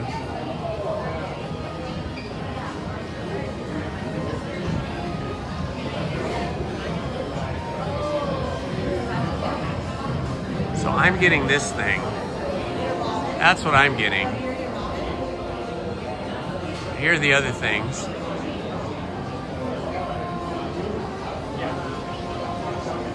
I've had that crispy chicken thing before. It's very good.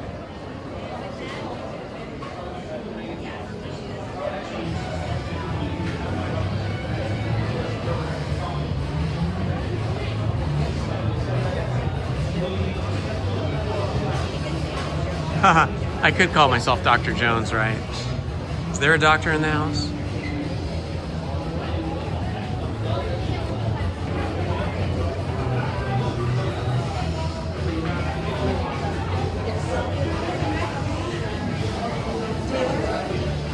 Oh, okay, that sounds really cool, Paul. I'll look for that video when I get home tonight.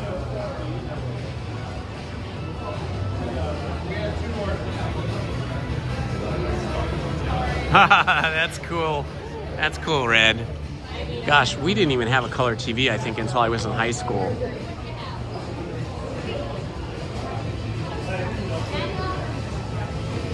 And then when we did get one, it wasn't all that big. Might have been 25 inches or so, which was probably pretty big back then. I remember, I think when my first daughter, Shelby, was born, that was right around the year 1999, 2000. I think that's when the big transition went from CRT glass tube, big giant box TVs to flat screen TVs. And I think I remember my daughter and all of us watching cartoons and stuff that they, kids watch on the glass CRT TV, which I think was a Sony at that time, like Sony Trinitron. Remember that? And then we switched over to the over here. Do you want to order? Number 4. You got to go to window 4.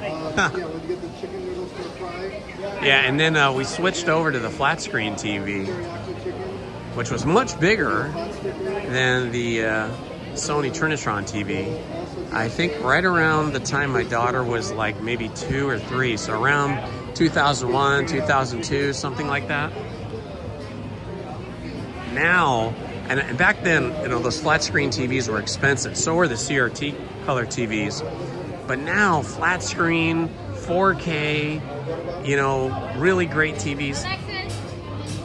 Alexis? No, I'm indie. Yeah, now flat screen color TVs are just super cheap. I have a 58-inch, and I think I paid like around $400 for it, brand new on an Amazon sale day, and it's fantastic. It's the best TV we've ever had. We've had several of those flat screen TVs, probably 3 or 4 over the years.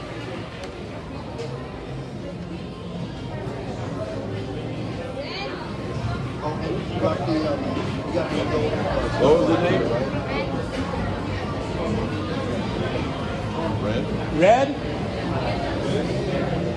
John.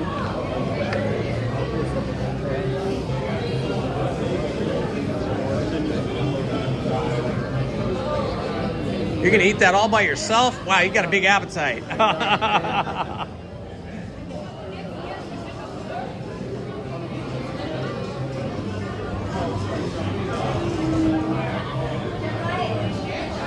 Good morning or good afternoon now, Monarch Loans. Oh my gosh, $5,000. I believe it. I remember those TVs were really expensive. I think the first flat screen we got was something like $1,500, and that was like, one of the cheapest ones you could buy. Adam? Adam? Adam?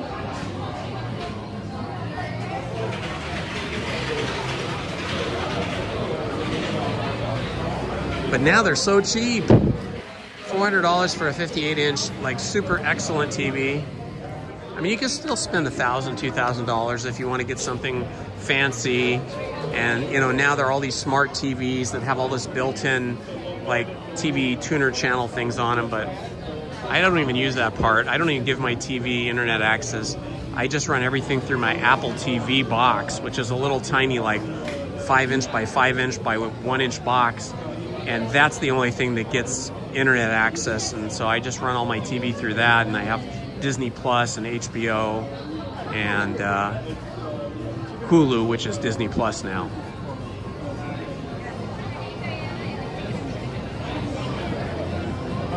Ah, yes, Bills. Thank you so much.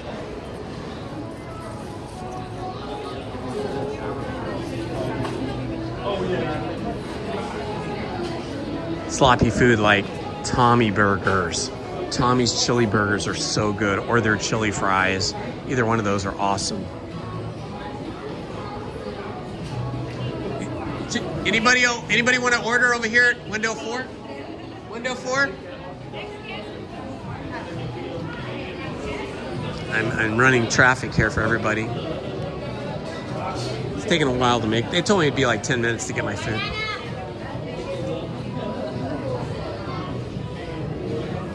It's like takes like 10 minutes to get the birria, I guess, because they make it like fresh as they go, which is excellent. It's worth the wait.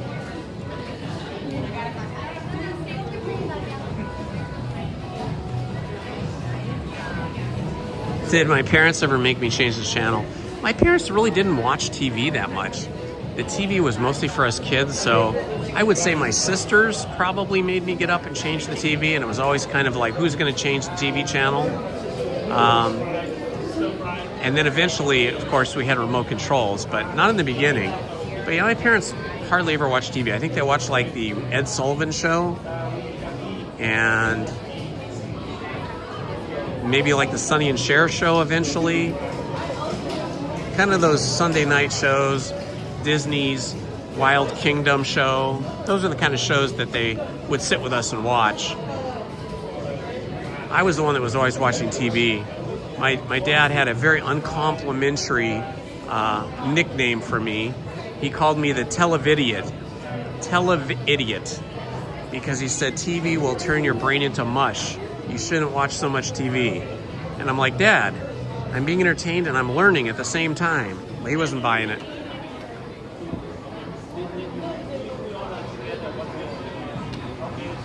Smothers Brothers were excellent. I love them. And Laugh In.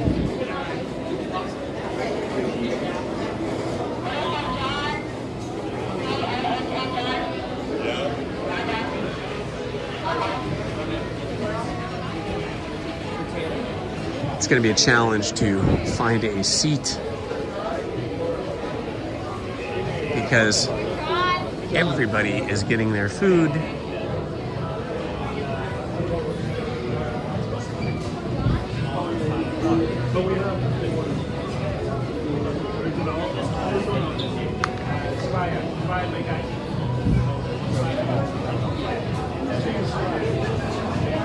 You'll go blind, yeah.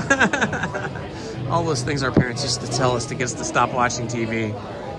I was addicted to TV from an early age, and now I'm addicted to YouTube, so things don't change that much.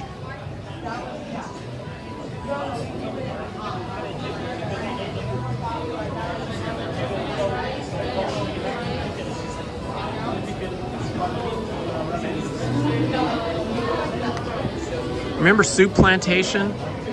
Soup Plantation was another place kind of like Olive Garden, but it was focused on soups and salads. I don't think there's any more Soup Plantations. I think they all went out of business.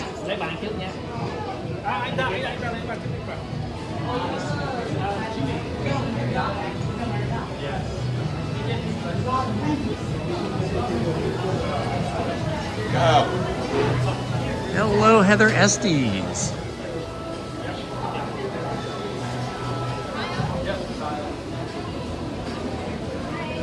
Who won the TV remote fight? I do now. Lizzie doesn't even touch the remote if I'm in the room. She just lets me have the remote all the time. Lizzie loves to watch like cooking shows, and she likes to watch Sunday Morning, which I enjoy also, Sunday Morning on CBS. And she likes to watch, let's see, what else does she like to watch besides cooking shows? I don't know, it seems like she's always watching cooking shows whenever I walk in the room and she's been watching TV.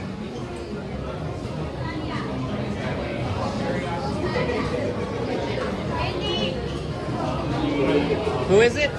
Yep, that's me. All right, guys, I'm gonna put you guys down for a moment. One, just one chicken sandwich, regular Diet Coke.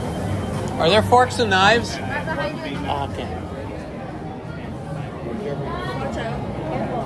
Thank you.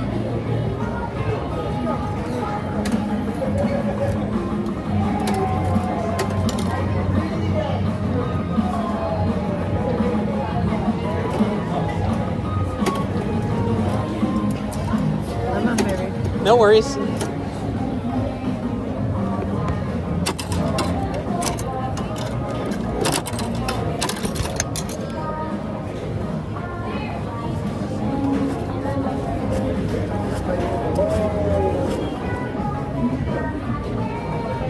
All right, now the battle to find somewhere to sit.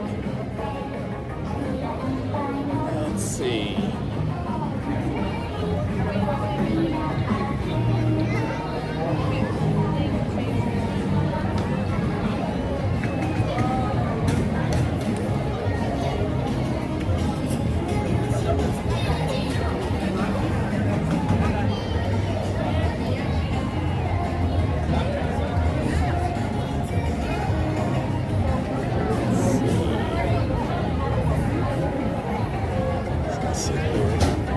These guys are leaving. You guys are leaving? Yeah. Oh, thank you so much. We're not gonna talk about it. Yes, you're gonna fall.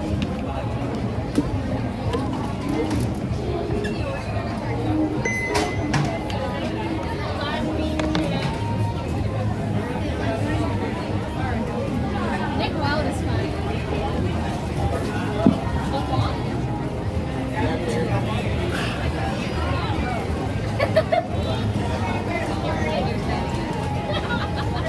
I used to have a crush on him all the time.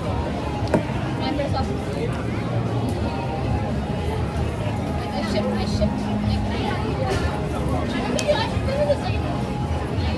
They're literally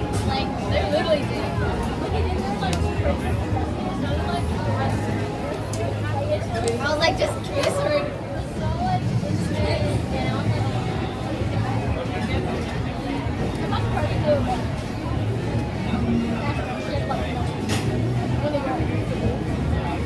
All right, let's try this birria ramen, see how this is.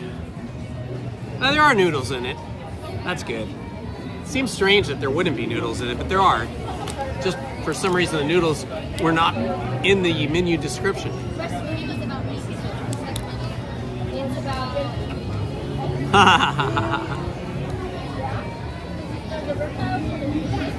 That's funny, Andy.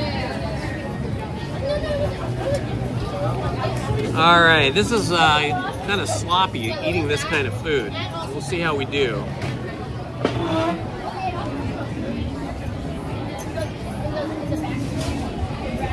And my napkins are blown away.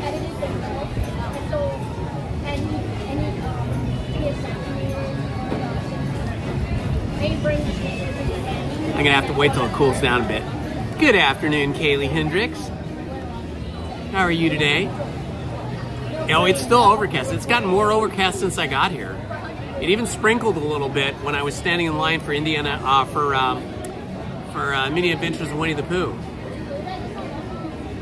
This shirt, I think I ordered this shirt off of Amazon.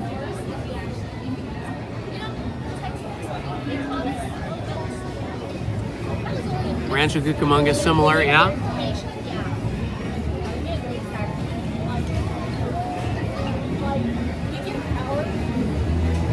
Tasty.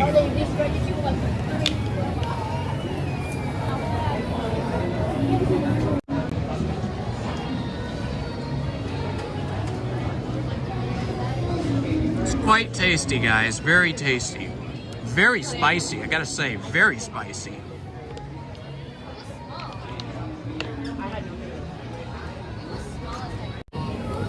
It's very spicy, but in a good way.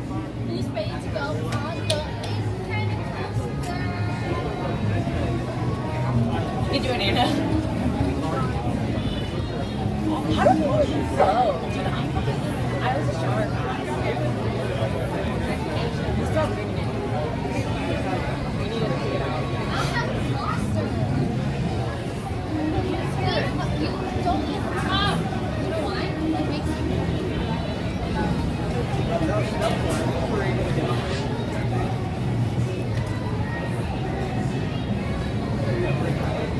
That's what I gotta do when I get home, Teacher Tammy D. I gotta do chores. I got laundry to do.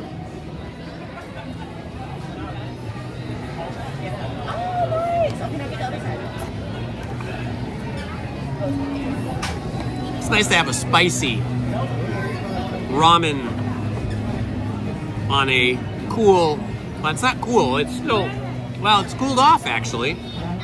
It's 78 degrees here. When I left Disneyland, it was 82.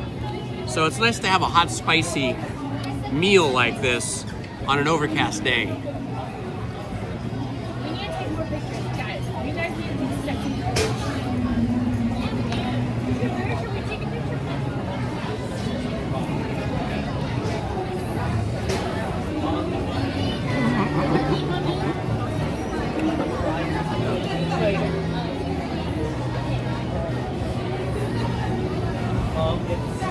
Well, if you buy pasta to cook in the supermarket, it's still pretty cheap. It's like 99 cents for a package of pasta. But yeah, when you go to a restaurant, they charge you a lot. I bet it. I support you. I bet it that I went to a Mexican restaurant with a couple of my buddies last week, and I had 2 mai fish tacos with rice and beans and 1 beer, okay? Now, it was very good. It was excellent. But that meal cost me $35, and with tip, it was $42.50. So pretty spendy. Pretty spendy for Mexican food.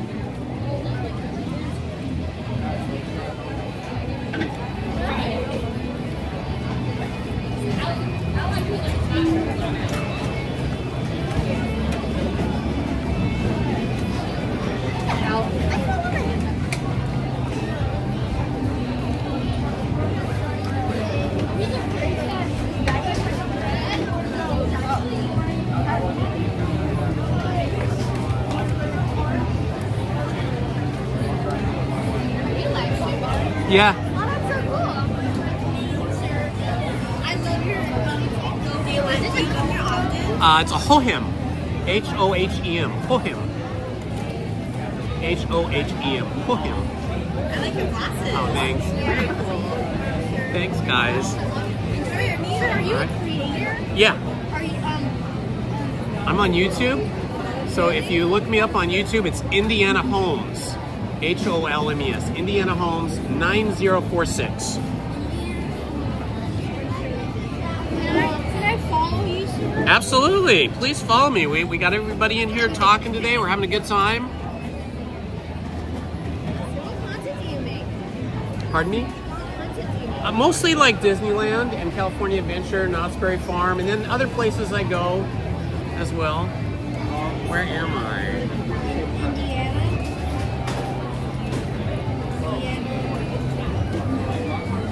Let me help you find it.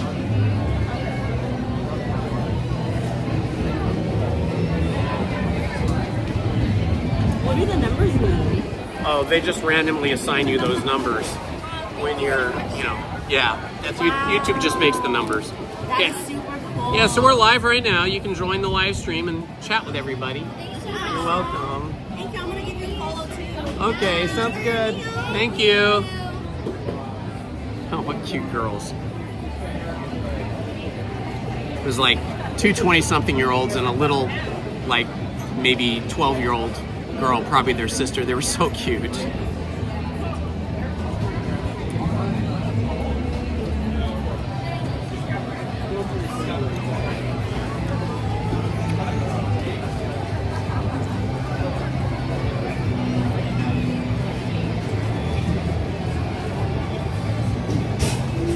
Exactly.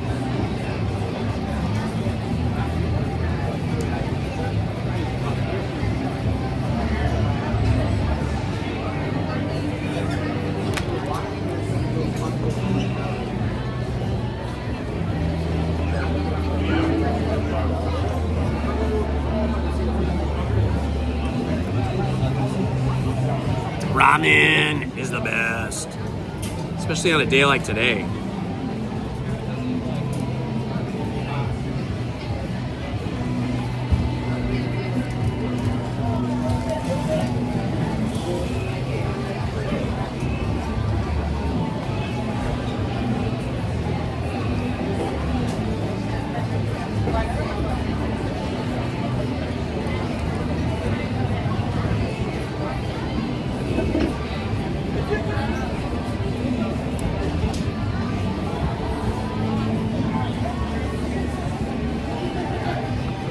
No message from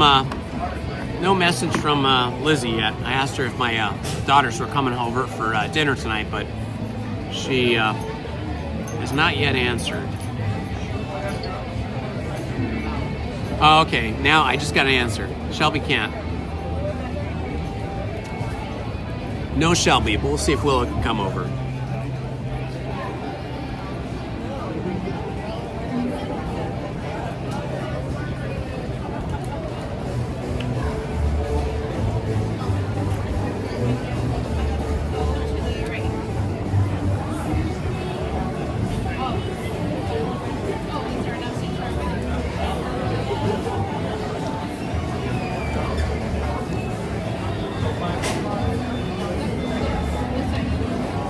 Oh.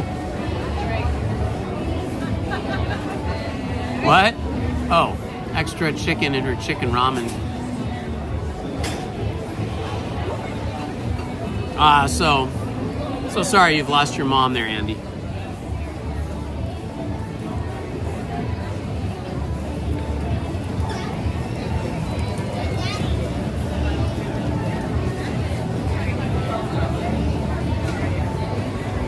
Absolutely, it is in fact DCA that has the good food.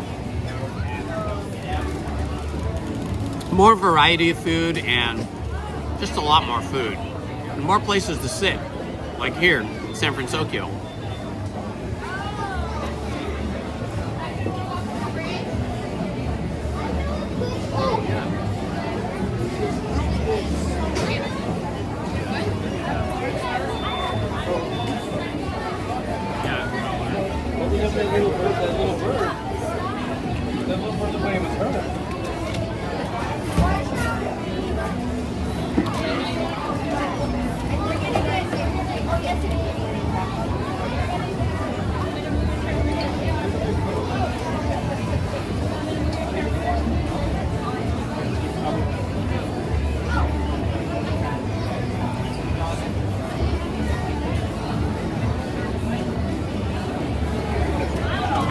I've never been like very close to Mount St. Helens, but I've seen Mount St. Helens from the road, driving up there to Seattle.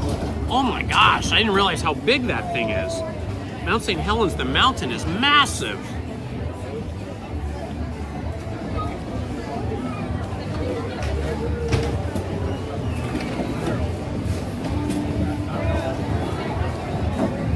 Okay. What's your favorite food over there, Red?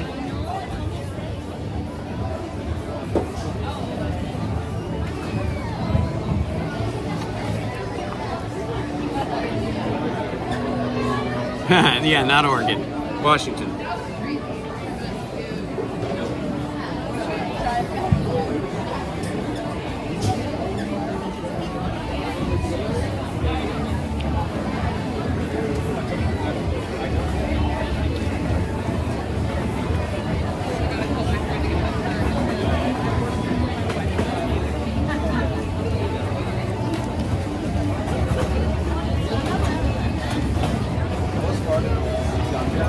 That's cool, Andy.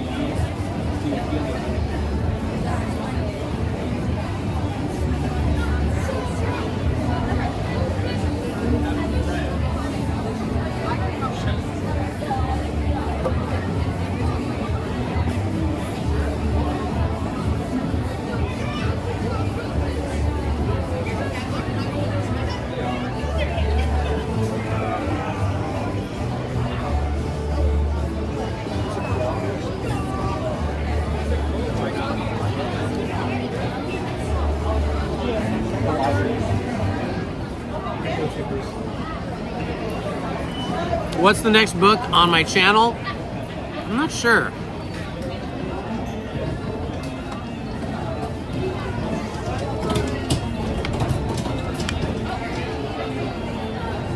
I've seen people make like a cool display with hats that maybe their parents owned. They'll put like hooks up on the wall and they'll just put all the hats like as decoration. It's pretty cool.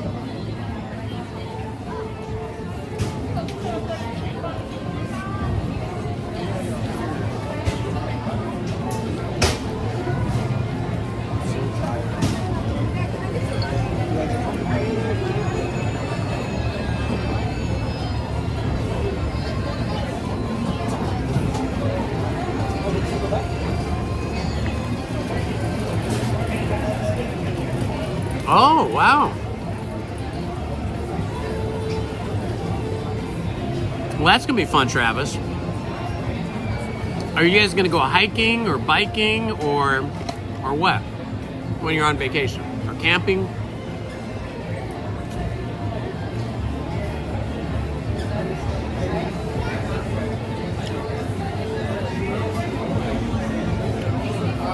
Maybe, Andy. I'll have to consider it. I did read all those stories when I was a kid, and I wasn't that impressed with them.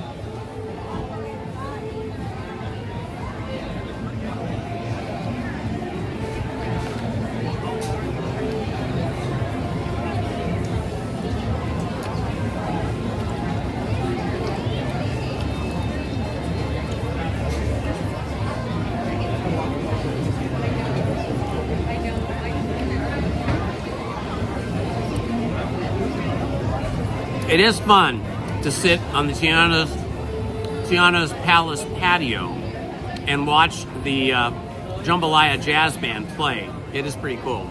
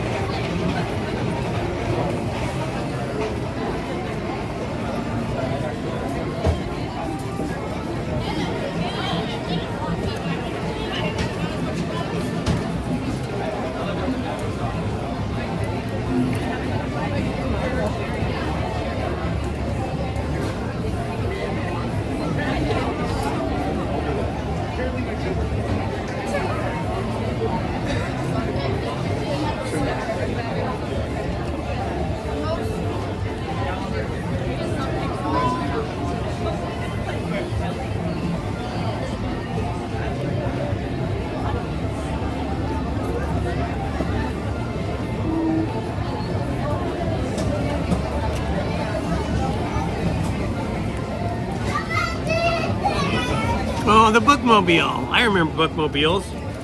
Those were cool.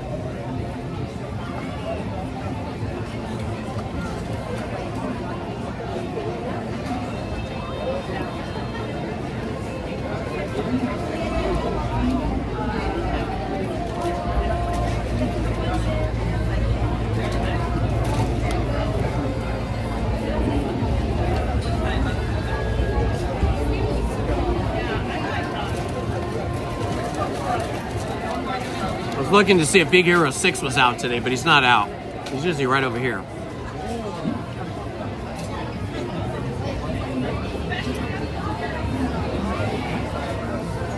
Okay, that sounds like fun, Travis.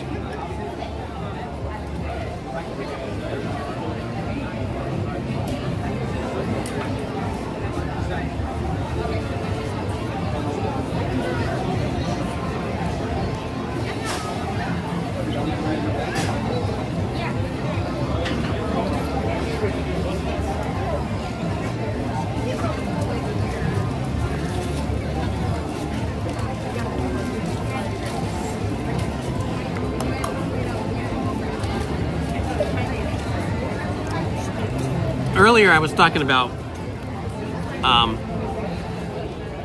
Malibu State Park and the MASH TV set that's up there, the remnants of it, and how Ronald Reagan's ranch was just abutting that property just to the north of it. If you guys want to see that,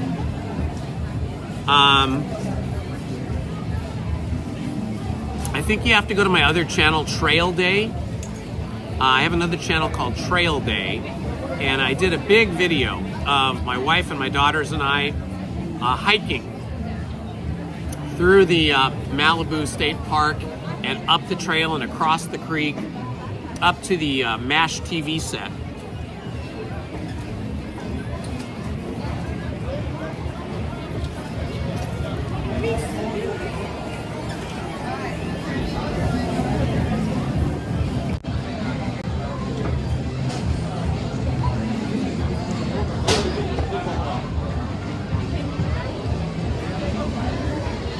I was trying to show you guys the bread cart, and those people just walked right in front of it. Let's try that again. Everybody keeps walking in front of the bread cart. I'm gonna get some bread. Right there. I can't decide if I'm gonna get the smaller bread, the Big Hero 6 bread, or if I should get the big Mickey bread. The Mickey bread is so classic.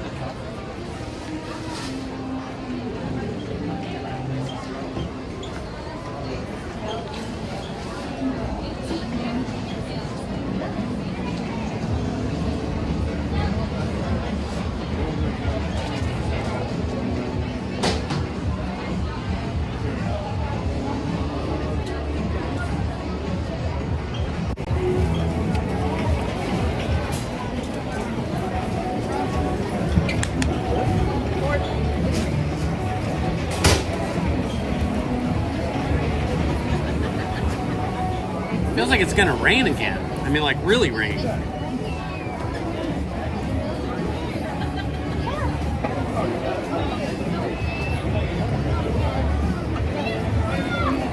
Are you leaving? Yeah, I am. Have a good day. Thank you. You as well.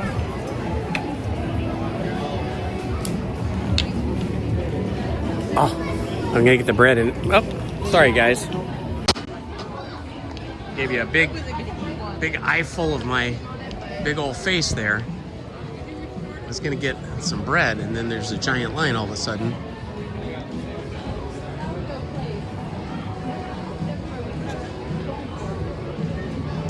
It's fun to get the Mickey head, but then maybe just getting a regular loaf is more practical. I was gonna get the big giant Mickey head if my kids were coming over tonight, but they're not. So now I'm thinking I should just get a loaf of bread because it's so yummy.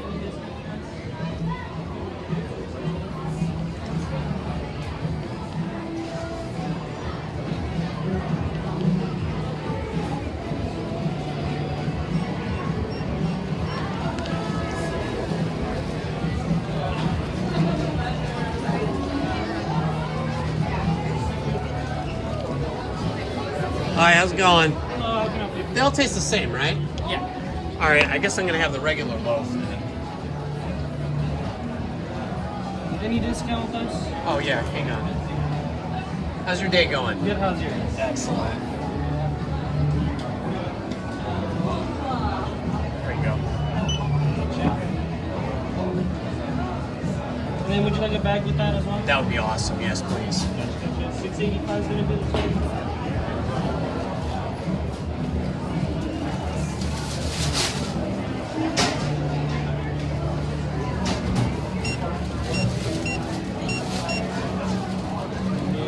Thank you so much.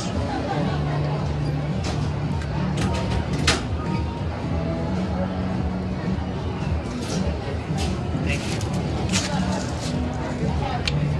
All right, I just got to put my bread in my backpack here, so I'm going to run over to a table here and do that.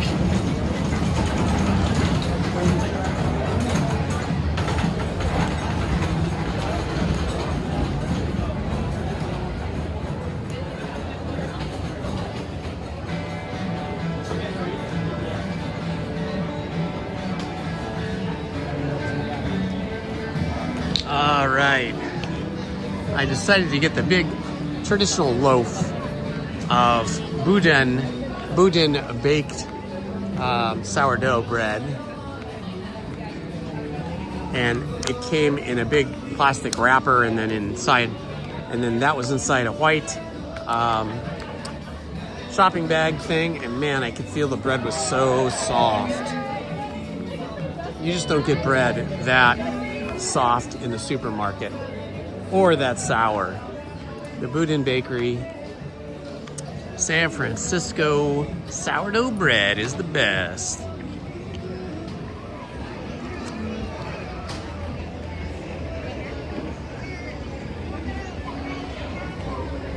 Here it is, right here. Boudin Bakery, sourdough.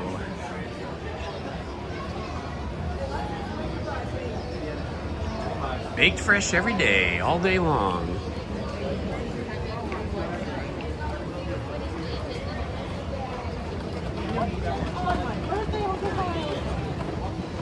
Fiddle Leaf says, if I hang my shirts halfway dry, they won't get wrinkly. I need to do that because I am terrible. I'm really good about doing my wash. I always make sure I do all my wash on a regular basis, like every week, but I'm terrible about getting it out of the dryer. I take it out when it's finished washing and then I put it in the dryer and then I forget. I'm usually doing something else and then I remember later in the day or the next day and then my clothes are all wrinkly and then I have to iron them. Oh my gosh, such a hassle.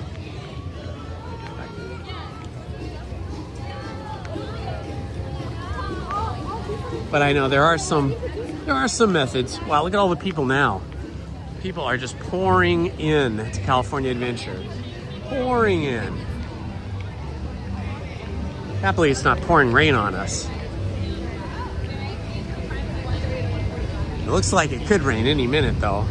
It doesn't quite feel like the dew point in the air is high enough to actually rain. But I did see something on the news. It was early this morning, you know, like 5 in the morning when I had the news on when I was taking a shower. And I thought I heard something about the possibility of rain showers, thunder showers, they said. Thunder showers. And I thought, well, that can't be in Anaheim. That can't be in Southern California. That's not gonna happen. But now walking around here and seeing the sky get darker and thicker and grayer, I'm thinking maybe it is gonna have thunder showers today.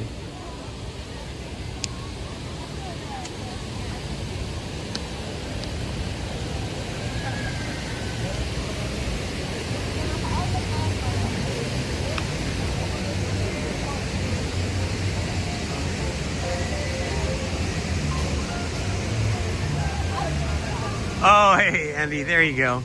I saw what you just said there. It is possible. Eating sourdough bread, or any kind of bread for that matter, can definitely put you into a food coma. You get that like wheat food coma thing going.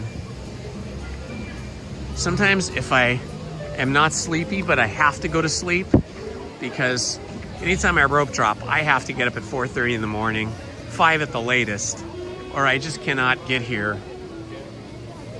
Because I gotta get up, I gotta have a lot of coffee, I gotta watch a little YouTube, I gotta read the newspapers, and I need to take a shower and get ready. So I usually get up at 4:30 whenever I rope drop.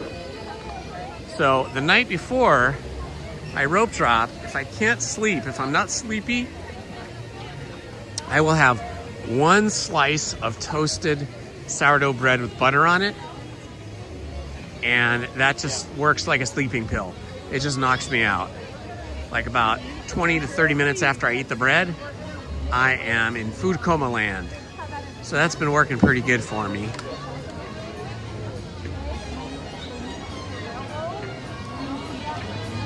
Now we haven't been over here in these shops in a while. So let's go into Elias and Company and see if they've got any new merch over here. We're starting to see Halloween merch. This is where the Headless Horseman will be during Halloween season, probably along about the 3rd week of August, when Halloween season begins here. All right, let's see. They've got a lot of 70th anniversary merch still. Let's see what else they got. This is a cute shirt for somebody. Those are really cool ears. Very classy. I think it would be so fun to be a clothing designer that specifically worked on making clothes for Disneyland, Disney properties, because you have so many characters, attractions, Disney themed stuff. Look at this one. I love this one. This is a coffee mug, and it's got the monorail as a handle on the coffee mug. Isn't that cool? Tinkerbell on the back. Very cool. This is cool if you just need a like nylon poncho to keep the upper part of your body from getting wet. It has nice big pockets, zipper pockets.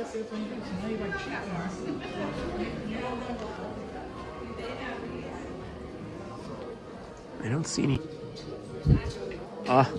into adulthood where they just loved plushies and they had to have every kind of plushie pillow. Hi. That's a cool one there.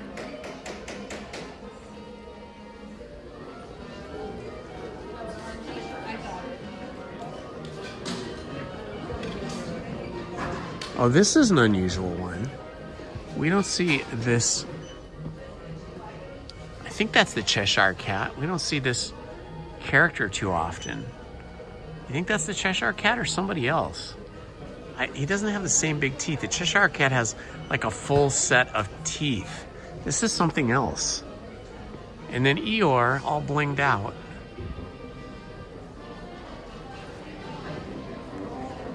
So it looks like they have not got Halloween merch over here yet. Looks like it's all happening. Oh, look at that. That's cute. It's a little Mickey head on top of this water bottle with a little keeper so you don't lose it. Big Top Toys.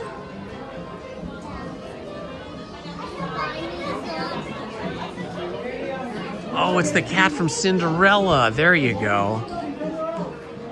I do remember it back in the very far recesses of my brain now that you've told me. These guys are cute. Forky and Knifey.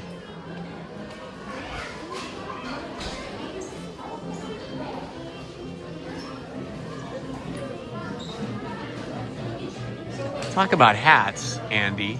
Look at all these hats up here. They look like they're all 1920s and 1930s style hats. Durable work caps. Designer styles.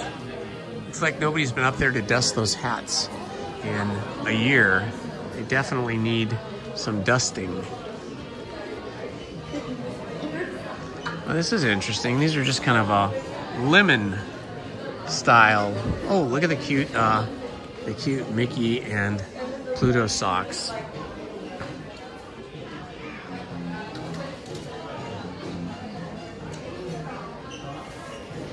Yeah, they're in Toy Story. I don't know if they're new or if they've been around a while.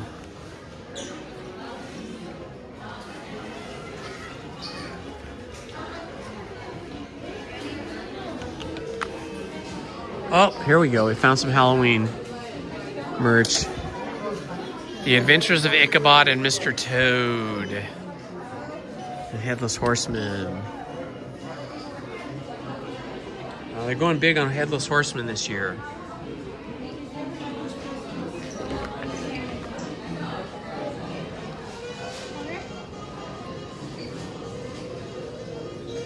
Let's see. My sister-in-law is always bummed out that they never have her name on these name keychain things. Yeah, I don't see... These are not really names. They're just family names like brother, sister, mother, father.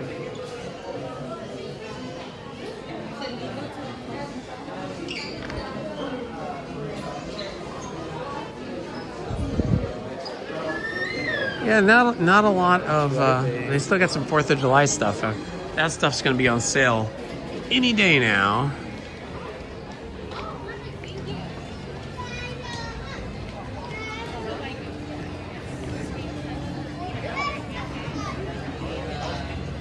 Oh, okay, Andy. The old Bing Crosby. He sure had a distinctive voice, didn't he? We, Lizzie and I, on Friday, if you weren't with us, we got to meet this guy and take a picture with him. In fact, I haven't even looked at those pictures. They're on my phone. I should look at them. Let's see. Of course, if you were here on Friday, you would have seen us take the picture, so it would just be redundant for you to see the picture again. Ooh, look at this, a map. It's the map of California Adventure.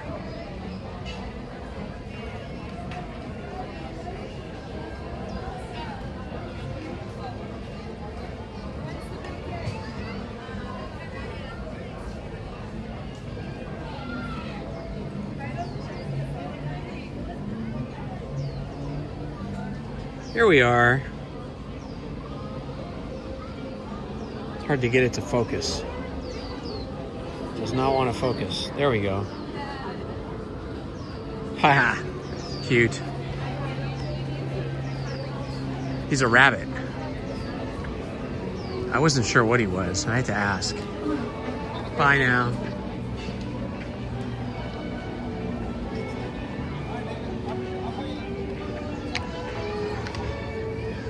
I love it when it's cool like this. It says it's 80 degrees, according to my watch, but because the sun is hidden behind these clouds, it just does not feel hot.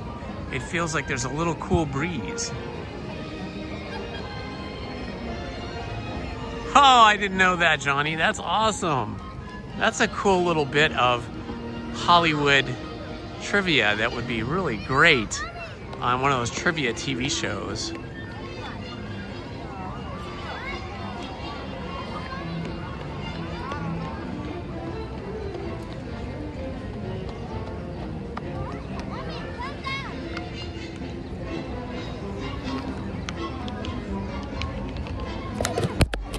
All right, my friends, it has been fun today, but I have chores to do, and so I am gonna head home and start doing chores. So not fun compared to this.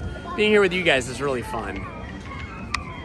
Here we get a nice view of the entrance to California Adventure, which I've told you guys before is a scaled down replica of the Pacific,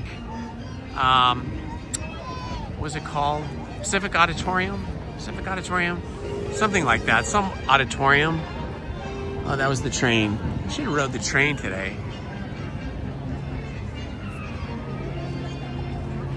All right, it's time to say thank you to our moderators. So we want to say thank you to LP Rodriguez, Manny Uncanny, Stephen Kenyon, Krista Hackley, Paul's Epic Adventures, Tom Does Time, Andy Radu, oh my gosh, it's Judy, Rachel Castro, Disney cast crew member Monique, Beach Bandits metal detecting Tiffany Johnson, and Johnny Way, whose name I need to add to this list. Thank you guys for being here today and for helping out in the chat and keeping me company and making life more fun. Thanks, guys. We'll see ya. Bye-bye. Have a good afternoon. I'll be back here on Wednesday. See you then.